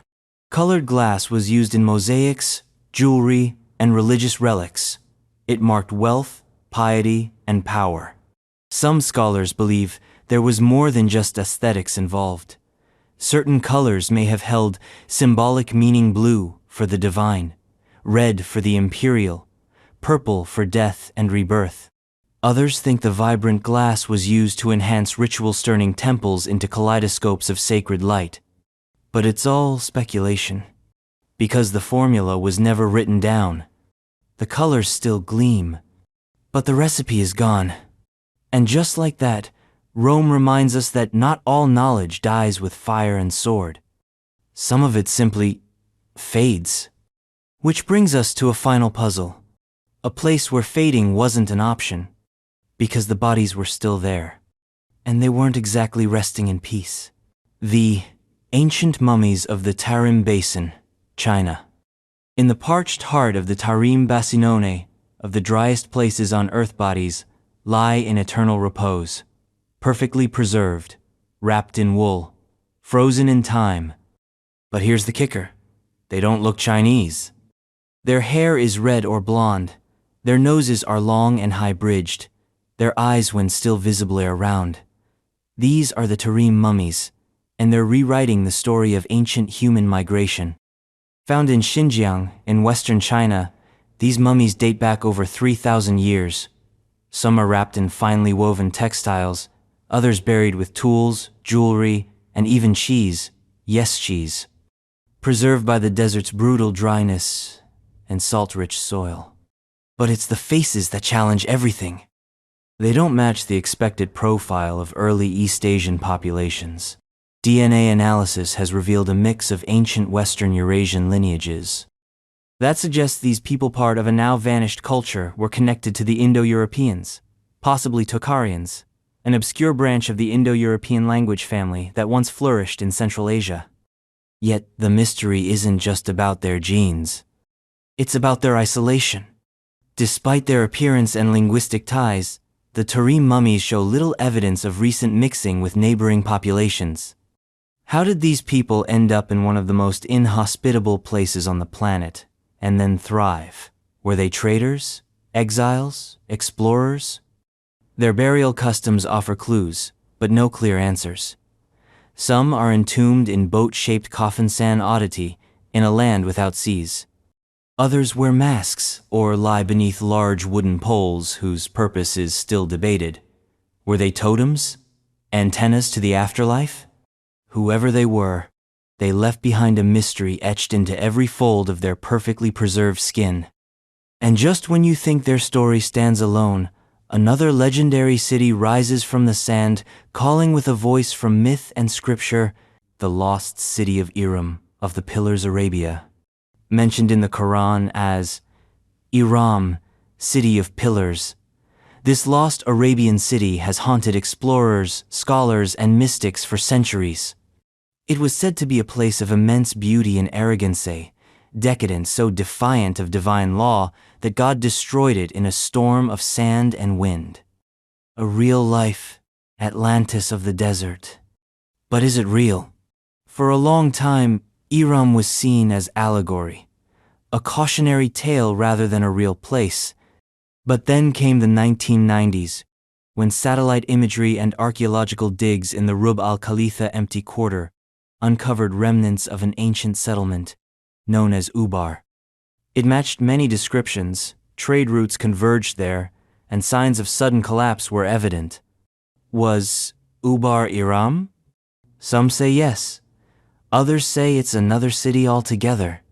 What we do know is that there was once a thriving outpost in the region, likely connected to the frankincense Tradea resource, so valuable in antiquity it could make or break empires. The city was supported by underground water sources. When those collapsed, so did everything else. But the pillars? That's where it gets weird. Structures with massive supports were indeed found, but not grand towers, more like foundations for something lost. Yet the legend speaks of a city of shining columns, like marble fingers reaching into the sky. Either poetic exaggeration or an echo of some earlier structure now buried by centuries of shifting dunes. Even today, the exact identity of Iram remains debated. Some tie it to other sites mentioned in Babylonian texts. Others believe it's still out there beneath the sands, waiting. And the desert has a long memory. It swallows cities, but it doesn't erase gold. Especially when that gold once flowed like rivers through tunnels blasted into mountains by an empire drunk on conquest and alchemy. The Roman gold mines of Transylvania. In the forested folds of modern-day Romania, under Carpathian peaks and rolling green, lie veins of ancient greed. The Romans called the region Dacia, and when they invaded, they didn't come for land. They came for gold. Lots of it. The Roman gold mines in Transylvania, particularly at Rosia, Montana, were some of the most advanced of their time. Using fire-setting and water-powered tools, Roman engineers tunneled deep into mountains, carving miles of shafts and galleries through solid rock. They built aqueducts to drive water wheels and sluice systems. They left behind wax tablets, inscriptions, and carved monuments detailing the labor and logistics of extracting wealth from the earth. But despite all this evidence, one fundamental question remains. How much gold did they really take? We have no full records, no inventory. The scale of the operation suggests tons, but was it hundreds? Thousands? And where did it all go? Rosia, Montana is still being explored, and many of the deepest shafts remain too dangerous to excavate. Some tunnels lead to collapsed chambers filled with rock and sediment.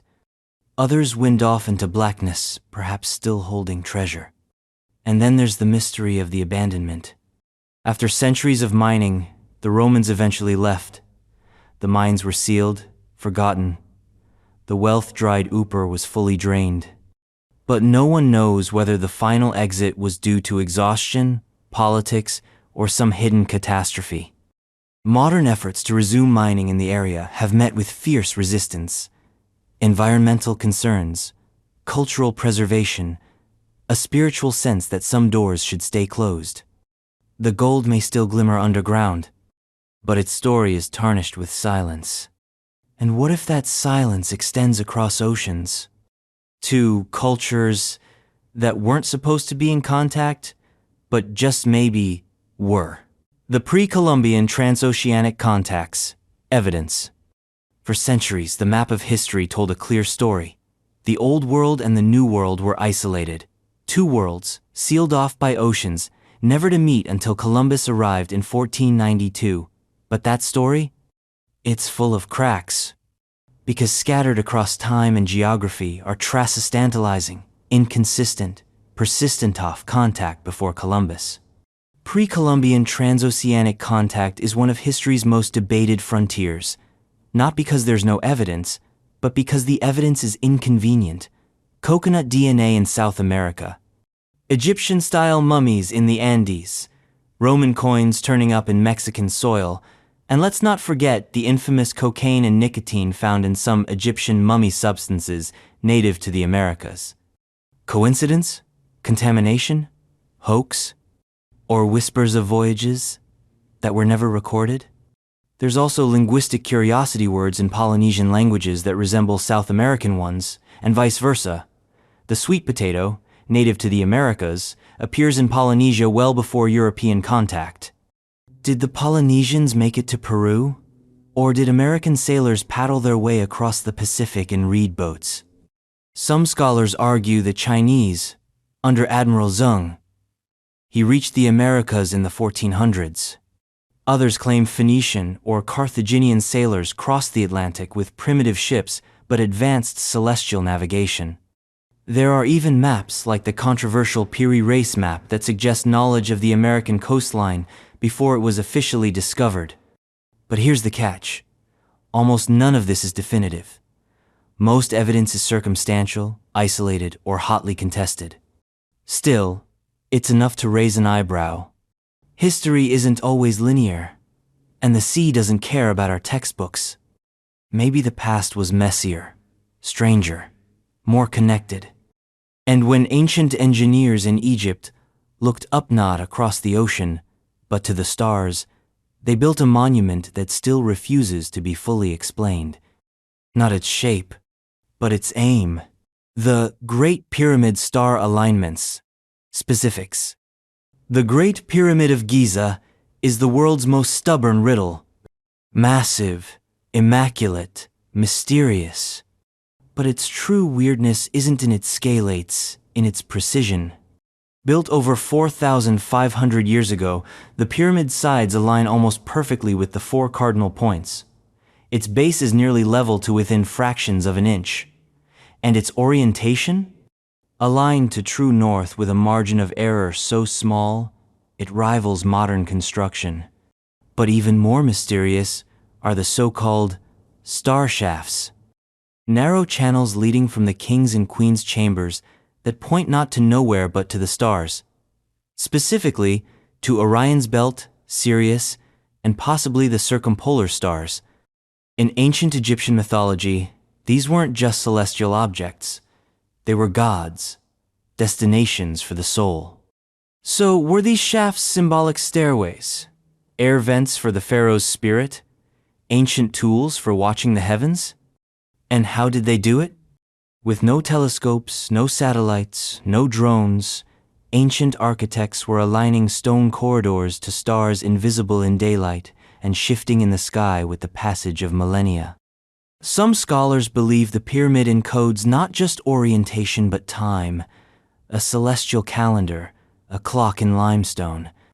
There's also the theory that the layout of the three pyramids mirrors Orion's belt, reflecting heaven onto earth, a divine fingerprint carved in dust and stone. Others say that's a stretch, but even skeptics admit the pyramids' astronomical alignments are real and too accurate to be coincidence. The ancients weren't guessing. They were calculating. And those calculations may have been stored in the greatest ancient library ever assembled, a library we only know by its silence. Thousands of texts, none of them fully read. The lost library of Ashurbanipal's unread tablets. In the ruins of Nineveh, buried under centuries of dust and conquest, archaeologists uncovered a treasure so vast it redefined ancient literacy, the library of Ashurbanipal. It's not a metaphor. It was a real library. Built by the last great king of Assyria in the 7th century BCE, it housed over 30,000 clay tablets, cuneiform scripts, etched with sharp styluses and baked to endure. And endure they did. These tablets covered everything: history, medicine, astronomy, law, magic, prayers, omens, exorcisms, and epic literature, including the Epic of Gilgamesh, one of humanity's oldest surviving stories. But here's the haunting part. We've only scratched the surface. Many tablets remain untranslated, thousands. Not because we can't read cuneiform, we can, but because there are so many. And some are fragmentary, damaged, or written in obscure dialects. The library was methodically organized, shelving tablets by topic, complete with reference marks and cataloging systems. This wasn't a chaotic archive. It was a Mesopotamian Alexandria. Ashurbanipal wanted it all. He sent emissaries to copy texts from across the empire, bringing knowledge back to Nineveh like a dragon hoarding scrolls. His ambition was both imperial and eternal: preserve knowledge, assert control, defeat time. But time struck back. When Nineveh fell in 612 BCE, the library burned. Ironically, that fire baked the tablets, preserving them. They slept under rubble for over 2 millennia before being unearthed in the 19th century. And yet, they're still whispering, still waiting. Because in that mountain of unread clay might be lost myths, unknown histories, forgotten sciences, spells we don't understand, maps to cities we haven't yet found. The king may be long dead, but his words are still echoing. And from words etched in clay, we descend into the stonework of survival. Farms carved into cliffs, with geometry no empire could match. The megalithic terraces of Peru, Andes. In the high-altitude heartlands of the Andes, where air thins and mountains bruise the clouds, ancient farmers shape the land with a vision that defies logic. Terracescendrids of them cascade down steep mountain faces like green staircases. These are the Andeans, the megalithic agricultural platforms of ancient Peru. And they're not just impressive, they're impossible. Built by civilizations long before modern machinery, likely beginning with the pre-Inca cultures, and expanded by the Incas, these terraces transformed vertical wilderness into fertile farmland. The engineering is breathtaking. Stone retaining walls, drainage channels, layered soils, and microclimate zones all combined to let crops thrive at impossible altitudes. But how? The complexity rivals anything in Roman aqueducts or Greek temples. Each terrace wasn't just a patch of dirt, it was a climate experiment.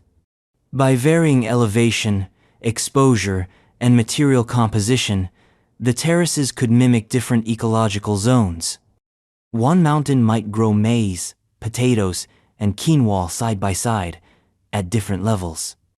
What makes this even more mysterious is the precision. These weren't random ledges hacked into a hill. They were engineered. Built with mathematical knowledge, geological insight, and agricultural foresight, far beyond what we'd expect from a pre-modern society. Some of the terraces are massive, hundreds of meters long, stacked dozens high. Others curve along natural contours with such grace They seem grown rather than built, and they're still in use today. That's the real kicker. Despite centuries of erosion, colonial disruption, and climate change, the Andes continue to feed people. A technology not just preserved, but proven. And yet, the full knowledge behind their construction, how decisions were made, how failures were avoided, how water was managed over vast terrain is lost. Oral traditions hint at it. Archaeological digs piece it together. But the blueprint vanished. So we're left staring at the mountains, wondering how ancient hands moved so much earth and why we can't replicate their wisdom. Maybe because the land was part of the ritual, a ritual still marked in stone, sometimes with warnings. And in the heart of an empire, one such warning still stands, silent and soaked in fear. The Roman tsunami stone of Rome. History remembers Rome as a place of control roads, aqueducts, law, a city that bent nature to its will. But even Rome had its limits. Near the ancient heart of the empire, an inscribed stone tablet warns of something catastrophic. A deluge, a monstrous wave, a tsunami. It's a rare Roman artifact, both specific and eerily vague. Its inscription speaks of rising waters, of destruction from the sea, and of offerings made in fear and awe. Tsunamis weren't often recorded in Roman history. Earthquakes, fires, floods, yes. But a sea swallowing the land, that stood apart. The inscription suggests an event so shocking, so traumatic, it demanded not just rebuilding, but remembrance. What caused it? Some theories point to undersea earthquakes in the Mediterranean, others to ancient volcanic activity, maybe even connected to Sicily's infamous Mount Etna. Whatever it was, the event seems to have caught the Romans off guard. No time for legions or levies. The stone stands as both artifact and anomaly. It's not part of a widespread tradition. It's singular, suggesting the memory of a specific disaster. And it's not just a marker, it's a message. A stone voice from the past saying, yes, even we fell to the sea. There's something humbling about that. Rome, the eternal city, bowed to a force beyond control, a force that erased neighborhoods, temples, maybe even entire settlements, and only this tablet remains to speak for them. Its Latin is formal, its warnings almost poetic. And its placement? Near a port, where commerce flowed, where ships once docked. A stone built not to endure war but to remember nature. And yet, for all the devastation, the Romans rebuilt, as they always did. But while Rome focused on the tangible stone, law, and conquest of their cultures turned their gaze inward. To ritual, to altered states, to plants that open the mind, and maybe the cosmos. The ancient use of psychoactive plants in rituals. Ancient history wasn't just about stone and spear, it was also about spirit. And when it came to connecting with gods, ancestors, or the otherworldly, many ancient cultures turned to nature's secret arsenal psychoactive plants. From the steppes to the Amazon, shamans and priests used hallucinogens in ritual to cross boundaries, to leave the body, to see what cannot be seen, and to know what cannot be taught. And they didn't choose these plants randomly. In the highlands of Peru, San Pedro cactus was consumed to invoke visions. In the Amazon, ayahuasca, seemingly ordinary plants brewed together into a potent mind-bending teen-locked inner and outer realms. Among the Scythians, ancient texts describe ritual inhalation of cannabis smoke inside enclosed tents. This wasn't recreational. It was ceremonial, controlled, sacred, dangerous. The rituals varied, but the goal was consistent: to touch the divine, to become a vessel, to channel wisdom or prophecy. The altered state was not an escape, it was the doorway. And sometimes the knowledge gained was recorded, not in books, but in symbols, carvings, and myths, cosmic serpents, sky beings, sacred geometry that maps out the structure of altered reality. What's truly mysterious is the depth of understanding. Ancient people didn't just stumble into getting high. They experimented, refined, combined specific plants in precise ways, some requiring fermentation, others heating or fasting. It suggests empirical testing, knowledge passed down through generations. And in some cases, the rituals were protected, hidden from outsiders, cloaked in taboo. Yet the results were profound. Visions of death and rebirth, dialogues with ancestors, insights into healing, astronomy, and even architecture. Some megalithic sites may reflect visions born from trance. But here's what chills the spine. Modern neuroscience has confirmed that these compounds do alter consciousness in predictable, replicable ways. What the ancients described, light tunnels, ego, death, interconnectedness matches clinical reports. So were they contacting gods? Or just hacking their own brains? Either way, they left us clues, scattered across continents, etched in stone. And, in one case, extracted through a nose. The lost art of ancient Egyptian brain removal. There's a reason Egyptian mummies look eerily intact thousands of years after burial. It wasn't just the dry desert air, it was surgical genius. And the pinnacle of that genius? The brain removal. Let's pause and appreciate how wild this is. Ancient Egyptian embalmers developed a method of removing the brain through the nose without cracking open the skull. This wasn't guesswork, it was precision. A calculated dance of anatomy, ritual, and instinct. And it's a practice we still can't fully explain. The process likely began with a hooked tool inserted through the nostril. The brain, soft and vulnerable, would be liquefied or pulled out in fragments. In some cases, resins or oils were used to assist in dissolving brain tissue. Once removed, the cranial cavity might be rinsed with wine, antiseptics, or aromatic substances. But here's the real kicker.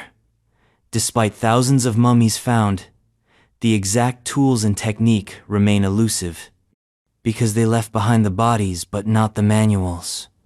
What we know comes from fragmented papyri, rare tomb illustrations, and the mummies themselves. And there's variety. Some mummies have completely clean skulls, others show brain residue. Some embalmers went through the nostrils, others through the eye socket, or even the base of the skull. Trial and error, regional styles, lost schools of embalming. Whatever the case, the skill involved is mind-bending, pun intended. Consider this. Modern forensic pathologists have studied mummified skulls using CT scans and found minimal internal damage. That means embalmers navigated the sinuses, avoided crushing the face, and still managed to extract a complex organ, all without formal anatomy classes, all without metal scalpels, all before Hippocrates was even born. So why remove the brain? The ancient Egyptians believed the heart was the seat of intelligence and the soul. The brain? Useless. Waste. Better to scoop it out and fill the head with sweet-smelling resin. But here's the poetic twist. While they discarded the brain, they preserved everything else. The skin, the nails, even the dreams locked behind eyelids that haven't blinked in millennia. And maybe, just maybe, they preserved something else too. A secret not in the body, but in the silence. A method, a mystery, a mastery now extinct. And as we seal the skull shut, embalmed in wonder, we descend one final time. Deeper into the crypt, where the line between death and eternity was drawn in linen, salt, and exquisite, brutal precision.